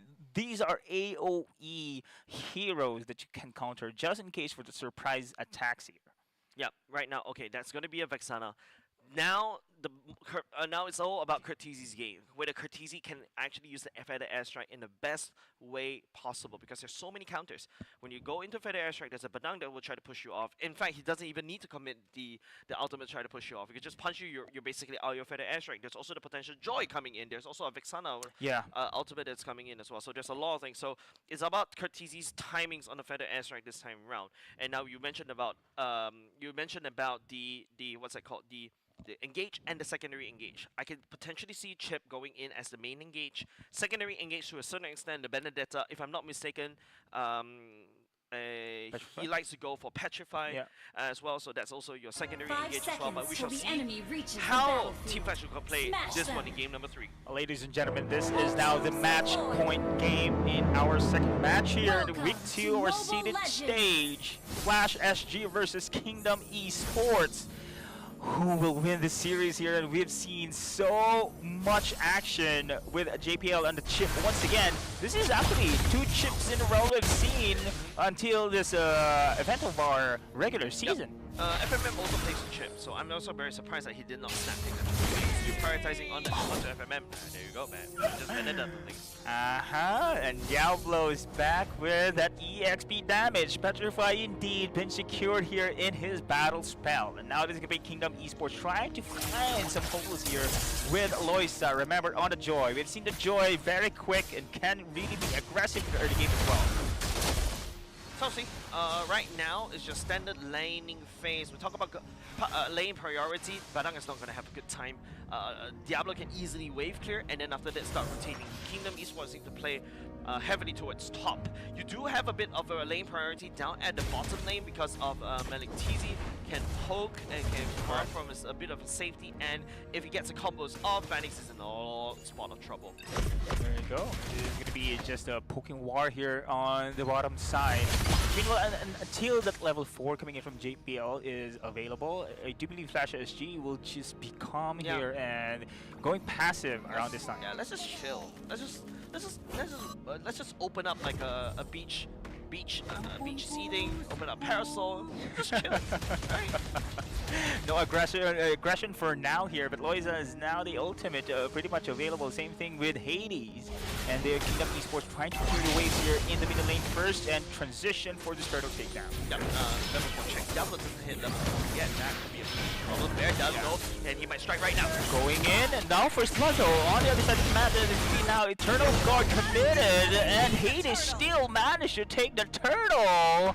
That's really surprising it, but Flash SG just showing the dominance here in the early game. Yeah, good call coming off of Flash SG. Diablo knows that he's level 4. The only best thing that he could do is basically literally throwing himself at Kingdom Esports, and this is something you don't see in other teams in the community, not only just community, but like Kingdom Esports or other teams that you see apart from Flash SG.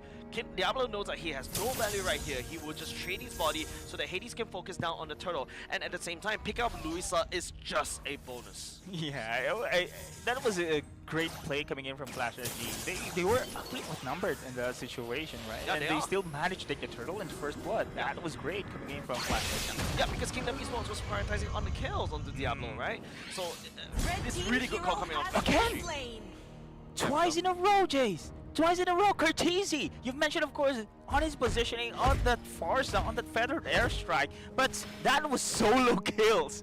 Solo kills against Melon. Yeah, that's a big problem right here. Cortese finally got his mojo back, and now he's level 6 against Melon level 4. He can easily do that again. He wants to have lane dominance, and he's doing it right now in this game, Deadeye. Yeah, this burst damage coming in from Cortese, and now Hades here as well, trying to transition to the top side. Haven't seen yet the teleport play coming in from Flash SG, but JPL just providing vision all throughout.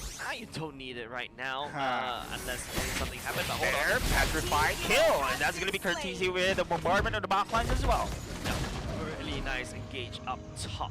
Right now, it's just Kingdom Esports. This is the thing that I was talking about earlier just now in between games, right? How do you carry the momentum in game number 1 to game number 3, right? And how do you recover from a loss? And it feels like Kingdom Esports, not Yeah, Cortese is going to be the target here. Look at that teleport, and all hell's loose. Just to kill here, Malik TZ, I think it's worth it here. And FMM is just too late to save, but no, gets a trade against Diablo.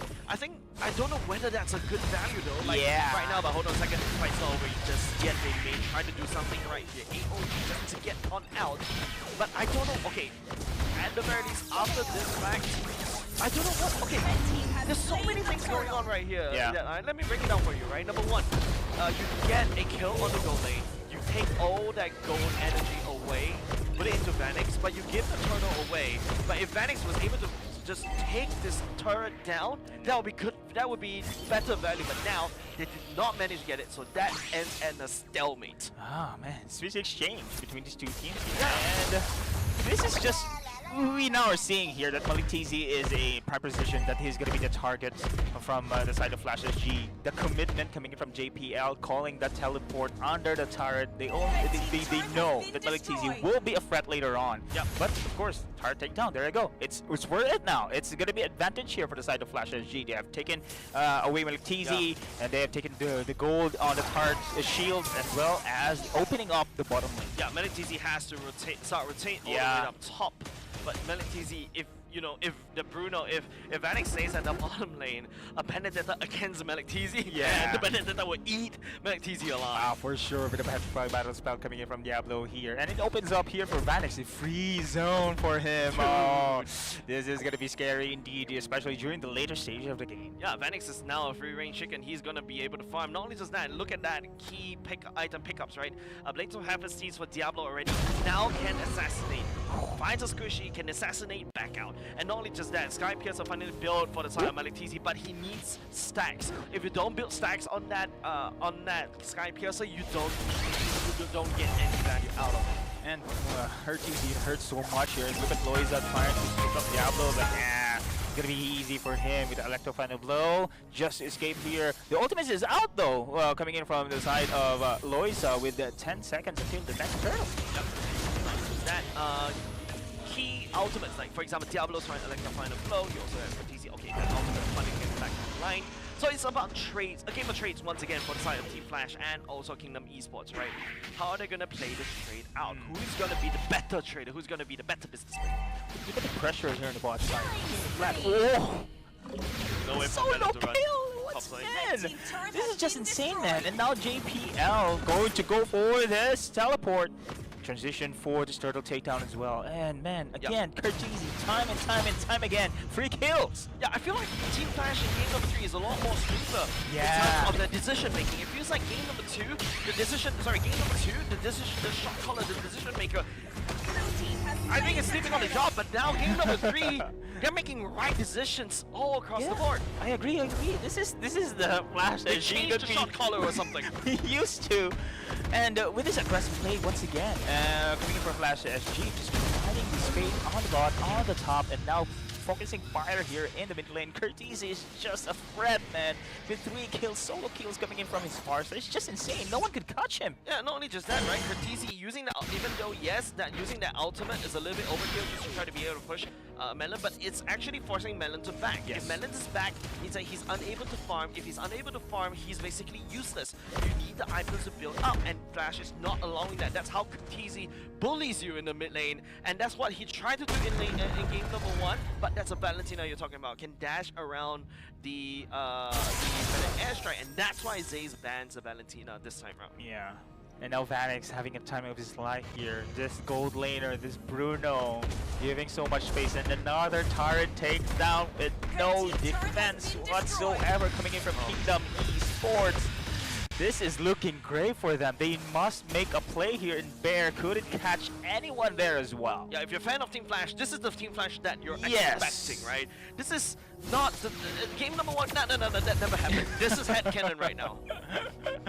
And Kingdom Esports, now on their side here, they must make some plays here. They're very strong team fight-wise, man. They have AOG, they have the Eternal Guard to follow up with it, but JPL is here. No, Malik TZ, yeah. Remember when I talk about the Sky Piercer, right? That Sky Piercer right now is a useless item. Yeah, it's taking up slot. It doesn't provide you a lot of damage. That's exactly what Malik TZ need. Maybe the better decision earlier just now is to just go straight into the Malefic Roar. Skip the Sky Piercer. You need more damage against Team Flash, but Team Flash is not hand-checking in any form of fights. Even at 9-minute mark, you're expecting, 10 kills or something like that. But we're barely scraping 8. Yeah, no kills yet. And I think Malik TZ here, if they want to really prioritize those kind of items, as I mentioned, Kingdom Esports must find a way or force a team fight here, but it's really difficult for them to find the opening. Okay. Find the opening again. Again, Violet Requiem with a follow-up. Just too much damage here, and now Kingdom Esports, 1 man short. Yeah, one-man short is going to be a problem right here. Kingdom Esports doesn't really have anybody to peel. Bear has to step forward, but JPL is always around the corner. Imagine he used the ultimate on any of the species from the side of Kingdom Esports. They are doomed. Oh man, their positioning is really way off there. I was really afraid if they are going to commit in that choke point, and now they just decided to give away the Lord here. Look at the zone once again coming in from inside of Curtisi. Bear trying to force his way through, but he is alone. And Kingdom Esports once again could not defend. I don't really see an opportunity for Melon to basically use the ultimate at all. Yeah. He used the Vexana ultimate to knock people up. Yep. And now you don't have a flicker, you only have a purify. There's no gap closer for you to flicker, ultimate, knock people up. Right now, the only way that I think Kingdom Esports can basically salvage this Vexana is to basically use the ultimate as a siege unit, like a Lord from Temu or something. I don't know why we're putting in reference like Temu, but yeah. In my age, it was called Wish.com. Oh, beautiful stun there coming in from the side of Bear, and this is damage, and this is the team fight. Rather, you want it from the side of Kingdom Esports, and Loisa managed to take down Diablo as well, with the Lord pushing through here on the top side. They must also try to secure this siege, and they will. Yeah, that's massive value for the side of Kingdom Esports, right? Don't forget, Curtisi has so much shutdown gold, and that's definitely going to help the economy of Kingdom Esports. Not only just that, FLSG has to come into that fight because, you know, they thought they got the Lord pushing up top, and they hope they can do some significant damage up top, but however, Kingdom Esports right there was able to, you know, defend that earlier. Yeah, we are going to see some replay here. As you can see right now, this was an incredible initiation coming in from Bear, taking 3 players coming in from FLSG with a great follow-up there from the side of Kingdom Esports. And as you mentioned, right, the Lord was pushing through on the top side. Unfortunately, there's still a holy shield in that moment. Yeah, it's just me. I think it's... I understand why Flash needs to make that decision, but at the same time, maybe giving the shutdown goal is a bad idea over to Kingdom Esports. Now Kingdom Esports have a little bit more breathing space right here, and they're basically hunkering down. I spotted FMM here around this time. I'm sure they're going to commit there, but we are seeing right now still the same strategy from Kingdom Esports. If their base or if their map is really much open, trying to be defensive, but no, I think this is the call coming in from Kingdom Esports, trying to find a way to go for the pickup. Now JPL, I think all eyes on JPL though. The fact that the chip recent changes makes it allowing him to basically TP from almost anywhere to anywhere at all. It's actually pretty annoying, right? You thought you could catch JPL, but JPL could be anywhere, and that's giving Kingdom Esports a lot of confusion. JPL can be hiding right beside you right now, and you wouldn't even know it. And this positioning, right? It really opens up for the flanking maneuvers as well. Yep. And now 10 seconds until the next Lord is going to spawn here in the game, and positioning coming in from FLSG is there already. Very good, and they have taken map control. Finally regaining just a little bit more. Kingdom Esports is their very own jungle. They're touching the jungle. Red team hero has been slain. Oh no! That's again another solo kill of all the players. Malik TZ gone. Yeah, I mean that's the problem, right? Diablo will eat any marksman alive. That's the power of the Benedetta. And there we go. That opens up for Kingdom Esports to basically give the Lord. Kingdom Esports, they're unable to recover. They're unable to regain that momentum. Flash is the one that shows that, hey, this is how you play MPL. You regain momentum at a loss. Oh man, without Malik TZ here, it's really impossible for them to defend the outer turrets here. Plus, they have now the Lord as well on the top side. Kingdom Esports, you cannot afford this kind of situation, Jay. Without your goal lane or without your damage dealer, it's going to be difficult for you to really contest the Lord or even defend. And not only just that, Kingdom Esports drafted a very early game centric. It's a very snowbally composition. Loisa needs to snowball. Malik TZ probably has no stacks on the Sky Piercer at all. It's just a slot that's basically wasted, and now they have to defend, and that's a problem. Oh man, they cannot even. They just saw JPL going to go for the conceal. The rest of them just backing out. 2 inward turrets gone here, and now Loisa trying his best to defend it. Still, we cannot see any response here for Kingdom Esports. It's a little bit broken right now, man. Like, they don't know what to do. They had a solid game number 2, abysmal game number they have a solid game number 1, abysmal game 2, but game number 3, it kind of just flopped. And now, look at this one better. The airstrike right now being committed as well to provide the space, and FMM trying to slow the siege, but cannot again do so. The taunt connects, and no follow-up from Kingdom Esports slowly. And there's gonna be Bear here, going to go for the fist crack and follow up here with Eternal Guard as well. The defense coming in from Kingdom Esports, JPL maxing away. The chase coming in from FMM. And look at this one, the miracle happened! Kingdom Esports defended with a cost of inhibitor turrets. This is exactly what we call a cornered animal. It's the most dangerous one, right? Kingdom Esports literally says, okay, you know what? Just a Hail Mary.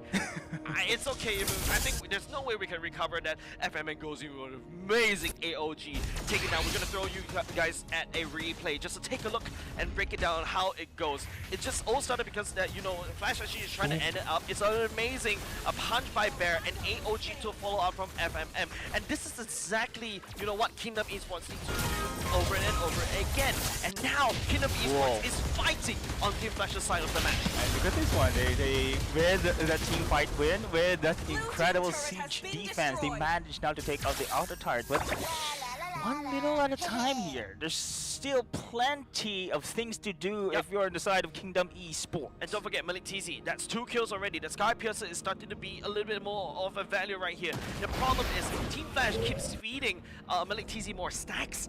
Grandeur is going to be a massive problem, and now Flash has to end this game in the next 2 minutes or 3. If not, or I would argue, need to end this game with that particular Lord. If not, Kingdom Esports will be in trouble for Flash. I totally agree there. Look at the one siege defense, they can take down the outer turret. How much more if they lose this one? And this is now going to be a Lord that's we're seeing here. JPL in the back lines with a conceal, trying to flank. Hades positioning here, and Diablo as well. Oh my goodness. I hope Kingdom Esports is aware about this one. And now Malik TZ trying to back away, but there's going to be now the kill coming in from the side of Loisa. And now the stun coming up. And look at the Diablo still cannot able to finish this game. Oh man, Kingdom Esports Red Flash like an open book. It's so obvious, man. Even some a 5-year-old kid will be able to smell what Team Flash's game plan right here. Because TZ and JPL right there. And like I said, Malik TZ is feeding on stacks. Deadeye, this is a problem for Team Flash. Oh no, that was a risky play and risky indeed with 3-man gone for the side of Flash SG. Kingdom Esports secures this Lord. Will this be a comeback, Jays? OMG. It's a comeback of what Kingdom Esports need. Now this is a little bit momentum going in. Now they're getting the gold. Actually, the gold already equalized. They have a Lord marching now, marching for them, and it's going to march up top. And now this means that Flash SG is going to be in the big problem. Kingdom Esports is going to get all that standing gold, and around 55k mark, you should have. Oh no, Hades! He wasn't able to go back away, but still managed to go back. Oh man, I thought that was a mistake, but with a Hail Mary grace there. Hades managed to go away, but Melon will be the target. Trying to commit here. Eternal Guard has been used as well. Remember, the Lord is pushing towards the top side, and it's going to be Flash SG. Be very wary. Look at the back line, though. Look at JPL doing something here. Trying to go for a cheeky play, but Diablo's taken down. What in the world is happening here? JPL will be the next target. Teleport has been used, but no reinforcement has arrived. Kingdom Esports right now dominating. JPL is like, yeah, man. I'm gonna drop down the ultimate, please help. I'm underwater. Or it's like your buddy asking you're asking your group friends out for a party, but nobody shows up except for you. Man. And you're there getting swarmed by enemies, and now Kingdom Esports is on the offense and Flash on the defense with 2 members down, Deadeye. Oh my goodness, 3 versus 5 with the Lord in favor here for the side of Kingdom Esports. Inhibitor charge gone! Oh, that combo from Kingdom Esports! Now Hades will be falling down! No way! Flash SG has been taken down once again! Kingdom Esports! GG, man. Literally, like Kingdom Esports, you mentioned, would this be a comeback? And Kingdom Esports says, yes, this is a comeback. Team Flash, I would say, threw every single caution out on the win. I would say it's just like, dude, we were almost ending the game. But unfortunately, like what I mentioned, the cornered animal is the most dangerous one. The person that think they have nothing left is the most dangerous one, and they will surprise you with all the things. Kingdom Esports surprised us with a Game 3 and Team Flash taking the L. Oh, remember what we have talked about? What if? What if Kingdom Esports winning the series against Team Flash. The character, the comeback, that one single play changes it all. Man, that Wow. What? This is absolute cinema, right? Yeah. Now you have to say it's the level of competition in MPL Singapore. That's number one. Number two is the fact that you can start to see like there's a little bit of a miscommunication for the side of Team Flash, and Team Flash, being known like they had to cheese one game. In this match. Yes. Number one. Number two, it's very obvious they want to do a backdoor. It's really obvious. You've got Benedetta on one lane, you've got Guinevere in the mid lane, and they wanted to do it, and Curtisi thought, okay, we're going to do a backdoor, we're going to force a fight.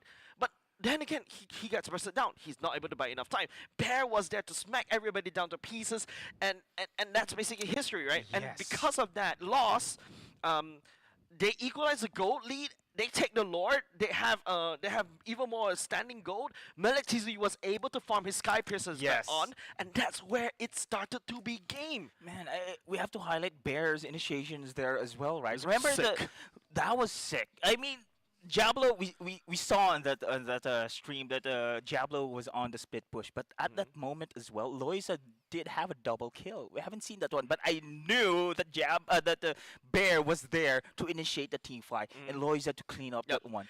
The pivotal moment in this particular series started from there. That catch on two members and the AOG follow-up at the Kingdom Esports side of the base. As we show you the Flash stats in just a moment, ladies and gents. That is the pivotal moment. Bear was the one that saved this particular series. Yeah, I agree. Beautiful combo. Oh, this one, thank you. Yeah, there you go. Specifically this defense. OMG, that was really incredible here in JPL and the rest of Flash SG. And I thought they could grab this win at this moment. Oh, another replay of that sweet, sweet play. Mind you, MLBB was like, what, one kill that time? One kill that time. And because of that engagement, he got his Sky Piercer stacks back on. He's coming online. And earlier just now when I saw that, MLBB got a Rose Gold Meteor at max item. What item is he replacing? He's not replacing his Sky Piercer because he has trust in Bear to push and punish the extension of Team Flash. Yeah, from 1-2 to 7-2 right away. Imagine that Malik Teasy, just like that, man.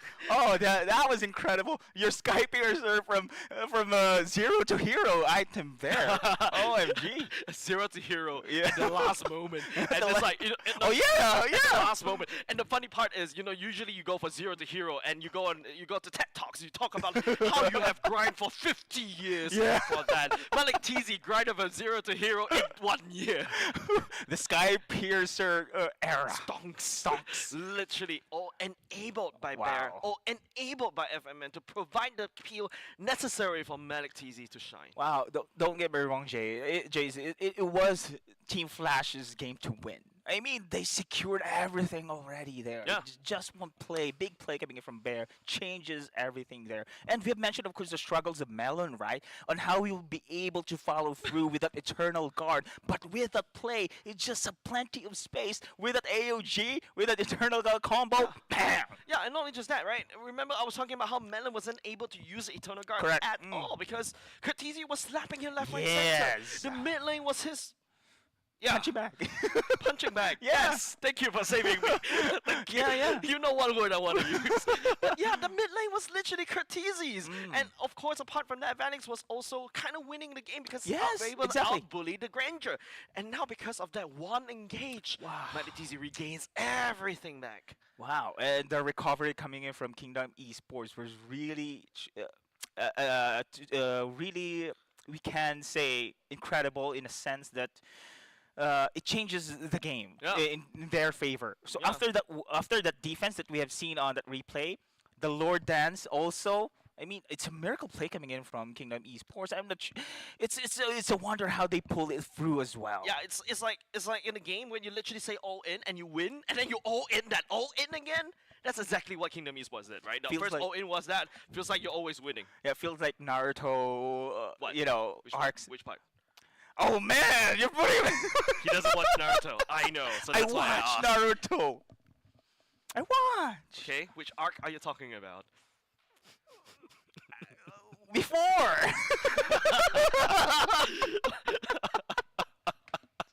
I caught you. I know. We talk offline, right? And we're like, yeah, I'm very sure he doesn't watch Naruto at all. And like, Orochimaru, Pain. Okay. I know. Then, yeah, those guys. Then what do they do? They.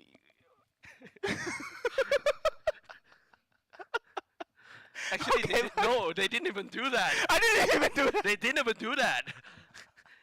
Pain just has one hand sign, and he reanimates people. Orochimaru doesn't even need hand I'm gonna signs. show the MVB of the game. Anyways, MVP goes over to All right, MVP goes all to right. Malik TZ, but he's in it. I will talk to production later. I will Yeah. argue with him. But- You get into fist fight. If Okay. you don't see me in the next series, I lost my job. But for me, it's Bear as well. Definitely Bear. Yeah. But of definitely course, Bear. we have to highlight Malik TZ Okay, and able yes. to bounce back from the depths of loss, right? Yes. Remember when he bought that Sky Piercer, I'm like, you're basically running out of stacks. Remember, Mm, I even said maybe it's a better decision to just go straight for the Malefic Roar, and Yeah. then we try again to maybe build into the Sky Piercer, right? But that gamble finally paid off for Malik TZ. Yeah, I totally agree with you there because one kill. How can you, of course, manage to take advantage of the Sky Piercer, right? Yeah. Oh, he needs just that one. Because You of the know? trust. Okay. do you Naruto watch- arc. No, you don't even watch. You watch. All right, I'm basically testing you on pop culture. Do you know Doctor Strange with this? The sign? Oh, what? No. What? He just did this. Okay, never mind. Oh no. I need to educate you later. Yeah. I need to talk to you later. I'm gonna share all the pop Is that culture. Avengers? Yeah, Endgame. And yeah. No, Infinity War. Oh yeah? Yeah. Okay. I forgot. Then? Deadeye, please get on Instagram. Then? Deadeye, please get on Instagram. Just make one, please. Stop living in your bubble. It's Yeah, so- the world is so beautiful. Yeah, I'm with my lordy. I'm okay. I'm not your world. I'm not your world. Just go ahead and explore. Do you even know who does that? But anyways, ladies and gents, enough of us yapping. Coming up next, ladies and gents, it is gonna be one Team of the Evo, games yeah. I am. Okay, today I'm actually looking forward to today because there's two series that I'm looking forward to in particular. Number one, of course, this banger of a series, this Kingdom Esports going up against Team Flash. Coming up next, RSG versus Team Evil. Yes. Okay. I'm Another- looking forward to Team Evil because right now they're in Yeah. tight spots. Yep. And it is up against RSG. We mentioned, right, RSG. Well, I personally mentioned that RSG is looking great here in the season. But against Team Evil, let's see on how this is going to be brawling out later on. Yep, right, ladies and gents, we're gonna go on a short break. Don't go away. We'll be right back in just a moment with Evil and RSG as we. Doctor Strange. Yeah.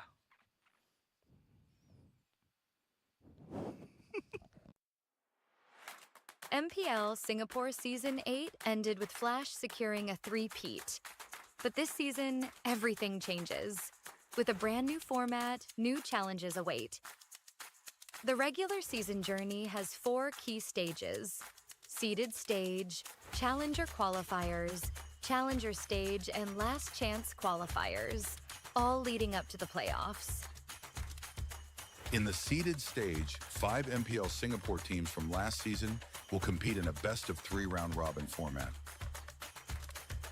Meanwhile, the Challenger qualifiers give community teams a shot at the big stage. Over 2 weeks, the top 2 teams from each qualifier will advance to the Challenger stage. The Challenger stage will feature the 5 MPL Singapore teams from the seeded stage and the 4 community teams from the Challenger qualifiers. In the first 2 weeks, MPL Singapore and community teams will compete in a best-of-1 intergroup round-robin format. In the final week, community teams will face off in a best-of-1 round-robin.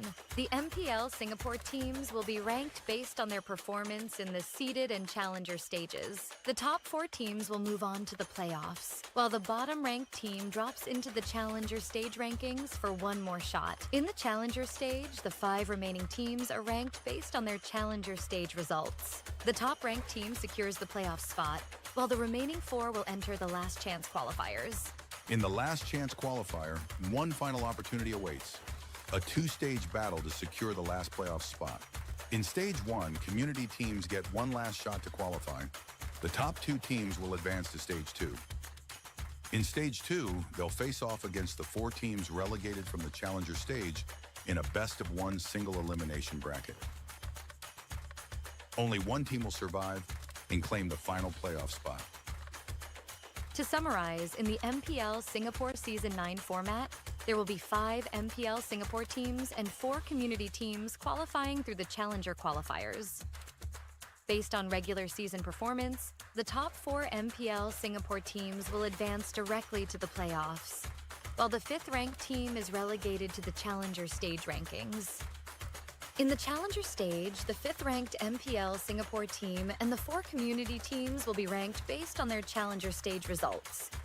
The top-ranked team from this stage will secure a spot in the playoffs, while the remaining 4 teams move into Last Chance Qualifier Stage 2. They will be joined by 2 additional community teams who advance through Last Chance Qualifier Stage 1, which serves as the final entry point for community teams. The winner of the Last Chance Qualifier Stage 2 bracket will secure the final playoff spot. And then it all comes down to the playoffs. 6 teams, only 1 champion. Who will rise and claim the MPL SG Season 9 championship?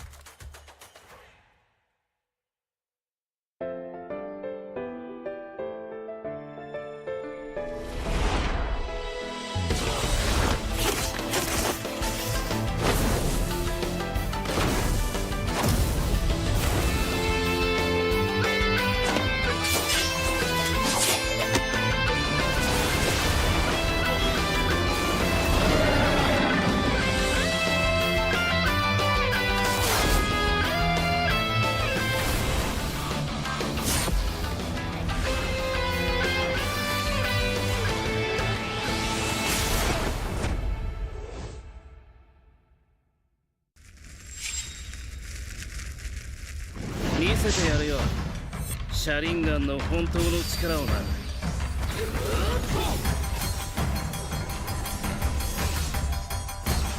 力が湧いてくる。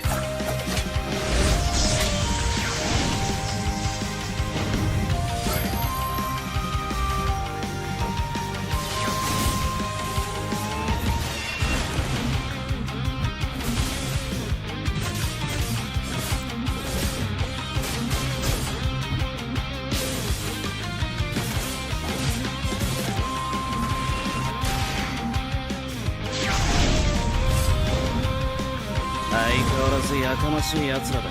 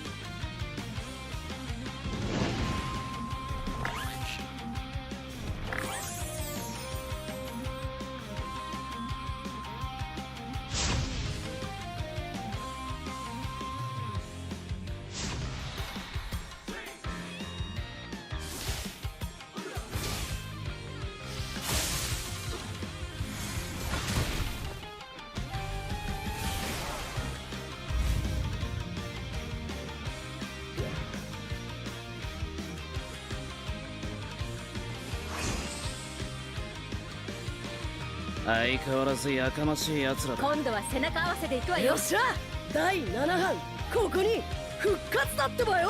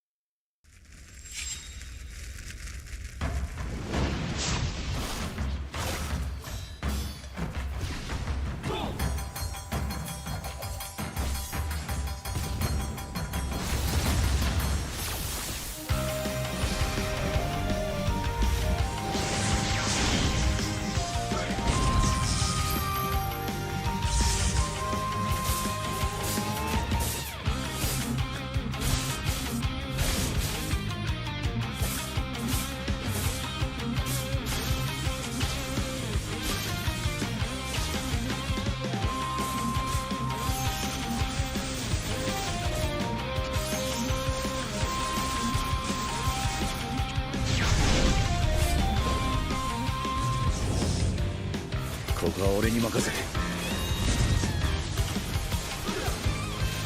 もらった。4代目他目を超える忍びはお前しかいないと俺はそう信じた。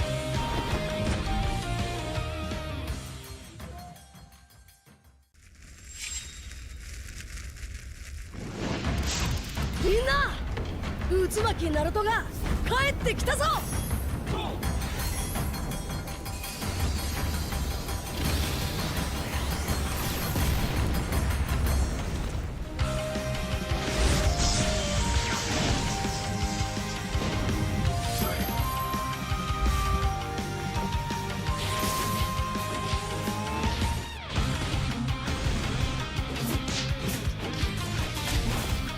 クラマ力を貸してくれ。よ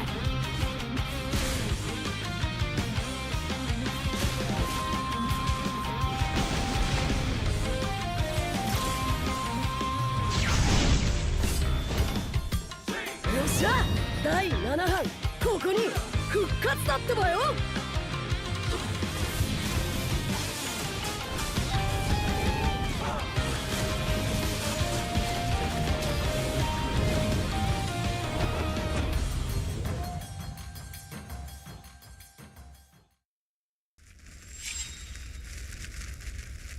みんなを守るために私はもっと強くなる。や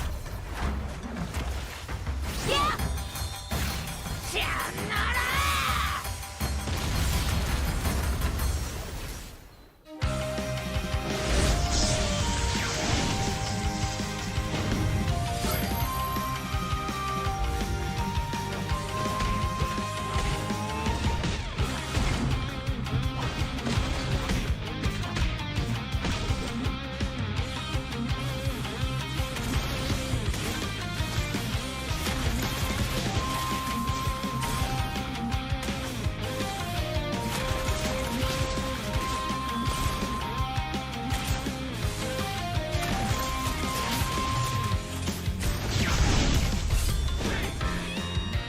今度は背中合わせでいくわよ。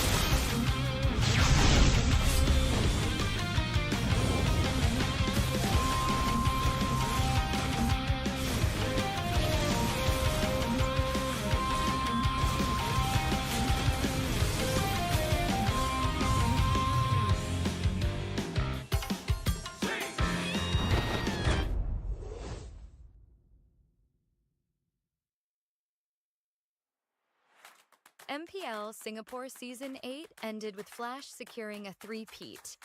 But this season, everything changes. With a brand new format, new challenges await. The regular season journey has 4 key stages: seeded stage, challenger qualifiers, challenger stage, and last chance qualifiers, all leading up to the playoffs. In the seeded stage, 5 MPL Singapore teams from last season will compete in a best-of-3 round-robin format. Meanwhile, the challenger qualifiers give community teams a shot at the big stage. Over 2 weeks, the top 2 teams from each qualifier will advance to the challenger stage.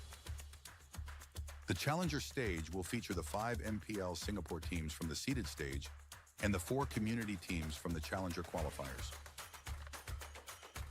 In the first 2 weeks, MPL Singapore and community teams will compete in a best-of-1 intergroup round-robin format.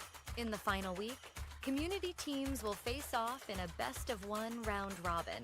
The MPL Singapore teams will be ranked based on their performance in the seeded and challenger stages. The top 4 teams will move on to the playoffs, while the bottom-ranked team drops into the challenger stage rankings for one more shot. In the challenger stage, the 5 remaining teams are ranked based on their challenger stage results. The top-ranked team secures the playoff spot, while the remaining 4 will enter the last chance qualifiers.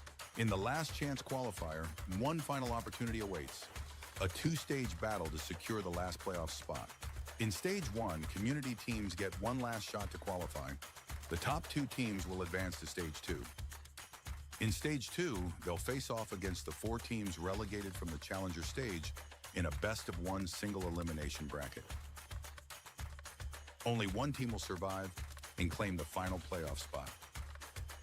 To summarize, in the MPL Singapore Season 9 format, there will be 5 MPL Singapore teams and 4 community teams qualifying through the challenger qualifiers. Based on regular season performance, the top 4 MPL Singapore teams will advance directly to the playoffs, while the 5th-ranked team is relegated to the challenger stage rankings. In the challenger stage, the 5th-ranked MPL Singapore team and the 4 community teams will be ranked based on their challenger stage results. The top-ranked team from this stage will secure a spot in the playoffs, while the remaining 4 teams move into last chance qualifier stage 2. They will be joined by 2 additional community teams who advance through last chance qualifier stage 1, which serves as the final entry point for community teams. The winner of the last chance qualifier stage 2 bracket will secure the final playoff spot. And then it all comes down to the playoffs. 6 teams, only one champion. Who will rise and claim the FLSG Season 9 championship?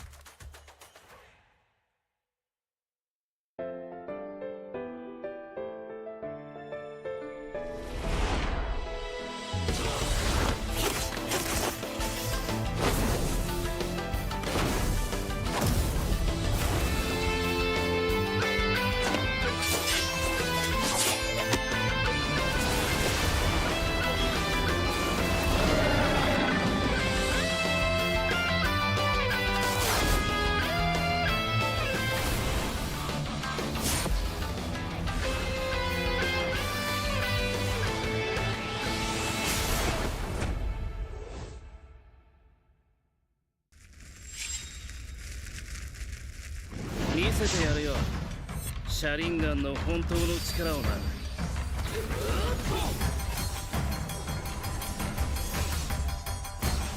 力が湧いてくる。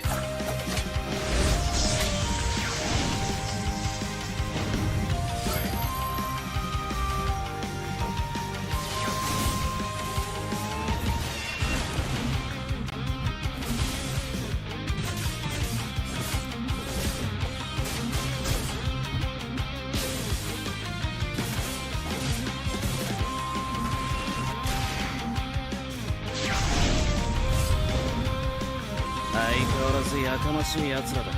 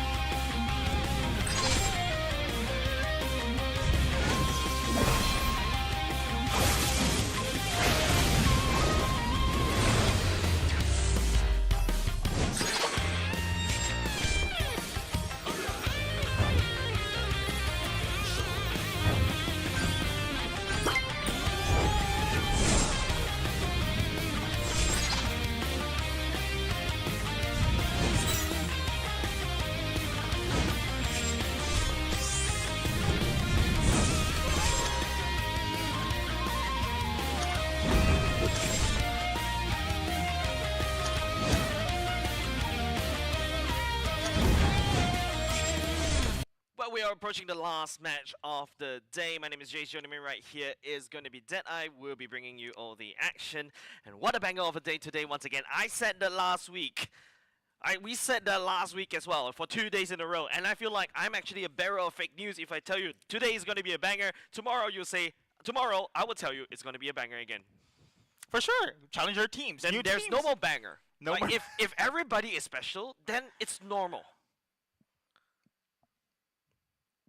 If everybody is special. Sid is trying to process what I said. If everybody is special, then it's normal. Then everybody's normal, right? Yeah. It's a world of specials in a normal world. Anyway. I don't know where you're taking it, but anyway, yes, go ahead. Anyway, speaking of banger games, it's going to be Team Evil right now versus the side of RSG. Now, previous season, it is going to be a battle of top 2 and top 3 teams. Yeah, right they now. are. Yeah. And as we have mentioned, of course, a while ago, RSG is looking pretty good. Meanwhile, Team Evil on their first week, kind of falling into the stage here. Yeah, the curse is RSG SG worked with the same roster, whereas Team Evil on the other hand, they always have roster switches. It start off as very minor roster switches. Like for example, switch the EXP lane just a little bit, maybe I switch the mid lane a little bit.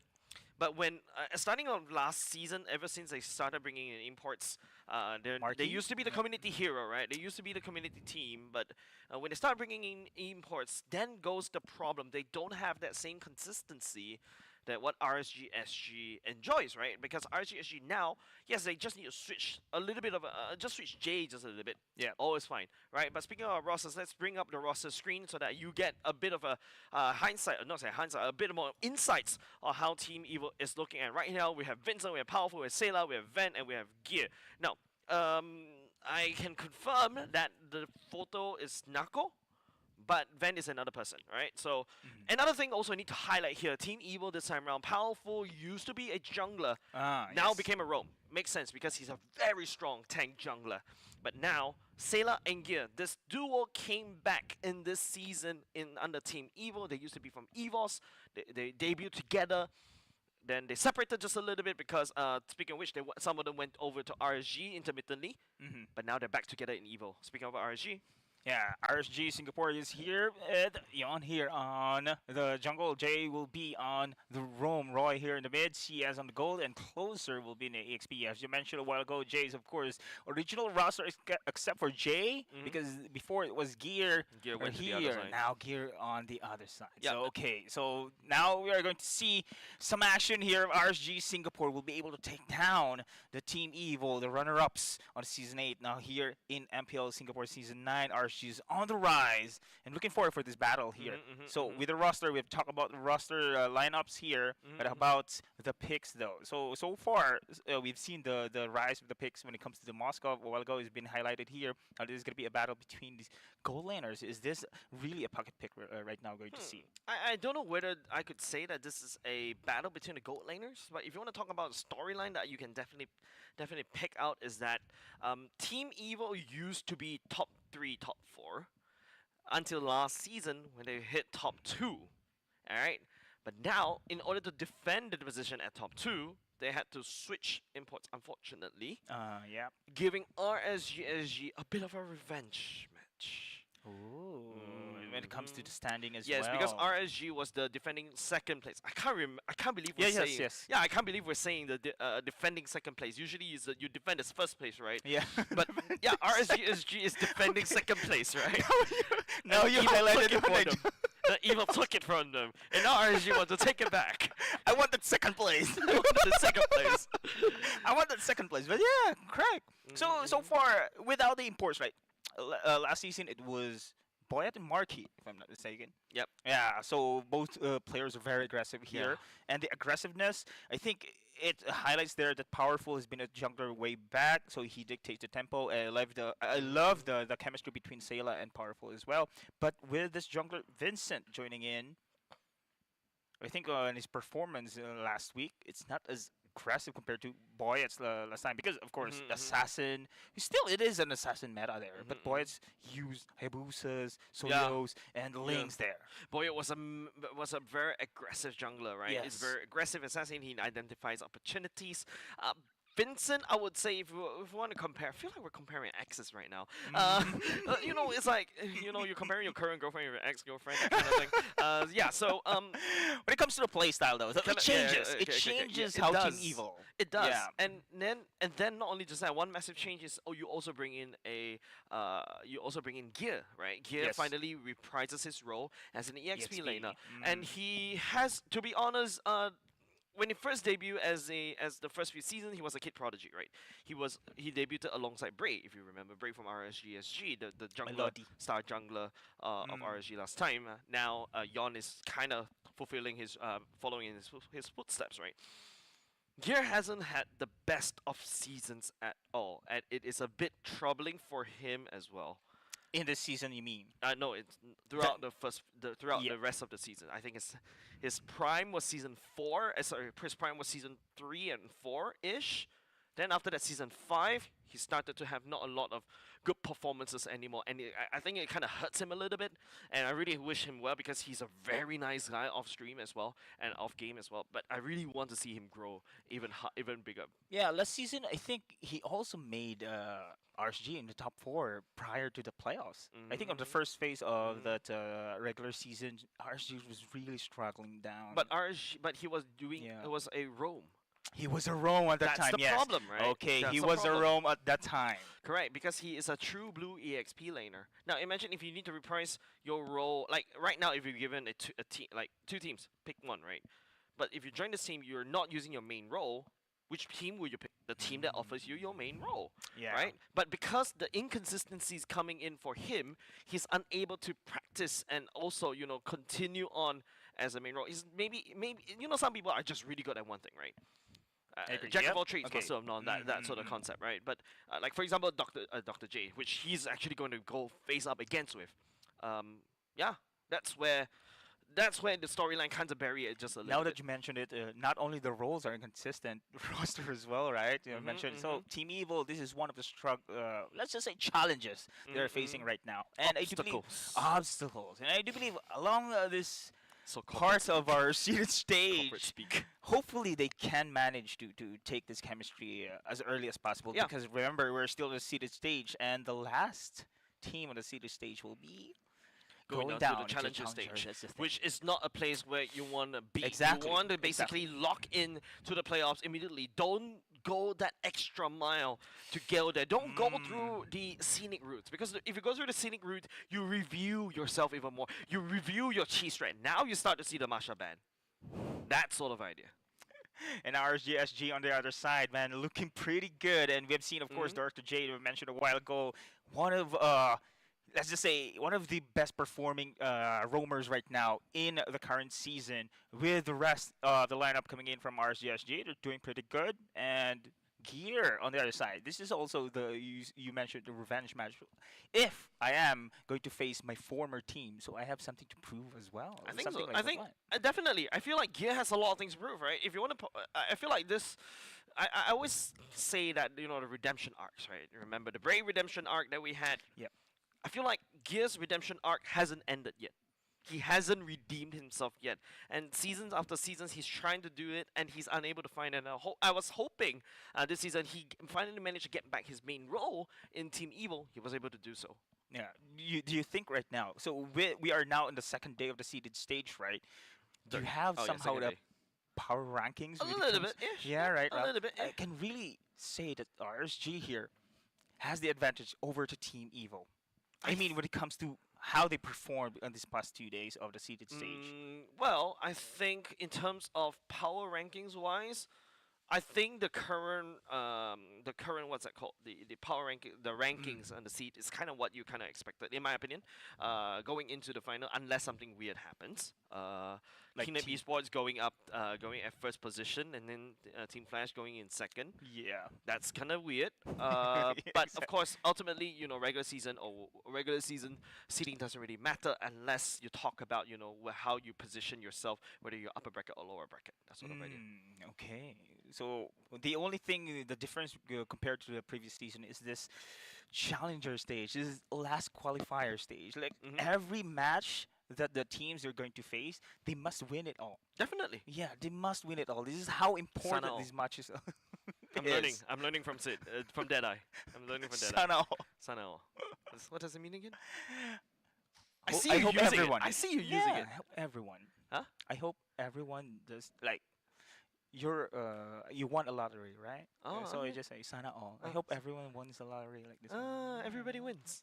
Like I hope, or you wish something. Sana all indeed. Sana all. Yeah, I think that's exactly the kind of mindset that we have to. These players need to go as we go into the drafting phase, ladies and gents.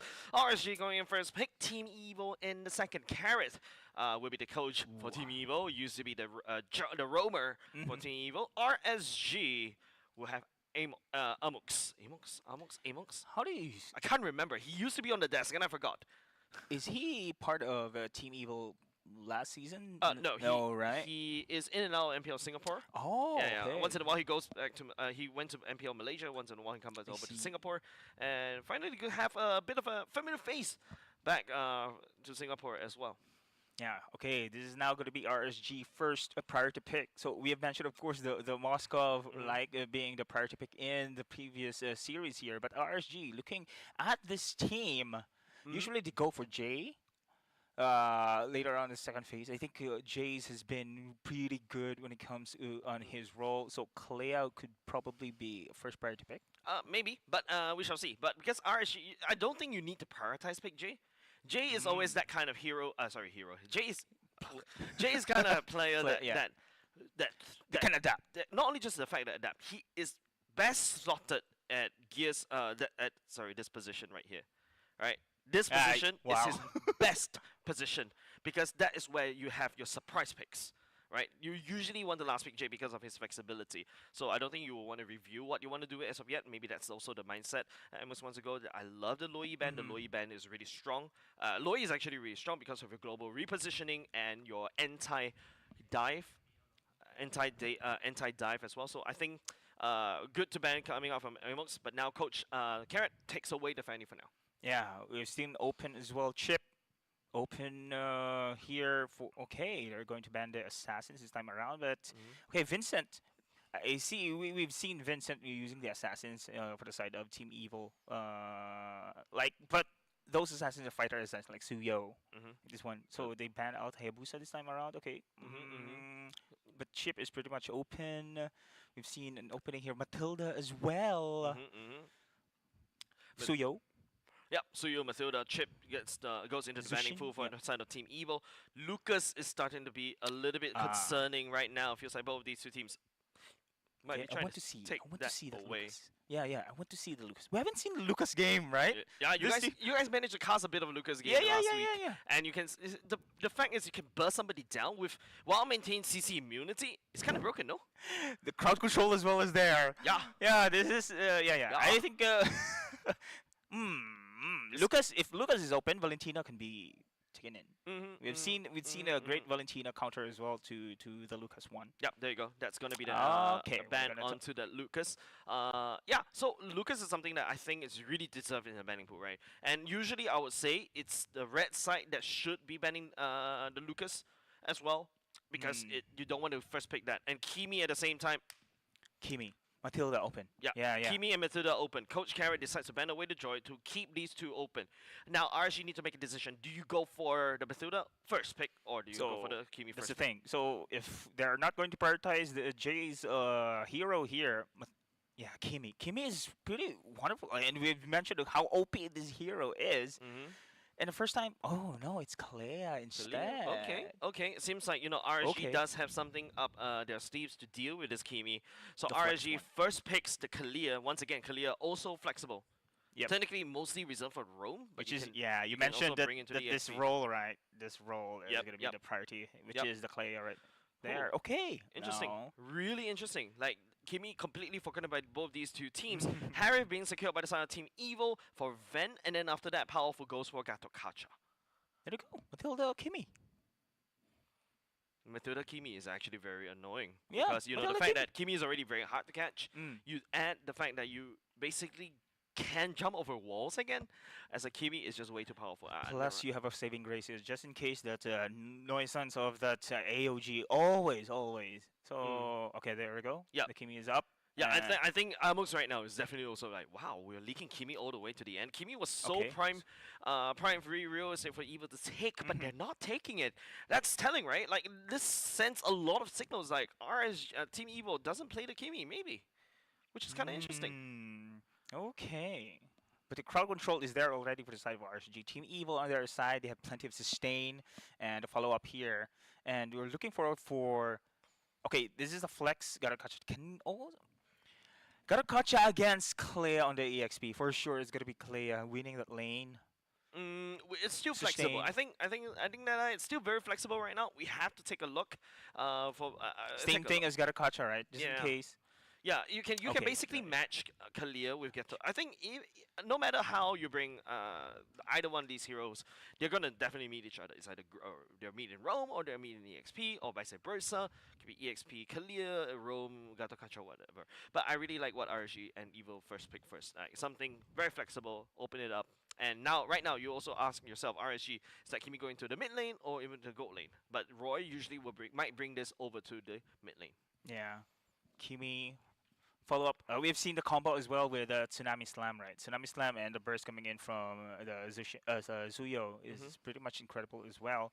But my only concern here is how can be able to stop this. Okay, we've seen the game last time that FMM was with the Garukacha. He was the target usually for the Tsunami Slam. Without the Garukacha, it's gonna be easy for the rest of the team to penetrate through. Could possibly the same strategy they could do here with the side of RSG. Yeah, definitely, right? Like Team Evo right now, if that's the strategy that they need to look out for, Team Evo needs to draft another secondary initiator or secondary tank. Something like a Hylos, something like a Khalid, or I don't know why I bring back the Khalid. I feel Khalid is really strong in my opinion. And then after that, maybe even the Phobias, right? But then Coach Carrot also takes that away. The Badang was also really wide open. RSG can take it for themselves at the same time. I think you could free prime estate for both of these two teams. RSG right now bans away the Mathilda.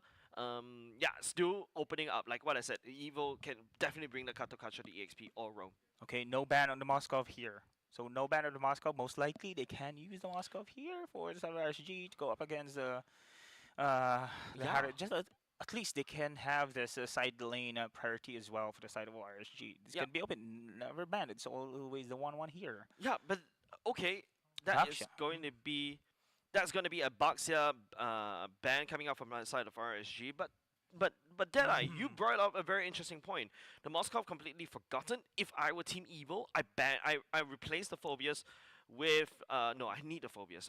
I replaced the Mon 1 ban with a Moskov because a Moskov and Kimi one-more combo. Man, that's a lot of damage. Especially with the scaling, right? It's not just the scaling, it's the pierce. You have two heroes that can pierce. One does magic damage and one does physical damage. This is a game of pierce. And RSG, if they basically use a Tsunami Slam and after that, follow up with a Kimi Ultimate, it's just multiple pierce. And now our Evil cannot fight in a straight line. And usually you fight in a straight line because your frontliners need to be front line, your backliners need to be back line. But if the splash damage hits the back line, you're basically sitting duck. You're dead. Plus, Team Evil... they need something hard CC as well. So I think, they have a plenty of sustain. Zaman Force, and you have also here the shields coming in from the Zushin and Garukacha for that heavy sustain. But the team of RSG can easily go out as well. They have plenty of mobility here. You mean for RSG, right? Yeah. Same could be said with Team Evo though. The CC as well. You have the mobility, the Harriv also. You have the mobility to zip zap zoom around while doing damage. CC is also a very interesting choice coming out from Team Evo. Absolutely no one. Are they expecting a high loss coming out from RSG? Maybe that's why Evo went for the CC. Or we are going to expect another roam here for RSG. Okay, Moskov is there. Yep, exactly what I feared. Another roam who can really tank, give space, high-lows. Badang, actually. Badang? RSG, if they go for the Badang, that's easy wombo combo. You push everybody into that wall. There's no escape right into that. And then after that, you just pierce them to hell. And that's basically a very sick wombo combo. RSG will be picking up for themselves. And Team Evil right here, remember we talked about it. Tsunami Slam, who is the target? Do you slam the Gato Kacha or do you try to slam the CC? Right now, this is a very scary composition. RSG could slam anybody. Everybody just, Badang just clicks the ultimate. Everybody basic attack. That's going to be a dead CC no matter what happens, or a dead Gato Kacha. Yes, I think so. So this is the prime target for me. Prime target here is going to be the Gato Kacha for the side of Team Evil. Without this follow-up or this tank coming in from this Team Evil, we've seen it on the previous series, how effective it is without the Gato Kacha in the team fight. Okay, that's going to be a Hanzo coming up from the side of Team Evil. That's first time. Yeah, it's one of the few rare times that you see a Hanzo being played, especially after the rework, right? The way that now Hanzo is being changed, that you don't really leave a body right there at the back, and now you basically get free pokes, and it's super annoying to deal with. And that's maybe the strategy from the side of Team Evil. Remember, we talk about this. How you counter a Kimi? You need to jump onto that Kimi and not risk yourself. Hanzo does that, right? It's the same as a Hayabusa, it's the same as a Ling, it's the same as a Fanny. Unfortunately, the Fanny and the Joy and even the Hayabusa are banned out. What's the next best way? A Lancelot or a Hanzo? Wow, I think this is a great pick indeed. I like this pick. Yeah, I like this pick. But Hanzo, of course, positioning is the key in this situation, but you know, Gato Kacha can be there for the saving grace just in case they're going to pull this one out. Gato Kacha can be used defensively, can be used as well to initiate the team fight there. Yeah, I can also foresee a situation where the Tsunami Slam being landed on the Gato Kacha, and then Gato Kacha is like, nope, out of here. Superman's out of here. Yeah, but meanwhile, Hanzo is there actually going to do the thing. And now because you burn away the Tsunami Slam, there's no way for you to peel. And even then, do you waste that Tsunami Slam onto the ghost form of Hanzo? Oh, yeah. And that is annoying, right? And you can basically trade ultimates, and then you re-enter with AOG. So I like the Hanzo pick. Before Hanzo, I'm like, I don't really know what Team Evil is going. Hanzo is the one that perfectly fits into that jigsaw puzzle. Now, I could remember the last time that Team Flash used the Joy to provide their zone control. So I think this is going to be the same role that we are expecting for the Hanzo here. Exactly, and the best part is, it's not risky. You don't know your it's exit not risky. And that's why Hanzo is broken. I hate the hero. Oh, yeah. I hate assassins. And this is going to be the first time we're going to see here in MPL-SG the Hanzo showing up in our seeded matches. It's really interesting though, because okay, Suyo can. The thing is, they need to have a vision where the Hanzo is. So they still have the trailing, but I'm pretty sure it's going to be difficult here for the Suyo to do that thing just to track down the Hanzo on the other side. But there's so many defensive heroes on the side of Team Evil on the side Team Evil. Yeah, and I personally feel, right, looking at the draft once again, it's kind of interesting how Team Evil. I think the CC is a little bit weird. You think so? Yeah, like to be honest, before I saw the Hanzo, I felt the CC was really weird. It's like, okay, what are you going for? What are we thinking right here? What's the game plan right here? We remember we established the fact that you want somebody to absorb the Tsunami Slam. We determined that is going to be the Gato Kacha. We're expecting something more tanky in the XP lane. To a certain extent, even the glue actually works well for this. Absorb the Tsunami Slam, you peel for the rest of the team, and then you bug out of there. But this time around, it feels like, you know, Team Evil believes in their magic, the team fight magic that we always love to see from Team Evil, no matter how they change their roster, right? Usually I see a CC though being picked if you want to win the lane. CC has been incredible when it comes to lane control, one of the bulliest hero here in MLBB as well. So if he can control the lane, it's going to be easy for the CC to roam as well across the map. So maybe they want to be aggressive here, especially with the Hanzo pick that we have seen here with the side of Team Evil. Yeah, so likewise, like I said, the Hanzo fits that bill perfectly. But same could be said. I know we talked about we're singing praises on the roster of Team Evil, right? But now let's reshuffle that focus back into RSG. RSG, this roster also can work wonders, right? If it's a good catch by the Badang, the bear moment can happen, like what happened in the previous game. So that's something that, you know, Team Evil needs to look out for. But then again, there's so many mobility. So it's really, unless you make a certain misstep, you misposition, and then that's where RG, you know, as a Badang, could easily punish.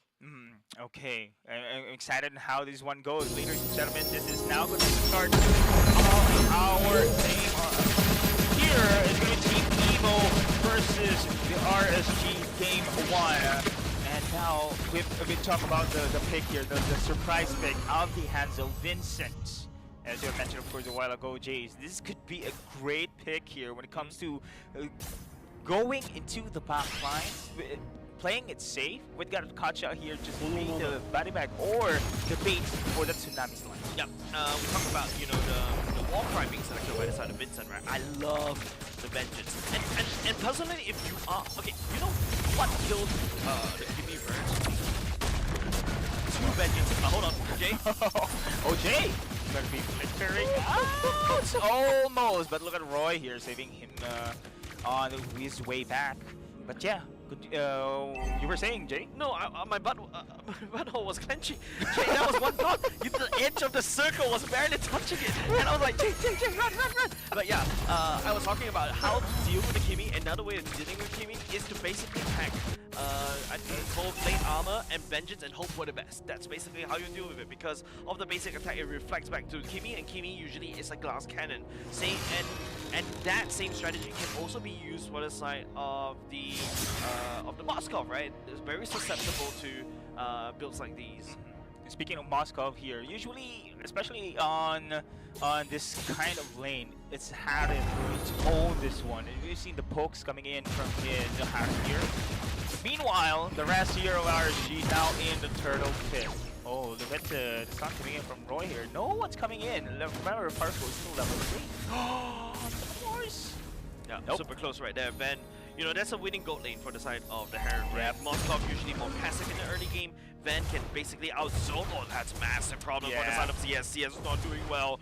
Van actually cancels the back. CS needs to get that seed, and if not, he's not gonna hit level 4. Yeah, speaking of which, SLD is pretty much available here, but we haven't seen right now RSG doing the initiation whatsoever. Same thing here for Team Evil and on level 5. Remember, Vincent has now pretty much available gear. Here on the other side, AOG never hits anyone. In that situation, Jake going to go for the flanking maneuver. Tsunami Slam, where's the follow-up? Nothing's there, and now it's going to be Yon still managed to take this turtle. Mobilize here with the beams coming in from the side of Roy. Powerful still trying to sustain the team fight, but Yon with a burst, and that's going to be the first blood. And the rest here of Team Evil backs away. Yeah, and right now, if you notice the side of RSG, Team Evil, by the way, yeah, I think there's a little bit of issue with the UI. We'll get it fixed shortly on the time. It's not King's Vanguard, it's Team Evil. But by the way, Deadeye, I have to just tell you about this, right? The fact that the longer the game goes, the longer the fight goes, the game actually favors RSG. Yeah, because of the DPS, because Team Evil relies on the burst damage. Correct. Burst damage, magic damage as well, which can be negated with a compensation. But this is going to be Tsunami Slam here. 4 versus 5, but Powerful too late with an AOG. Vincent going in as well. CS will be the target, takes him down. Vincent once again going for Roy. Another kill here with a double, and Jay backs away. And look at it here. Yon with a flanking maneuver. That's the thing that we are want to see the pick off against Vincent. Yeah, now, you know, Team Evil earlier just now, yeah, that was a kind of good engage. I feel like they always get a very good angles, but they often get punished, right? Because the longer the team fight goes, RSG is going to win. Now, if Team Evil wants to do this, they need to find Kimmy. They need to burst the Kimmy down. Don't let Roy do any form of free hits, because this is exactly what happens. Yeah, we've seen the exchange on the bottom side. Once Vincent popping, of course, his ultimate there, he's very vulnerable, and that's the time where the side of Yon trying to find him on the back alley there. But meanwhile, I think this is now the job of Powerful as well to protect him, but off come kill. It is going to be gear falling down. Yeah, man. Team Evil, not exactly like on paper, this roster really works. Yeah, but then again, you know, they're given too much concession over to the side of RSG, right? Leaking out the Kimmy, leaking out the Moskov together. These two heroes is gonna be like your late monster going in, and Team Evil, if they want to get something or anything done, they need to try to scale right now ASAP.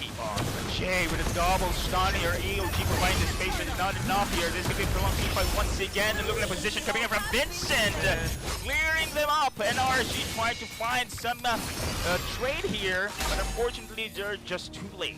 Vincent is finding like a front line, right? It's finding like fighting the front lines, not picking up the target prioritization, allowing Kimi or the Roy to basically free hit, allowing RSG, especially Yon, to basically close the deal. And now you have a snowballing Suyo on your enemy team. You crack open bot lane. Team Evil needs to try to spawn a little bit, and that's the smart move coming off Team Evil at the very least. Vincent taking up top side. Yeah, there's going to be a trade between the tarts here, but actually I'm expecting here that it's going to be Moskov who is in the downside against a Harith here, but it's actually now CS securing lane better with the help there up closer. Now pressure here in the middle lane as well. Team Evil, they must actually find some openings here.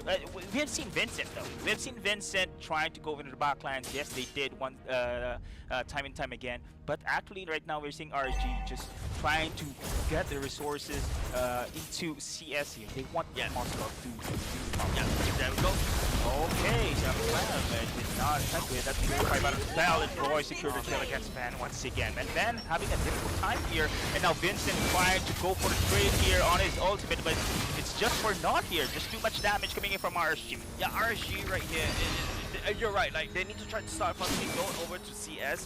CS actually goes over to the weaker side of the lane on the top, which is actually kind of interesting, right? And not only does that, Team Evil, you're right, they need to play around Ven right now. Ven is actually should have its power spikes right here, but we're not seeing as of yet. Vincent, unfortunately, as a Hanzo, you're a very selfish player, right? You would just enter E regardless whether you have your teammates or not. And unfortunately, if Vincent is able to get a kill, great. But if Vincent is unable to get a kill, okay, try next. Yeah. Hopefully they could find some kills here with this turn of takedown right now initiated by RSG. Lucasila trying to find the division as well, but no success whatsoever. Vincent is just too late, trying to force a team fight once again. But where is the damage? Where is the damage coming in from inside the Team Evil? Well, RSG, Tsunami Slam here, goes for the combo, but there he goes in the middle lane with 7 force.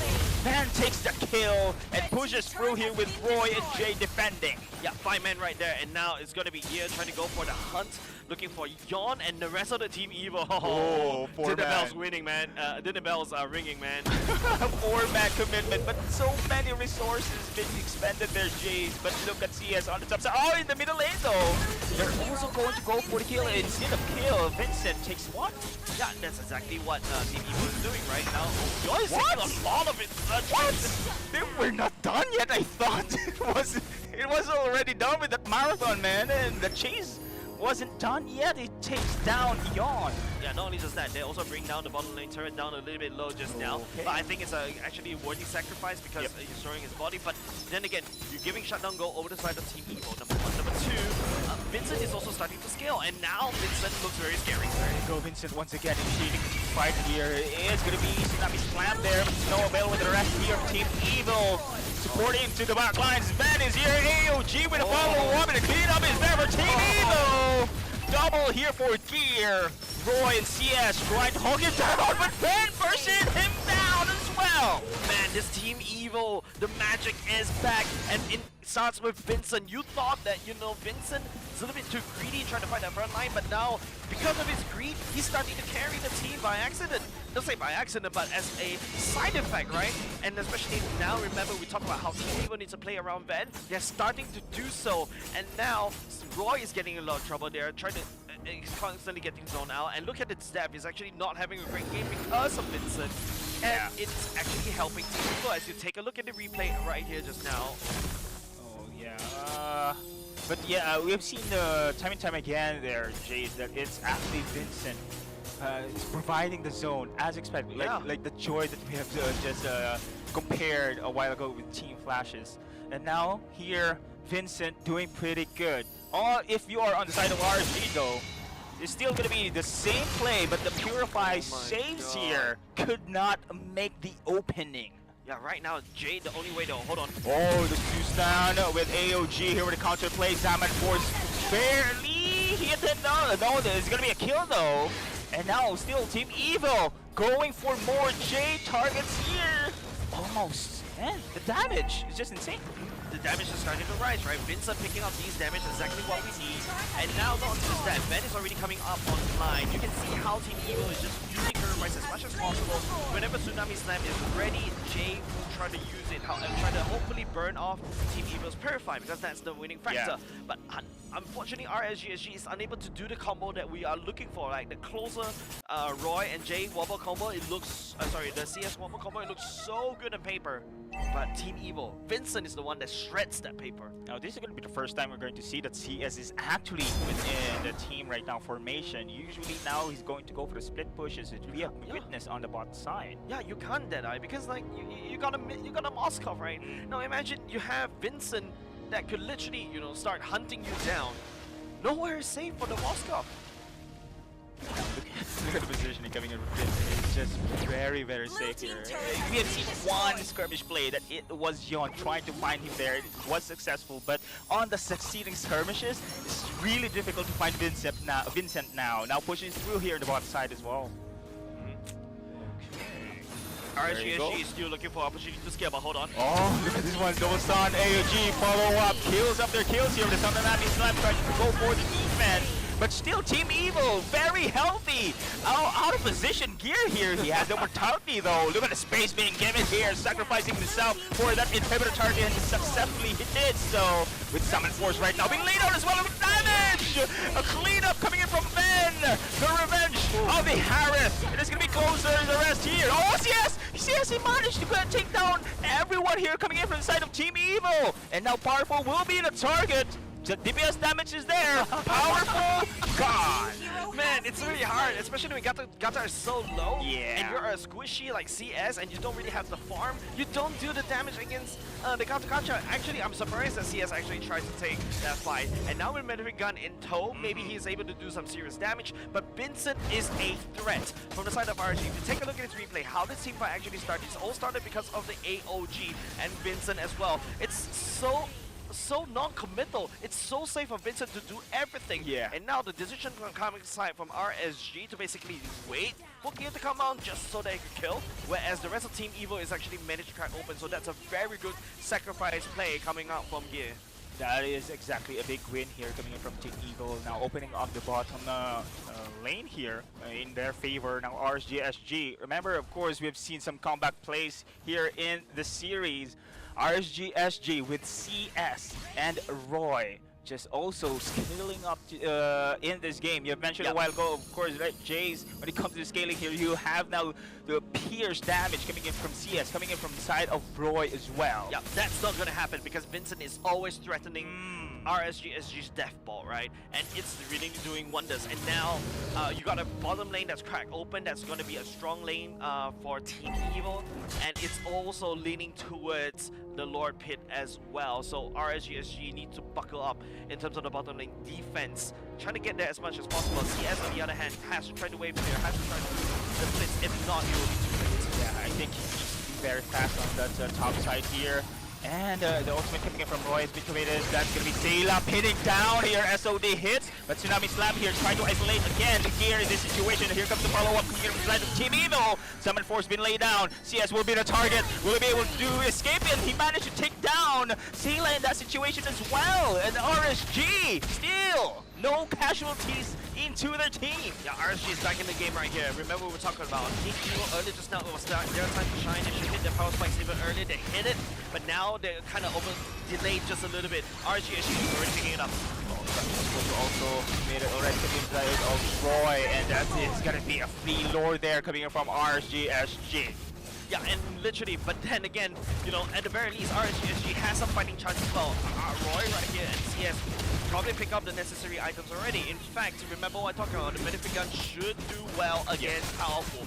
Powerful right here, Team Evil right here needs to identify their priorities. They're starting to lose a little bit of prio, and now the fact that they lost that Lord earlier just now, they don't have any Lord pushes, is going to be harder for Team Evil to basically close this game out. And this is going to be now the perfect time. It opens up the map here in favor of the side of RSGSG. Look at here beyond on the top side, pushing through mid as well. And this is now the pressure against Team Evil we're seeing right now. And now with the kind of defense, right, it's going to be still Vincent. We're looking out for Vincent to at least peel anyone onto the back. Yeah, now the time for Shadow Vincent is starting to close down. The transition is not here. Oh, Zayla. Popping, of course. Vincent Beacon. No ultimate there, but still they managed to defend. In the side of RSG though, no other cards already here. For the side of Team Evil, that's now going to be Tsunami Slam and OG for the counter attack once again. But look at Zayla going to go for the burst damage.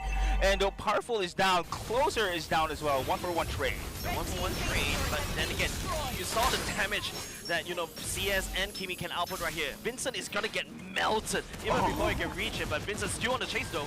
Oh, cannot chase him, of course, and Roy is there. And we've seen how Vincent will try to pick off Roy there. He's his target in that situation. But then again, look at how RSG just managed to equalize this game. Equalizing is exactly what RSG wanted to do. Don't forget, it is Team Evil's game to try to push as hard as possible at the start of the game. They're unable to do so. Ven is starting to lose priority. Vincent is starting to struggle in terms of priority as well.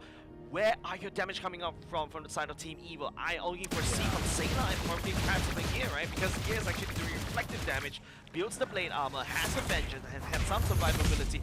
Hopefully can melt Roy and make Roy hurt himself. Yeah, with this magic, the damage reduction items has been committed already for the side of RSG. I'm not sure if Van will be the major point here when it comes to the damage output. But Vincent alone, in the early to mid, yes, but now in the later stages of the game, even his shadows there can be easily be bursted down. Yeah. Right now it's a bit of a stalemate that Yep. RSG and Team Evil.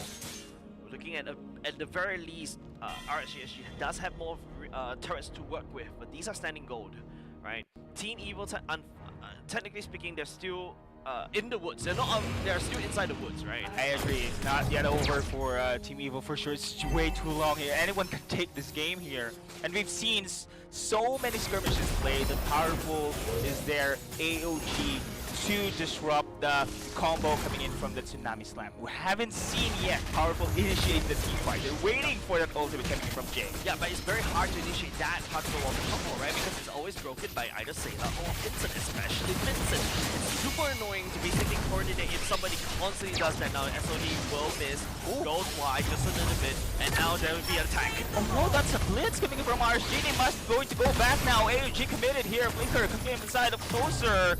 And this is a big win for RSG. Split push here on the side as well for CS. Yeah, especially the fact that, you know, CS doesn't even need to join the fight. And Team Evil is already visibly getting pushed back. And that's where, you know, we talk about hero priorities. RSG is in prior right now. Yeah. Oh. The combo, the strategies we have seen effectively coming in from Team Evil in the early to mid now. So far being not able to do the same execution, or I mean the same results here in the later stage of the game. That blitz coming from RSG on that Lord takedown was really incredible. I'm surprised the people haven't committed on that contest. Yeah, they should have taken that gamble. At least the gamble could probably end with something good. Oh, right? no. But now they have to force a defend. They don't really have. They do have decent wave clear, with the Juicing and also to a certain extent Vincent. Now, what is their defense against RSG? Oh no, there is one Vincent has been fended off here by the side of Roy once again. Now there's gonna be Tsunami Slam committed, and here popping up the Vincent battle spell. Powerful is there to find the zone as well, but no follow-up whatsoever. RSG trying to clean up here, Ben. Too late with the Salmon Force. The damage coming from the CS just hurts so much. SOD committed as well. But look at Vincent with the defense, but CS is here jumping out of nowhere. The damage! Oh, inhibitor turret almost been taken down in the mid as well. CS, you mad lad. You literally take the SOD all the way back into the enemy blind, especially when your whole team is basically trying to retreat. Absolute mad lad. But now Vincent at least managed to get the main target Roy. Roy is the main target for the side of Team Evo. If they really want to stay in this game, Roy needs to go down first. Vincent needs to keep him busy. And with that help, let's take a look at the replay, how it actually broke it down. While Vincent was able to clear off the Lord almost immediately, Powerful literally threw himself in the middle of the ring, basically throw himself there, offer himself to be basically food for the side of Team Evo as they try to defend with their dear life. Yes, I agree. Vance, Zaman Force came in a little bit too late. Had he gone in a little bit earlier, it would be a lot more better because we talk about burst, right? You need to end the game or basically end the fight as quickly as possible, abusing Vincent's burst. And I've seen also the positioning coming from CS is really immaculate there. No one's hitting him, and CS with that Malefic gun been secured as well. Oh man, the range is just absurd. And CS right now, without the threat that we have seen coming from Vincent, right now it's actually Roy. It's Roy there who is harassing Vincent. Unlike in the early to mid, Vincent harassing the back line. Yeah, and because you know how Roy works, right? I think Vincent needs to do a little bit of switch in terms of the target prioritization. Yes. Once in a right now, you've been trying to target Roy. You're trying to push him away, but he feels like he's in front face. Maybe he needs to start to switch. But hold on. Oh, is this a base race coming off of This Team is Evo? a base race indeed. But unfortunately here, Evil could not do the evil magic this time around. They instead go for the conceal, and this going to go for the blitz here. Flanking maneuver coming in on the back lines here. Team Evil just turning the battle around with a call in that decision, and they have managed to take down 3 members from RSG. Amazing flanks coming off of Team Evo. This is exactly what they're looking for. 3 members down, getting caught off guard. They thought they don't have the information, and now you know Team Evo will take that win, and then after that start to hard push it down. They even have the Lord in tow. Oh no, this is gonna be powerful here, being hit with a DPS damage coming from the side of CS. CS managed to go back away with the save coming in from closer on the Fist Crack. AOG committed here. 4 man, now make it 5 man, and CS alone. There's gonna be a base, gonna be the target here, and it is gonna be Team Evil securing game 1. Team Evo sprung out from the ashes, and they managed to secure 1 game against one of the nemesis, RSG. RSG had the game in the pocket for quite a long time, right? You thought they had the prior, they had the late game, but then again, you know, that one flanking maneuver by the side of Powerful and also the rest of the Team Evo, then that secured the deal because boom, Harry comes in with the Zaman Force with the Chrono Fisher. Everybody goes low and just zip it zoom. Everybody is dead, and then RSG just caught off guard. Man, Jace, this day 2 of our seeded stage it's a match of miracles. I mean, miracles? How to say? Of one play that can really turn the battle. Exactly. I mean, this is. What's the best word for it? A day of upsets. Upsets. I'm looking for a positive word, man. But remember, I'm the kind of guy that sees the glass half empty. If the glass is half empty, I will say the glass is empty. I see the half full. No, I see the glass empty. Half empty. Okay. I want more. I just, you know, the memories coming back with Bears, like incredible play that turned the battle around. Same thing with that call, with that conceal play, with that flanking maneuver, changes everything. That was insane. Yeah, that's why, you know, MLBB is a very fast-paced game. Anything and everything happen. You thought you're winning, but no, all of a sudden, one punch and you're dead. Basically, it's a very high-stakes game. You make one small move, it could just potentially goes into, you know, the a lot of like, what's it called, the lot of downward spirals, right? You take a look at the stats right here. It was actually RSG's game, right? Basically, they already had everything they needed in terms of the itemization. They also had the damage to deal with Vincent already, and then all of a sudden, because Vincent, you know, even though he's been peeling, that wonderful call by Powerful together with Ven, like what you mentioned, Ven still has, even though yes, he doesn't have prior anymore, but he still has his items. He can still do the burst, and he managed to execute it off.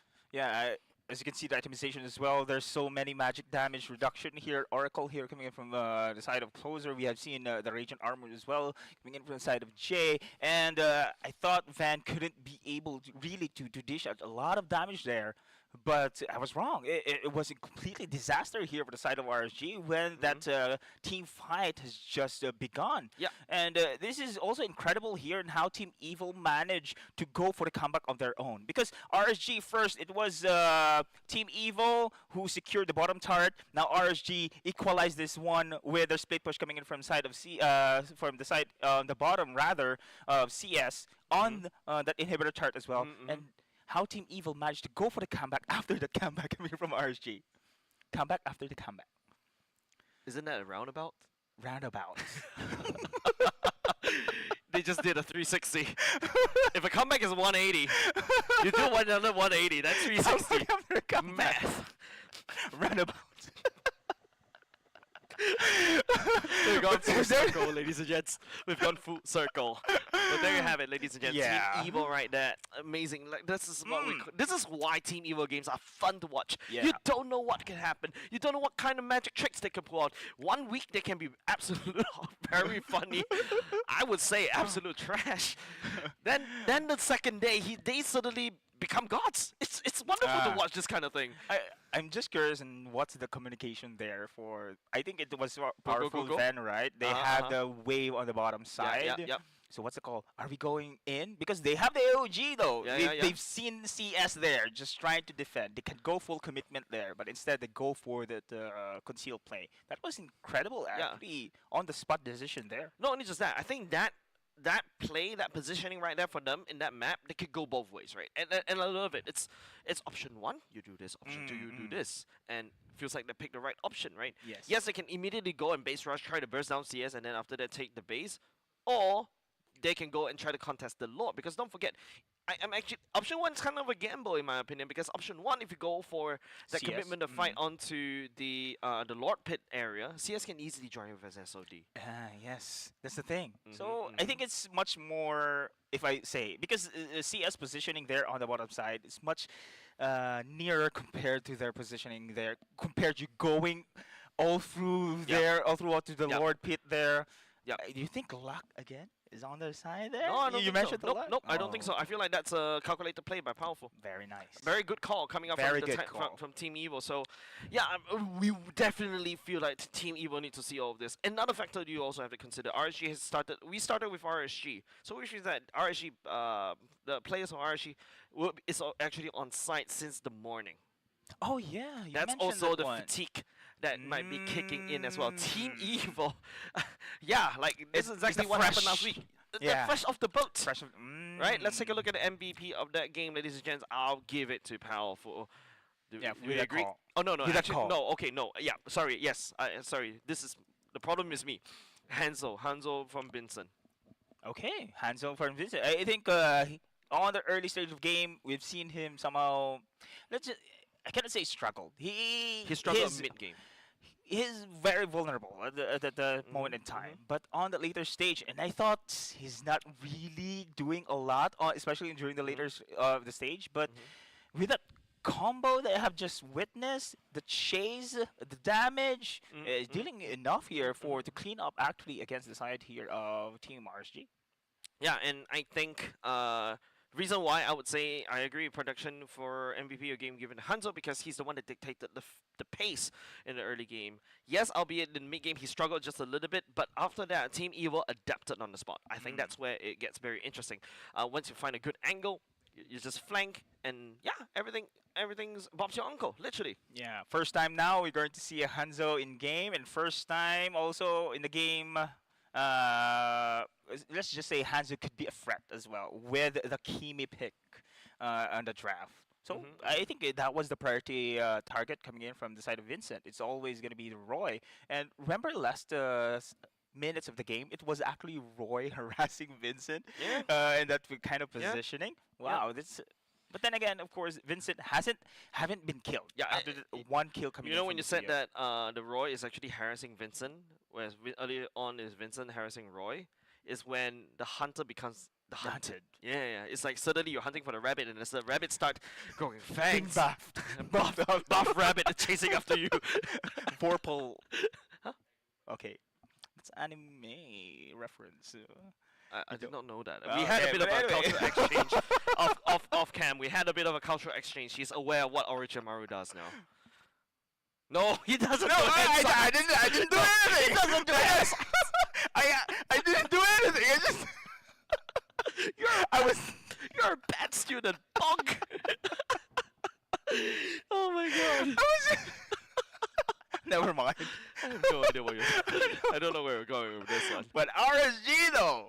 Right? I'm hyping up RSG. Actually, I'm hyping up RSG. That they're going to be little fanboy. Yeah, they're going to take this series because of the power rankings mentioned a while ago, right? But Team Evil, okay. The evil magic rising up here. Yeah, it's great because right now, week 1 they didn't really do really well, right? The performance, not really that, but I'm really glad to see that the 5 days of training, perhaps, they probably grinded so much. Yeah. To the point that they are able to deliver this result, and I'm happy for them. Yeah. Of course, you mentioned as well when it comes to fatigue, right? So actually, this is one of the overlooked factors when it comes to the esports scene as well. Yeah, you mentioned, right? RSG has been there since the first match. Now they took a rest, and now going back against a fresh new team here from the side of Team Evil. Yeah, I think it's a factor as well. So, but this is again, they're pro players, man. So these are a seeded team. They get used to it. So this is how we see how rather RSG going to recover from this series in this match. Yeah. So yeah, apart from recovering from the rest in the first match, they also need to recover for this particular game. I think in terms of draft, it makes sense until Vincent happened. I had a bit of doubts on the Hanzo just a little bit, I admit, but when I start to see and witness the power of the Hanzo basically just screwing up every single combo that RSG wants to do, I'm like, oh, that's what Hanzo can do. Yeah, I'm learning. Feels like Hanzo, okay, what's great about the Hanzo, of all the assassins you have mentioned, of course, he's very safe on a spot there. He can dive while being safe. Yeah. Unlike other assassins like Hayabusa can still, he has the shadows, yes, he can truly escape, but still his body is there, right?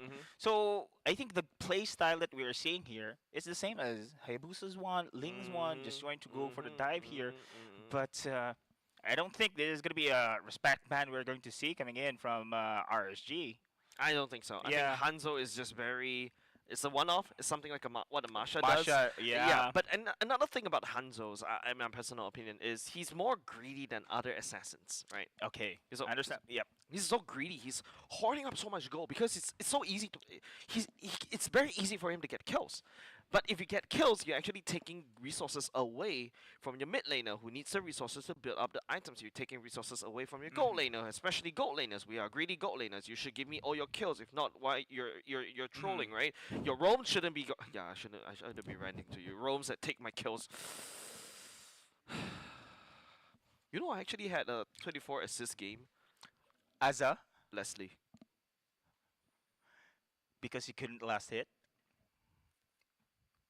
Am I supposed to last hit heroes? You're a goal leader. You shouldn't have the last hit heroes. No, but the fact is, I hit. I had God of Assist. You know, like the ranking thing. That after that, you say, "Oh, Reaper." You know, I got God of Assist on Leslie. I'm like, how does this even happen? I got how many? You get see, you're blaming the roamers. You're blaming the only thing I could think of, the reason why is I get cast hard.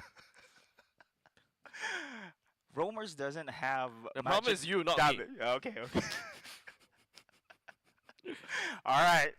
Let's see. Let's see though. If decided here. I'm never playing MLBB with him ever. Hey, we played. We win always because you have a great. Huh? We played and we win always because you have a great. I don't get it. Well, great what? Tank. Oh. Rome. Oh, but you pointed at me, so it's right. That's how important chemistry is, guys. So that's the thing. So far, Team Evil, we've seen right now their chemistry is going there. But yeah, that's the thing. So I think Team Evil right now. I'm looking forward on how they be able to seal the series, though. Yeah, I think it's great to go into game number 2. Not only just the fact both of us get to go home early and play MLBB. The fact is, you get more points. Yeah. If you get a sweep, that's automatically 3 points, especially on the seeded stage, right? Yeah, and especially when when Yeah. Team Evil is actually at the bottom of the seedings right now, they're on the verge of literally dropping down to the challenger stage. That's not where you want to be. Yeah, great point there, Jace, that you highlighted. So points is very important as well, especially And allowing us to go home earlier. And seeded stage. But with these matches they've seen, right? Incredible highlights. I think this day 2 was last week. Technically speaking, for the seeded stage, this is day 2. Yes, correct. Compared to the seeded stage, this day 2 is. You see, I love production cleaning up this backside so that we can start pinning things and then we can start like drawing things. Like adults. Tomorrow you start see like red lines and photos all over this board thing as I try to explain the conspiracy theories of MPL Singapore. But then again, this is the thing. I mean, Team Evil right now, if they win the series 2-0, they can climb up the ladder here and avoid going down into the challenger stage. I think definitely, right, because now they need as much points as possible. Yes. But the best part is being able to beat RSG SG, basically the nemesis, technically speaking, because of the last season as well. So yeah, I think it's definitely it gives them a better feel-good factor. If I'm not mistaken, in the seeded stage, Team Evil faced Flash. First match with you guys cast it, right? And then this is the second game they have on the seeded stage. So this is also a big series they want to win here. And here we go, ladies and gentlemen, the game 2 of our series, match point game in favor here on the side of Team Evil. This time around, they have the first player to pick. Right now, it's just all about first picks, right? We talk about first picks a lot. We talk about the second picks a lot, right? Second picks usually my favorite because I love to react because you know those kind of people where you ask them to guess and they couldn't give you an answer because their answers need to be built based on facts and logic. I'm that kind of person. Oh, I see. Yeah, okay. There's two kind of people in the world: the people who are logical and the people who assume. No, creatives. Creatives. See. You're seeing the glass half full. No, I hate creatives. It's a different thing. All the designers out there is gonna burn me alive on a stake. But I love you guys. I love designers. Yeah. Okay, I'm sorry. Without designers, you wouldn't have UIs. Speaking of design, we have now the hero photos here, which is great. So now there's gonna be a Fanny band still. It's gonna be prioritized here. On the other side, Chip. It's going to be the same, right? So the only pocket pick we have seen so far is the Hanzo. Definitely, right? Now, let's take a look about this one, right? It's still a respect band from the side of Carrot onto Yon on the Fanny. Now, maybe we're looking at red side bands. We talked about red side bands before. Kimi bands must go in. The Lucas band also must go in, right? Yep. You got to have to ban these two away. Are they going to open up the Lucas, though? So we haven't seen... I'm just looking forward for that Lucas here. Just one game. With Lucas here. Team Evil, especially for Vincent. Vincent has been... Okay, I haven't really seen Vincent played historically on MPL-SG stage. So is he first here in the MPL? Okay, Vincent. So, okay, he does know how to play assassins. Yeah, so, definitely. Heroes here. But the Lucas also, I wanted to see him. But Folius is here. Okay, never mind. Never talk about the Lucas anymore. I mean, Vincent was from Geek Fam, right? So, I mean, he is also a MPL ID player, went through Rebellion, Zion as well, but I mean, like, his first debut in Singapore. I see. So, yeah, welcome to Singapore. Okay. So, on the other side, though, Kalea. Okay, Kalea has been banned. So, Kimi is still pretty much open at this moment as well. I think Amongst ban will reserve the last slot for Kimi because Kimi is so broken right now. Right now, you also have to deal with the juice. There's also the juicing. There's also the joy. There's also the heroes that you don't want to deal with. Mathilda is also on the table to be banned as well. So it's also up to Team Evil right here. Amongst need to react to what Carrot bans here. If Team Evil, so okay, preferably no Hanzo no this time around, because if they're going to pick the Kimi here, no need for an Hanzo if I'm not mistaken, here on the side of Team Evil. Yeah, you don't really need a Hanzo. I think the Hanzo is a great answer to the Kimi in the early game. Yeah. On the other side, RSGSG though, on that game one, I can say it's not a one-sided game. We have seen it's a seesaw, back and forth, it's a roller coaster for this one, right? Exactly. So RSGSG, I think this is really exhausting matches for them here today too. Amos decides to open it up. They want to have something here that they can end early. I assume they want to have a composition that could end the game early. Snowballs, right? Snowballs. So you want Snowball, you want Joy, you want even... Okay. And Joy gets snap picked by Team Evil. Team Evil is on the other side. Kimi, open, ladies and gents. Yeah, but Kimi is also vulnerable to Joy's, right? True. Joy could literally just run down the Kimi, nobody's business, and you can just run in circles. You can avoid her shots. You can go for the Gatakacha here to go for your own counter. Yep. We've seen that one, like Joy providing the zone control, Gatakacha doing the same here, and Hayabusa actually is going to be chosen here on the side of RSGSG. So there you go, Gatakacha, okay. Yep, matching assassin with assassins this time round. So normal fighter jungles. Jungles was already settled. Now you also got the Gatakacha being snap picked by the side of RSG, Gatakacha, but surprisingly no Kimi. So right now I feel like RSG shouldn't go for a Kimi as well, because it seems like if RSG picks a Kimi, Evil will always respond to Hanzo. But which means that Team Evil may secure a Kimi for themselves. Yep. And they need a secondary follow-up there when it comes to a crowd control. Badang can be one. We've seen that one, of course, Moskov. Don't forget, Kimi is also open, but nope, they're not going to go for that one. It's a little bit too greedy. Unfortunately, it did not work out for RSG game number 1. Evil took the hint, not going to try it for themselves. But then they picked the Badang for gear. Yeah. Surprisingly, no Kimi first priority pick in the first phase of the drives. Yeah, I'm actually very surprised. Right? Usually Kimi was so prio in the past few series, but then again, this time around, in game number 2 of Team Evil going up against RSG, completely forgotten. Wow. There are plenty of AoE damage here coming in from Team Evil. But with the Gatakacha alone, I believe here RSG can really fend off that combo. Sustain is there. Zushin is banned, is it not? Zushin is pretty much open as well. Yeah, Farsa, one of Roy's comfort picks will be selected as well. Farsa also receive a buff. And yeah, since that's the case, RSG can start locking down even more mages. Like for example, your Jusins can get banned away. Even Vexana to a certain extent can get banned away. Or sorry, Valentina I think Valentina first, and then after that you can cut away the Jusin. I can see right now, yes, you do have the Joy here, but RSG has plenty of mobility at this moment in time. So, okay, Cho has been banned here for the side of RSG. Good pick. Good ban, because Cho will disrupt the far side. Right now, I think Amox needs to try to ban away any form of disruption for the S. Right, the key victory right here, the winning key for the side of RSG is maintaining the feather airstrike, making sure it hits. Is anyone using Jawhead? Oh, Jawhead, yeah. For the team. Powerful Jawhead, right? Sorry? Powerful did manage to use a Jawhead. Yep, he did it before. Or the Kadita, if you want to go there. But Kadita is not exactly Sayla's hero. It's more for Roy's hero. So yeah. Kadita, oh yeah, okay. It's Kadita, Roy on Kadita, one you of the think signatures.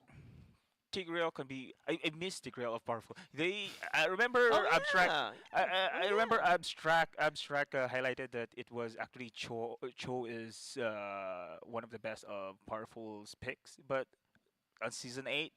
Is Tigreal as okay? Never mind. Tigreal has been bad. Tigreal is one of the best.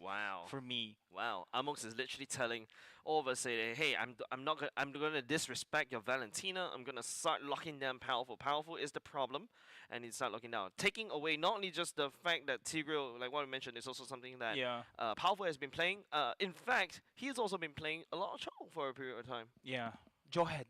You think Jawhead is a pretty good pick here? Definitely, Johan is very easy, very good pick for side of powerful. It's very easy. It also fulfills what we were talking about earlier just now to basically lock down that far side, make sure she doesn't go into further airstrike. I think for Hayabusa as well, right? Yep. I think you can chase the Hayabusa as well. So yeah, you can chase him in the shadow, but like yeah. Imagine if he goes in shadow queue and then Johan just follows him into the shadow. Kimi will be selected by the side of RSG. That's going to be a lot of magic damage. So you're expecting more of a fighter EXP laner immediately. I was thinking maybe go for a Badang, maybe go for a, to a certain extent, CC as well. Maybe even a Khalid if you want to go back a little bit and blast on the pass. But CC got banned already by Team Evil. But do you think RSG's Kimi here is a flex? Nope. Farsa is going to be mid. Yeah. So it's clear cut that CS will be on that. Don't worry. I got you, bro. It's gold. Yeah. Okay. So, What are we thinking right here, Deadeye? I think there are plenty of crowd control here because mobility-wise, RSG still have this in their kit. So you have the combo. I can see the combo here coming in from the side of Team Evil, but can they really catch these players here for the side of RSG? You can just run back first if they see the beats. Okay. There you go. It changes everything with this Louis or that version because I'm highlighting about the catch. So if ever, of course, it's really hard for the side of Team Evil with these high mobile heroes. Why not the surprise attack? And there you go. That's the Louis. Yeah, not only just that, imagine the Louis repositioning to basically match the global of Gatokasha, albeit the Farsa as well. The glue, remember you talk about catch, the glue can catch as well. That's going to go into the hands of Gear. Badang will be the selection for, that's going to be a Badang roam by Powerful, which also fulfills, you know, the catch potential, right? Basically, you can still use him as a roam. And now there you go. That's the Khalid I was talking about, right? They need more physical damage, especially early game. The Khalid fulfills that, but later parts of the game, they'll go into mostly magic damage. So technically speaking, it's very easy to itemize against RSG. But RSG's main prime is at level 4. They need to win convincingly in level 4 in order to win this particular game. However, Team Evil can also do the same. The power spikes come in at level 4, except for Moskov. Yeah, level 4, and plus they have the Joy. Joy has been one of the fastest heroes to can clear, of course, the jungle area as well. The advantage of this one is the Hayabusa is the split pushing strategy. 5 seconds till the enemy reaches the this is now going to be game 2 Smash them. of our last series here in the week 2 of our seeded stage. Yep. Welcome to Mobile Legends. Immediately, you see where Jay is going. Hold on a second, it's not even an EXP. It's going to be a EXP. Got the Sasha, Jay on the and that's where you know what we're talking about, right? Dr. J being very flexible on his hero picks. Okay, with the mobility coming in from this Khalid as well. Well, I can see now that they want to go for a roam Khalid here. I think the aggressiveness is one thing of the victory conditions coming in from RCSG, controlling the early stages of the game. Yeah. Well, it's kind of weird to see Kimi on the Starfield skin. Like, it doesn't make sense anymore. Back then it used to make sense, now it's like... With the rapid beams. The laser beams, right? They're never accurate. They're only accurate for plot. I was about to say, but this time it hits. This one hits. This one definitely hits. This one hits. Yep. So we talk about early game, right? Right now, I don't think they can do anything except for the fact that maybe they can roll with somebody, but Gear on that queue, you don't gang that lane, right? I think Khalid, Jay should actually focus more on the top side to kind of bully, give a bit of edge to CS, but there is damage here from the beats. Jay still managed to survive with that Desert Sign Guard. And I've just seen that sweet exchange. I've seen the glue using the split, right? But the Desert Tornado just eliminates the mini glue. So, okay, I'm not gonna say what I have in mind. I'll tell you later after the card. Just remind me about that. But yeah, all the mini glues immediately get slashed down by Jay, and I think that's the power of the Khalid, right? But I actually wanted to see more aggression coming off of Jay in the early game, especially when he goes for this Khalid. There you go, level 4 already for the side laners here, and the turtle is pretty much available right now. Sayla has the diversion as well. Gang, and speaking of gang, it is going to be Roy here, top side of the better airstrike man. Going sidestep there, but the SOD, she will be the target. Sayla out of nowhere with a diversion play takes the first blood. Massive global play coming out from this side of Team Evil. Sayla going up to top to basically help, but that was an outplay coming out from Ben. But they're going to sacrifice the position around the turtle. RSG, they should have been securing the turtle for themselves. So I'm kind of surprised they kind of forfeit that position. Wow, having the first blood plus the turtle buff as well in the early stages. I think this is a big win for Team Evil here. Okay, now we have seen now the Gear trying to go for this poke against a closer. No commitment whatsoever, and I thought RSG will be the one who's going to win the team fight in the early stage of the game with the Raging Sandstorm, but they split this one. I don't know if there's going to be miscommunication between the two. The target is there, but Jay will be falling down here, but Yon secured the kill against Van. Still 4-1 trade, and look at Powerful here wants some more, gets that double. Wow, Powerful right here, still around, but he's still ongoing just a little bit. Vincent chases. Oh, look at the bits here. Now CS will be the target, trying to go away, and still it is going to be a chase. Vincent under the turret with a root outplayed coming in from CS. Oh man, Sayla couldn't wait. He's actually careful all the way to the back there, trying to catch CS walking away, but Jay will be there to secure the kill onto Sayla. Oh, this is just really an exchange of chaotic team fights. Roy here with a feathered airstrike, Jay with a sandstorm as well, hitting them down with a wall. Roy flickers back, another kill here. Action after action we're seeing here, Jay. What is this then? I mean, am I watching a brawl?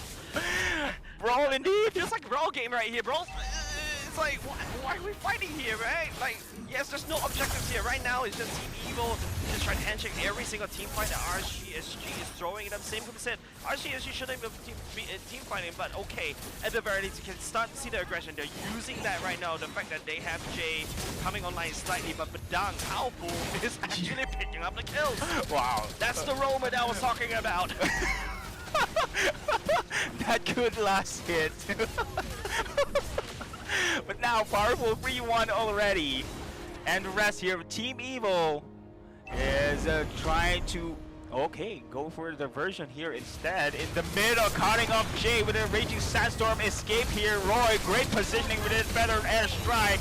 And on the back lines though, it is going to be Gear and the rest here of the team. The choke point, and CS free hitting on the back lines as well. Vincent with the beats, but no damage now for the rest of Team Evil. But look at Yon, he's been targeted by Vincent. He still managed to escape with the save coming up the side of Jay there. And Gear on the other side, we're on a split map here. Still the battle continues, Powerful, and 3 versus 2 situation. Closer is here, Roy joining the fray as well. And it's going to be Gear left alone on the glue. Will it be able to survive the feathered airstrike? And I believe he can. That was a long team fight, but no one died. Wow. No one died. It's just team. There's no fight. It's just team. What was that? It's just team. There's no fight. There's no. But you gotta admit, another wise man once told me that if there's a team fight and there's nobody dying, that's actually a good team fight, because now we talk about training flows. We talk about everybody knowing what they need to do and also knowing the limits. Now Jay again, really having a vision here, is pinned down here by Powerful. But RGSG waiting for the right moment to go for this turtle contest. Yeah. Roy does have to play wing by wing right here. Sayla's diversion is actually making it so hard for RGSG to predict. Oh, that's gonna be Vincent securing the turtle buff once again. Raging Sandstorm here, but no one hits in that situation. Oh, the combo coming in from Fist Crack there at the wall. And now CS is there, very aggressive. That's the Starship Trooper that we are talking about here. And that's gonna be a kill for the side of RSG. Yeah, RSG is snowballing out of control. CS confident about this, actually even went for the Sky Pierce up for himself. Oh, Jay, man, the aggressive lead. Meanwhile, the split push is coming in from the side of Van. Oh, they're still staying here. Gear having the split. And now the rest here of RSG looking forward to go for the siege here in the middle lane. But Van is here. And man. No commitment whatsoever for now. Nah, I don't think you want to commit for that one. Even though the shadow does land on top of Ven can always use the second skill to try to push. But then again, RSG, we talked about how it was, and also Team Evo, we talked about how messy this team fight is. Yeah. The messiness comes from the fact that, you know, Sailor can also always use his diversion, and they can come up with various weird angles, and RSG just needs to go with the flow. Yeah, they cannot catch Jays at this moment here, but both mid-tars are still standing. And I'm actually expecting here, Jays, that the Sailor is going to go for the sneaky diversion plays, but so far it's more of a coordinated team fight, no surprises attacks.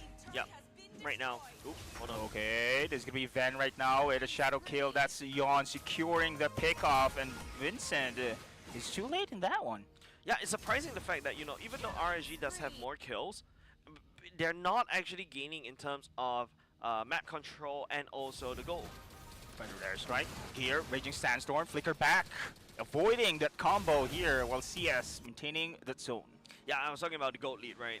Even though RSG does have more kills, you can see the gold lead. It's almost almost the same, and it feels like we're always fighting along the river. There's no clean.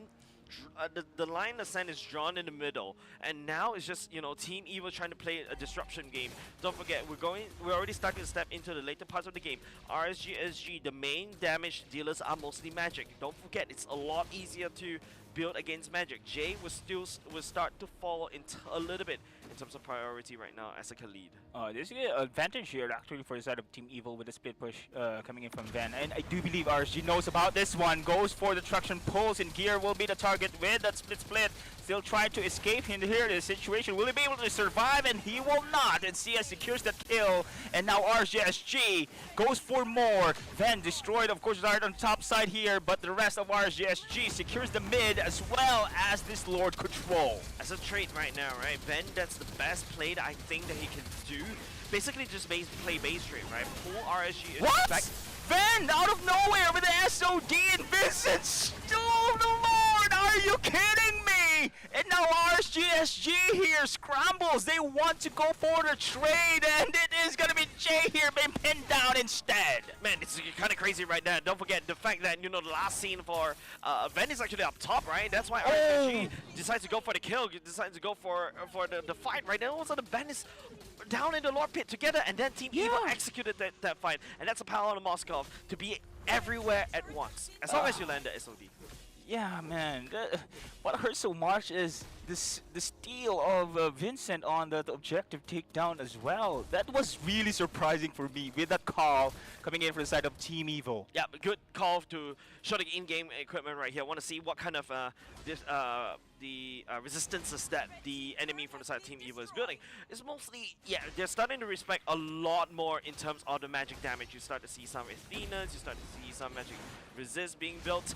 RGSG on the other hand, this means that Yon would do a lot of damage as long as he plays his cards properly. Yeah. Oh, another time as well with the diversion play! Surprise! Surprise! Team Evo is there with the huge with the counter play! CS is there free heating onto mark lines. RSG managed to defend, but another damage coming inside of Ven as well! One more hit! Yon survives! Are you kidding me? This is gonna be CS though! Outplayed by Ven!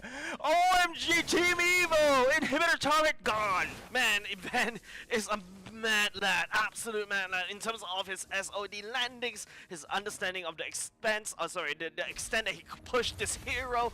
He basically could just squeeze even more extra kilometers on an empty gas tank on this Moskov. Who is this guy, Jace?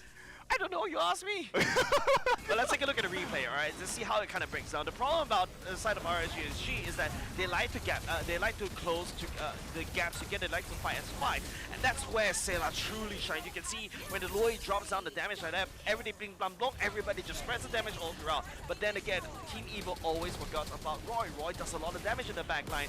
CS on that Kiri that does a lot of damage in the back line. If they don't deal with CS, it's gonna be a little bit of a haphazard for the side of Team Evo. Oh man, what a sweet exchange once again between Team Evo and RSG. Twice we've seen Van pulled off incredible plays on his own. That SOD on the Lord Dance, and now on that outplayed highlight on the top Siege as well. RSGSG. It's not yet over for them. Look at the goal difference at this moment. It's still not much of a disparity here. Yep. They can still go for a brawl for that Lord takedown, but remember, Sayla has the diversion, that surprises attack that I have been mentioning. Yep. It was very effective on the top Siege. Yeah, it's very hard for RSGSG to also split push. You take a look at the bottom lane. RSGSG still has that first tier turret against. Team Evo does have first tier turrets against RSG. So what's the game plan right here coming up from RSG? Yeah. RSG. Hunker down. Wait for what? I don't think so, man. They wait for next game.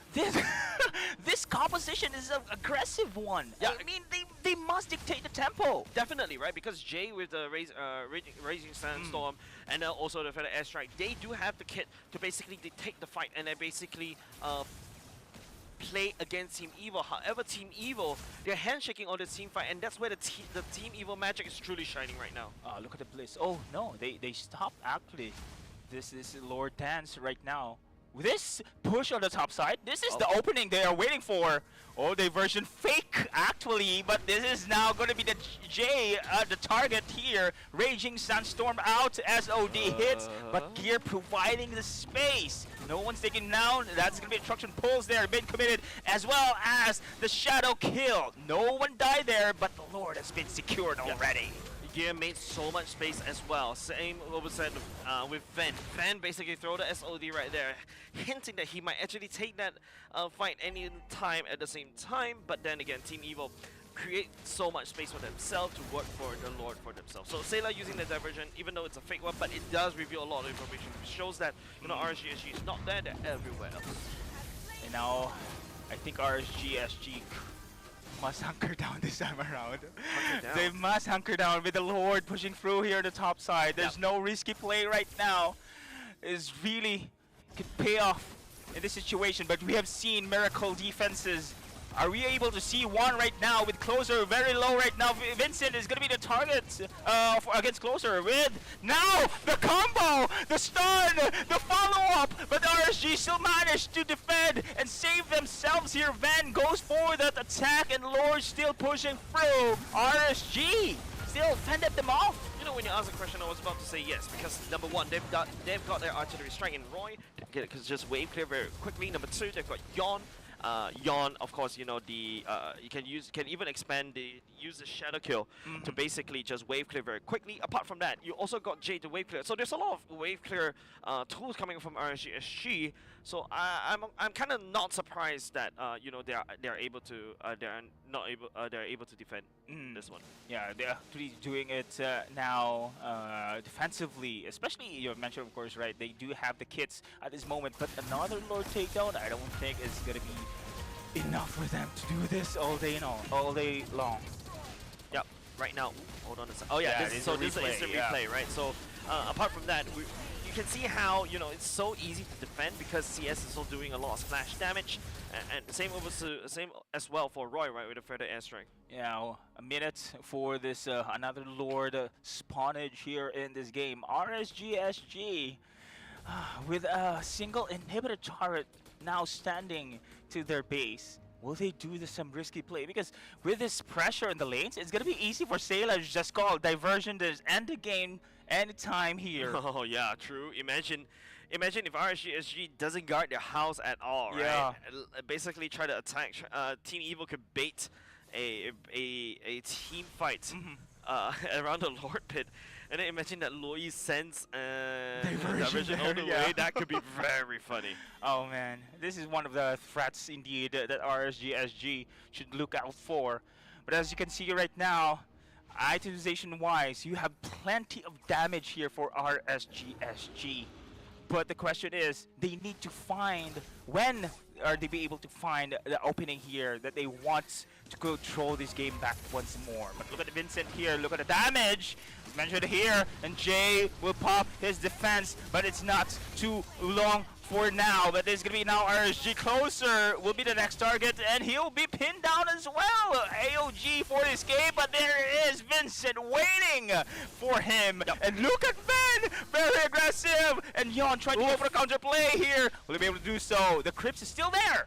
Yeah, good play coming up from Ben right there. Actually doing a gamble using the SOD to basically get close all the way towards Yon, and now they're going to try to end this one. And they will end indeed, and Van secures this crystal, and a sweep win from Team Evil. Yeah, definitely well-deserved points, right? The 3 points definitely going to go into their pockets. They're going to escalate in terms of the leaderboard, and it is great to see Team Evil back on form. Yeah, they are really back on form. And I do love how Van's performance in that situation, his Moskov is well on point. The highlight plays, man, changes everything and how they executed it at the right moment. But without that inhibitor charge, it's really difficult there for the team to defend with a diversion anytime just popping out of nowhere. Yeah, and I think when you go towards the early parts of the game, Sayla's using the diversion is actually really unpredictable, right? He's constantly catching RSGs off guard, and they definitely took off guard. Got caught off guard because there are so many sequences and team fights where they just don't know what everybody's doing. Everybody's doing what they are supposed to do, basically. Not say what they're supposed to do, but like they're just doing so many points in mind, and there's too many things there's too many things to basically to figure out. Just there's the possibility of Sailor being anywhere, and sometimes it may not be even Sailor. It could be somebody else in that bush, because Sailor can send anybody, and that's basically causing a lot of disruption. And apart from the disruption of the diversion, the duality proc hurts a lot. Indeed, the magic damage burst, and that's why I'm surprised that Louis has been really the priority picks, just because of course there's so many mage that could be picked as well when it comes to the damage, like the Kimi, we've seen the Farsa as well, but it has the same ability of the chip as well when it comes to those sneaky plays, and it is really effective at this moment coming in from the side of Team Evil. Yeah, but one could also argue that RSG, right, I think they're doubling down a little bit too much in terms of the magic damage. In the early game, yes, you can see RSG winning because of Jay on the Khalid, and of course Yon, popping off at the very least in terms of assassins. But Team Evil is like, okay, guys, we're just not going to build armor at all. Well, minimal armor, but we're going to go on investing more magic damage, magic resist, because CS will scale to late game. Roy could scale to late game, and well, Roy is always painful in every single space of the game because he is a Farsa. And this is, if I'm not mistaken, when it comes to Kimi's performance on that lane, it is a gold lane Kimi is a loss. So usually it has a higher win rate when it comes to a mid Kimi. You think it is a factor as well when it comes to how Kimi is being played all throughout the series? I mean, interesting build coming up from CS though. Like the fact that they actually go for the Sky Piercer. I understand why the Sky Piercer is really attractive for Kimi. I'm the kind of Kimi that goes for the Feather Heavens, right? First item. First item, Feather Heavens, because I really enjoy. I feel the exhilaration when I see numbers flying everywhere, because every basic attack I basically do some additional attack. So that's basically something that I love to see, and also does a lot of damage. This is also the factor where Team Evil's draft come into fruition with their global presence. You have the Moscow right on that SOD at any time can join into the team fight, and Ven did it very good in this game. And Sayla also with that diversion play. It's really difficult indeed for RSG to control the map overall. Yeah, pretty interesting, right? So look at Powerful, right? Powerful actually does more damage than Sayla. Sayla is just basically the delivery mechanism for the rest of Team Evil to basically quickly enter the team fights, and also supplement in terms of the duality proc. Wow, RSG defeated here by Team Evil. Look at this highlight that we've seen so far. Look at Van. Personally, this guy has so many highlights here in this game. Yeah, it's just wonderful, right? He's always down low. Like what I mentioned, he is the kind of guy that can literally squeeze the last remaining kilometers out of an empty gas tank, and Moskov is that car. He can just squeeze out everything. It's just kind of crazy how he takes these SOD fights, right? So it's just his mastery. Now we start to see that, MPL Singapore, we love our Moskovs, right? Yes. We love this type of hero because of the map control that you can offer, the mobility that you can offer, and of course, you just do a lot of damage as well. And you can self-peel. And in the early stage of the game as well, don't get me wrong, RSG has been very aggressive here, especially Jay. Jay is on the Khalid, did a lot of opportunities here for the side of RSG to actually brawl it all out against Team Evil. And look at CS as well, his positioning is well on point at this moment. But then again, they cannot just really burst anyone. This is the longest team fight that we have seen, but no one died. Yeah, well, not this one, not this sequence. There are some people dying, but then I remember you're literally gassing out because of how Team Evo and RSG is literally going in like a brawl mode. It's constantly fighting, even though like there's no point to fight. Boys, there's nothing to fight over here. There's no tower. I was about to say girls. There's no tower. There's no like objectives to fight over, but they just love to brawl. Yeah. Okay, Sailor actually using the diversion also for the vision that you mentioned, right? It's not really full commitment here. But always the pin down coming from Powerful on how he sets the game is also to be noted for. Yeah, and another thing that I would like to also point out, especially after watching these replays, I feel like Roy's better airstrike positioning is really kind of shallow, if you ask me. He's actually being too safe on that feather airstrike, but with concern. Powerful can easily jump onto him, that's why he's afraid. Vincent can easily jump onto him, and also Gear on this glue as well can easily just jump onto him. So that's something that, the side of RSG is just too conscious and too concerned about Powerful Sailor. To a certain extent, Sailor as well. Yeah, this is one of the games that has been the turning point of throughout. The steal on the Lord plus Vance SOD just surprises RSG in this moment. And this is one of the highlights as well that I have to mention, the Vance positioning here. The AOG is beautiful here, to be honest, coming in from the side of Closer, but unfortunately they cannot easily finish them Van in this right moment. I thought it was going to be RSG to win here, but at this moment, Van goes Super Saiyan. Yeah, I think it's about coin. If you want to say, I think this game number 2 is kind of like a coin flip, right? It can go badly for either of these two teams. Number 1, both of these two teams actually share more or less the same keys to victory and also power spikes, right? They share the same time, so it's all about a skill matchup already. But if you want to talk about skill matchup, RSG does have a bit of an early game advantage due to the fact that they have a Khalid. Powerful in the early game as a Badang doesn't really have that much damage, but you start to see, when Powerful goes towards the later parts of the game, he's just a monster to deal with. The setups, his Badang's initiations there, just on point indeed. And this is where the RSG really crumbles here. They were 2 fire outs on the base, and it is Team Evil just finishing the play. And they have taken this opportunity indeed to seal the deal, secures a 2-2-0 against RSG. Yeah, and wow. Trust me, I feel like we're just basically selling snake oil here, but guys, it's not because we're trying to scam you or anything for views, but we are literally as surprised as you, because till this day, every day feels like a banger. You got the first day of MPL Singapore Season 9 with a Team Flash lost. Today as well. Yeah. On last Sunday, you also have Absolute Zero, who actually took 1 score from Team Flash, and today you start to see Team Evil doing a resurgence against RSG. Haha, see what I did there?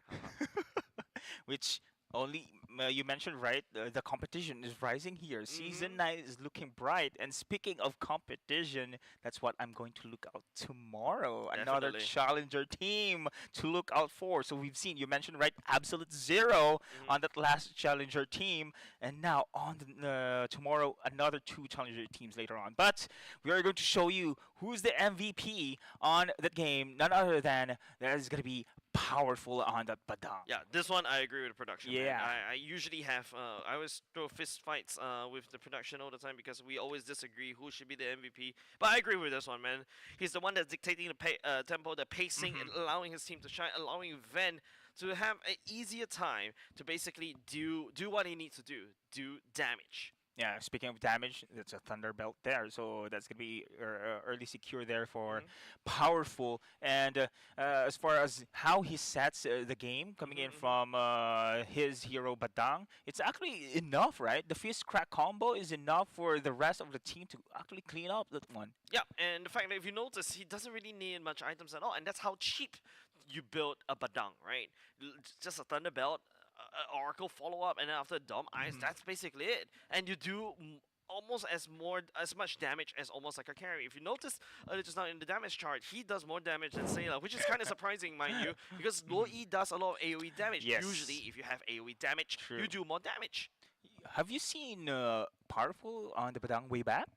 I think this is the Not first last time. season, not last season, but Yeah. this season he does appear with Badang.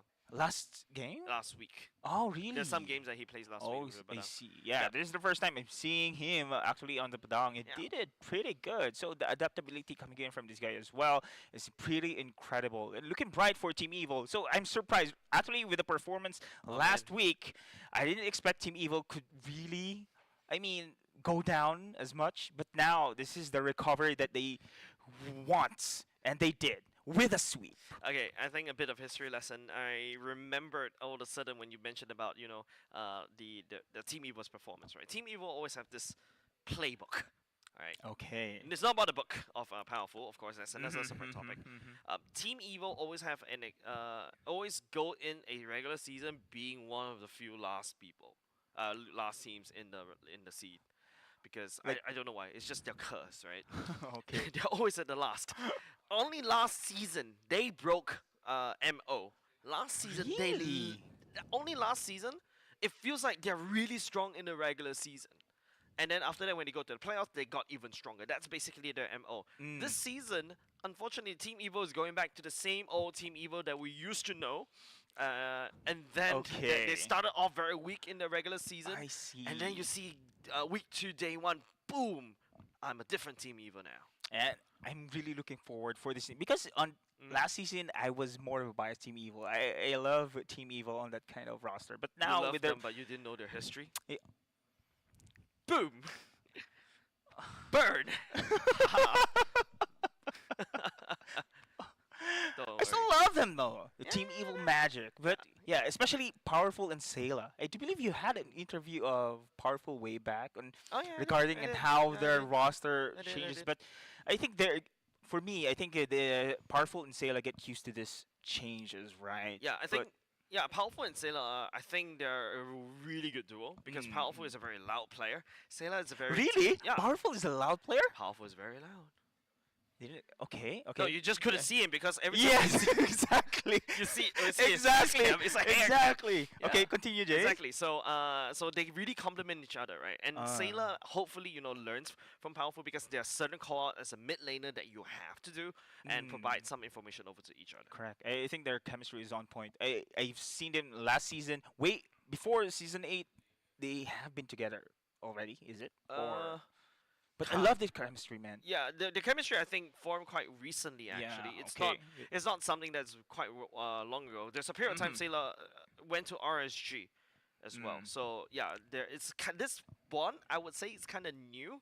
I would also suggest that I can't exactly remember which season, but Sayla and Powerful joined together. I think as a roam. Sorry, I think Sayla joined when Powerful first became a roam. Oh, okay. Yeah. So I think that was last season, if I'm not mistaken. Speaking of new though, new challenger qualifiers once again going to witness tomorrow, Jay. So this is going to be the challenger teams once again brawling it all out against MPL teams. So again, tomorrow is going to be best of 1 series. So remember, when it comes to best of 1, cheese. No, it's gonna be all out there. We haven't seen any cheese. Blue cheese. Except for the Baksha and Estes pick. Yeah, Baksha Estes pick. I mean, we've already seen cheese today in the form of Masha and the Hanzo. And the Hanzo. Technically speaking, I would maybe argue with you that Hanzo is a bit of a cheese. Yeah. Actually, it's one of the meta. I mean, PH uses that one. Yeah, definitely. But it's a good counter against Kimi. You gotta admit. True. And I love how they draft right now. They know how to counter some kind of meta heroes as well. So tomorrow, ladies and gentlemen, so many games we're going to witness there, Jace. Yeah, especially the fact that we are able to see who the community teams, right? Because don't forget, right? At the end of the day, there's also a community tournament that's also happening on site. If you guys are on Westgate, hi. Hi, I said hi. No, and immediately the link into my brain. No, don't do it. Don't do it. Hi, Nani Dusky. Oh, you started it, man. Jace-chan. Jace-chan. Oh, man, okay. Tomorrow. Okay, go to back. Tomorrow is going to be a challenger team here again. Day 2. 2 new challenger teams going to witness. But of course, this challenger teams you are going to know maybe later on. Yeah, right? maybe later on the day we'll make an announcement on Instagram. So of course, do follow us on Instagram to basically find out more. All the information out there. Don't forget, we're also doing a lot of roving around Singapore as well. We're visiting well, technically speaking, only 3 places. But of course, last week we were at Bukit Panjang Plaza. Went there on site. It was lovely to meet you guys as well, meet the fans, meet the KOLs as well. There's also some restreamers online. Hopefully, I say hi to Sammy as well. Hi to Youngin if they're restreaming us. And also, if you guys are at Westgate, also hi as well. And if you tomorrow, if you guys want to go and meet these players or meet the community teams as well, you can also head down to Westgate too. Yeah, of course. And I do believe our host Far Latios is there as well, so he's been entertaining everyone on the sites. So I haven't been on the site still, Jay. So Bukit Panjang, I haven't been there because I casted and this week as well. Hopefully on the next venue I'll be there and meet Far Latios and everyone.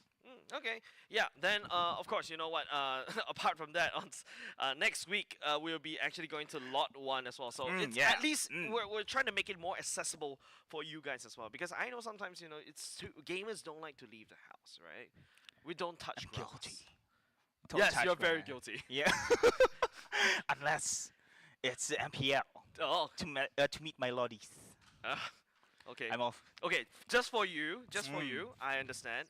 He stays very far. Geography, ladies and gents. No, that's doxing. Okay. That's doxing. I know you stay very far, and to travel here is actually on the other side of the island. So yeah. Just to see Lottie Jays, it's okay. It's worth it. And to see those games, worth it. I think it's more of the latter, not the former. Hey, humble. Okay.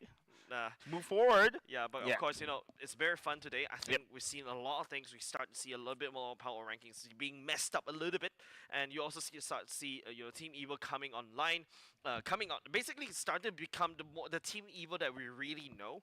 Team Flash, on the other hand, kind of struggling just a little bit. Hopefully, they basically can go back, fix some of these things, and also start to learn how other teams operate. Right, Kingdom Esports, on the other hand, I kind of hyped them up a lot when I saw the roster review because I follow Bear, I follow FMM because I have high hopes for these 2 players. And speaking of high hopes, though, Team Flash still I can recover. Forgive me, Jays, because on the first week, I'm really looking forward. It's gonna be a stop. Yeah, exactly. Here in day 2, maybe you mentioned this one. First time is gonna be what? Fluke, right? Second one is I gonna be... was there watching you guys when you talked about it. I was like, you introduced that's my line. You introduced that one, exactly, which is... Yeah, no, second time it's a pattern. I need to trademark my lines, man. Now. I need to go to the patent office. No, I'm not gonna do it. It's the 3rd time already. Is it? Yeah. Oh yeah, it's the 3rd time. So that's a pattern. No, the 2nd time is a pattern, and 3rd is confirmation. There's something. Oh, no. Yeah, exactly. No, I refuse. Exactly. I'm delusional. I refuse to believe it's a confirmation right now. Team Flash is supposed to be the superpower team of Singapore. That's the thing. On the first week, which is really, really surprising, guys. So anyway, tomorrow, let's see if another challenger team will be able to topple down not only Team Flash, or maybe the rest of the MPLSG teams as well, which is, I highlighted, right? I'm partly sad that, because I'm biased also a Team Flash, but partly happy as well because MPLSG competitiveness is growing. That bittersweet, that politically correct yes, answer. That's a correct term. Bittersweet. But apart from that, I think I also want to add on that this format is pretty interesting right now. Yeah. We get to see I actually could not emphasize this even better. Without this kind of format, you won't see the likes of Nan and Buji coming back.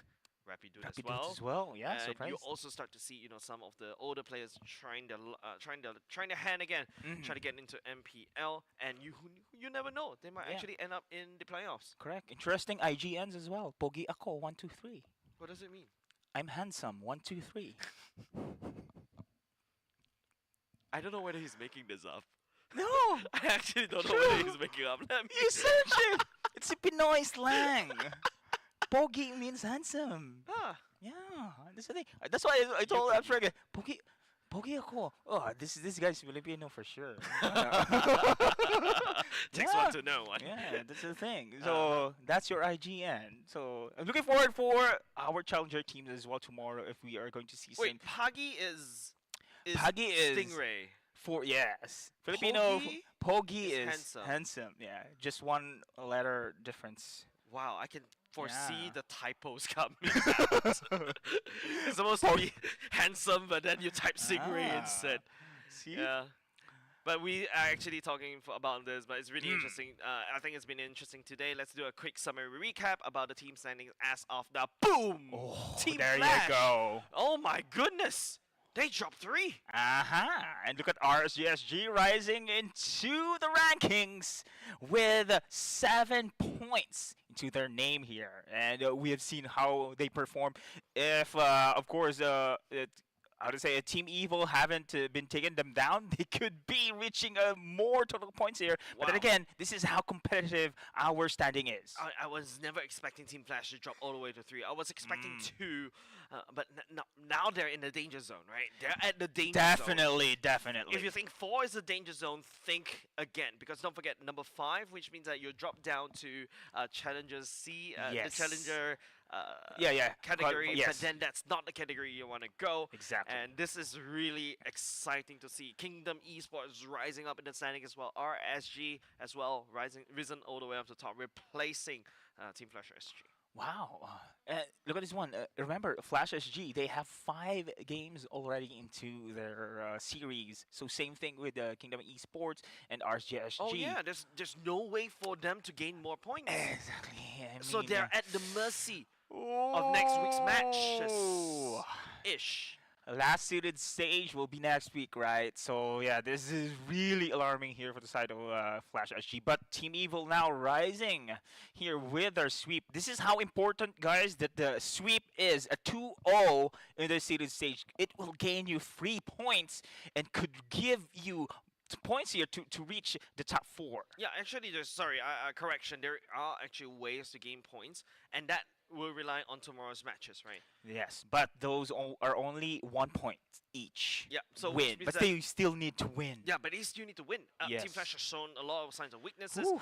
Now, the max points they can get is around 8 points. You can say the same over Kingdom Esports and RSGSG in an ideal world, so you're +2 on the end. You're still at their place, and there's no way for you to regain any more points. Yeah. Oh man. So challenger teams here will be able to see another Absolute Zero, just another dark horse showing up tomorrow. That's gonna be a threat to the MPL SG teams. I love it. Looking forward to it, man. I'm really looking forward for it, especially with the players as well. Is there any imports? Is there any players that we are going to look out for? Is there any IGNs, interesting IGNs like Pogiako 1 2 3? Yeah.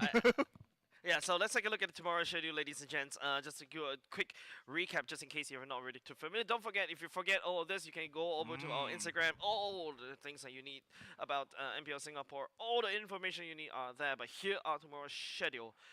It was going to be Kings Vanguard first, going up against the 2 community teams. We do not know who they are yet. I believe they're still competing all the way at Westgate. And there's also Kingdom Esports going up second, Team Flash, Team Evil, and RSG as the last. Wow, 10 games tomorrow, Jays. So all of these games are going to be a best of one, and this is going to be important not only for the MPL-SG teams but also for our challenger teams as well. Yep. So one game. This is the difference between a best of three, right? Best of three, you can still come go for a comeback here, but best of one, it's do or die in that kind of situation. Yeah, you just cheese. You pull out the Marshalls, you pull out your Benedettas and everything. This one, I think Team Flash definitely has to put their best foot forward this time round because man, they cannot afford to lose any points. True. At this rate. If I'm not mistaken, of course, MPL-SG's format here is one of the formats that can really had an opportunity for the community teams to rise up or to be discovered in such a way. This is what I like about this kind of format. Yep. It's like what we Singaporeans, we Singaporeans like to call hidden gems. Hidden gems, yeah. I like that one. Hidden gems. And we've seen, of course, new players like Pogiako 123. Okay. Anyways, ladies and gents, that will be all for today. Thank you very much for joining us. If you joined us so far, a banger of a day, banger of a series. But tomorrow, I guarantee you, it will be heated. MPL Singapore seeded teams will be trying to fight for as much points as possible. Whereas community teams, this is their time to shine. There's no way back but forward. And ladies and gentlemen, don't forget this MPL Singapore Season 9 is powered by Muntan Pulse Nova Entertainment, partner in esports, Head and Shoulders, and Singapore Esports Association, official venue partner. Thank you very much to Capital Land Malls. My name is Jace. This is Dead Eye. We'll see you tomorrow.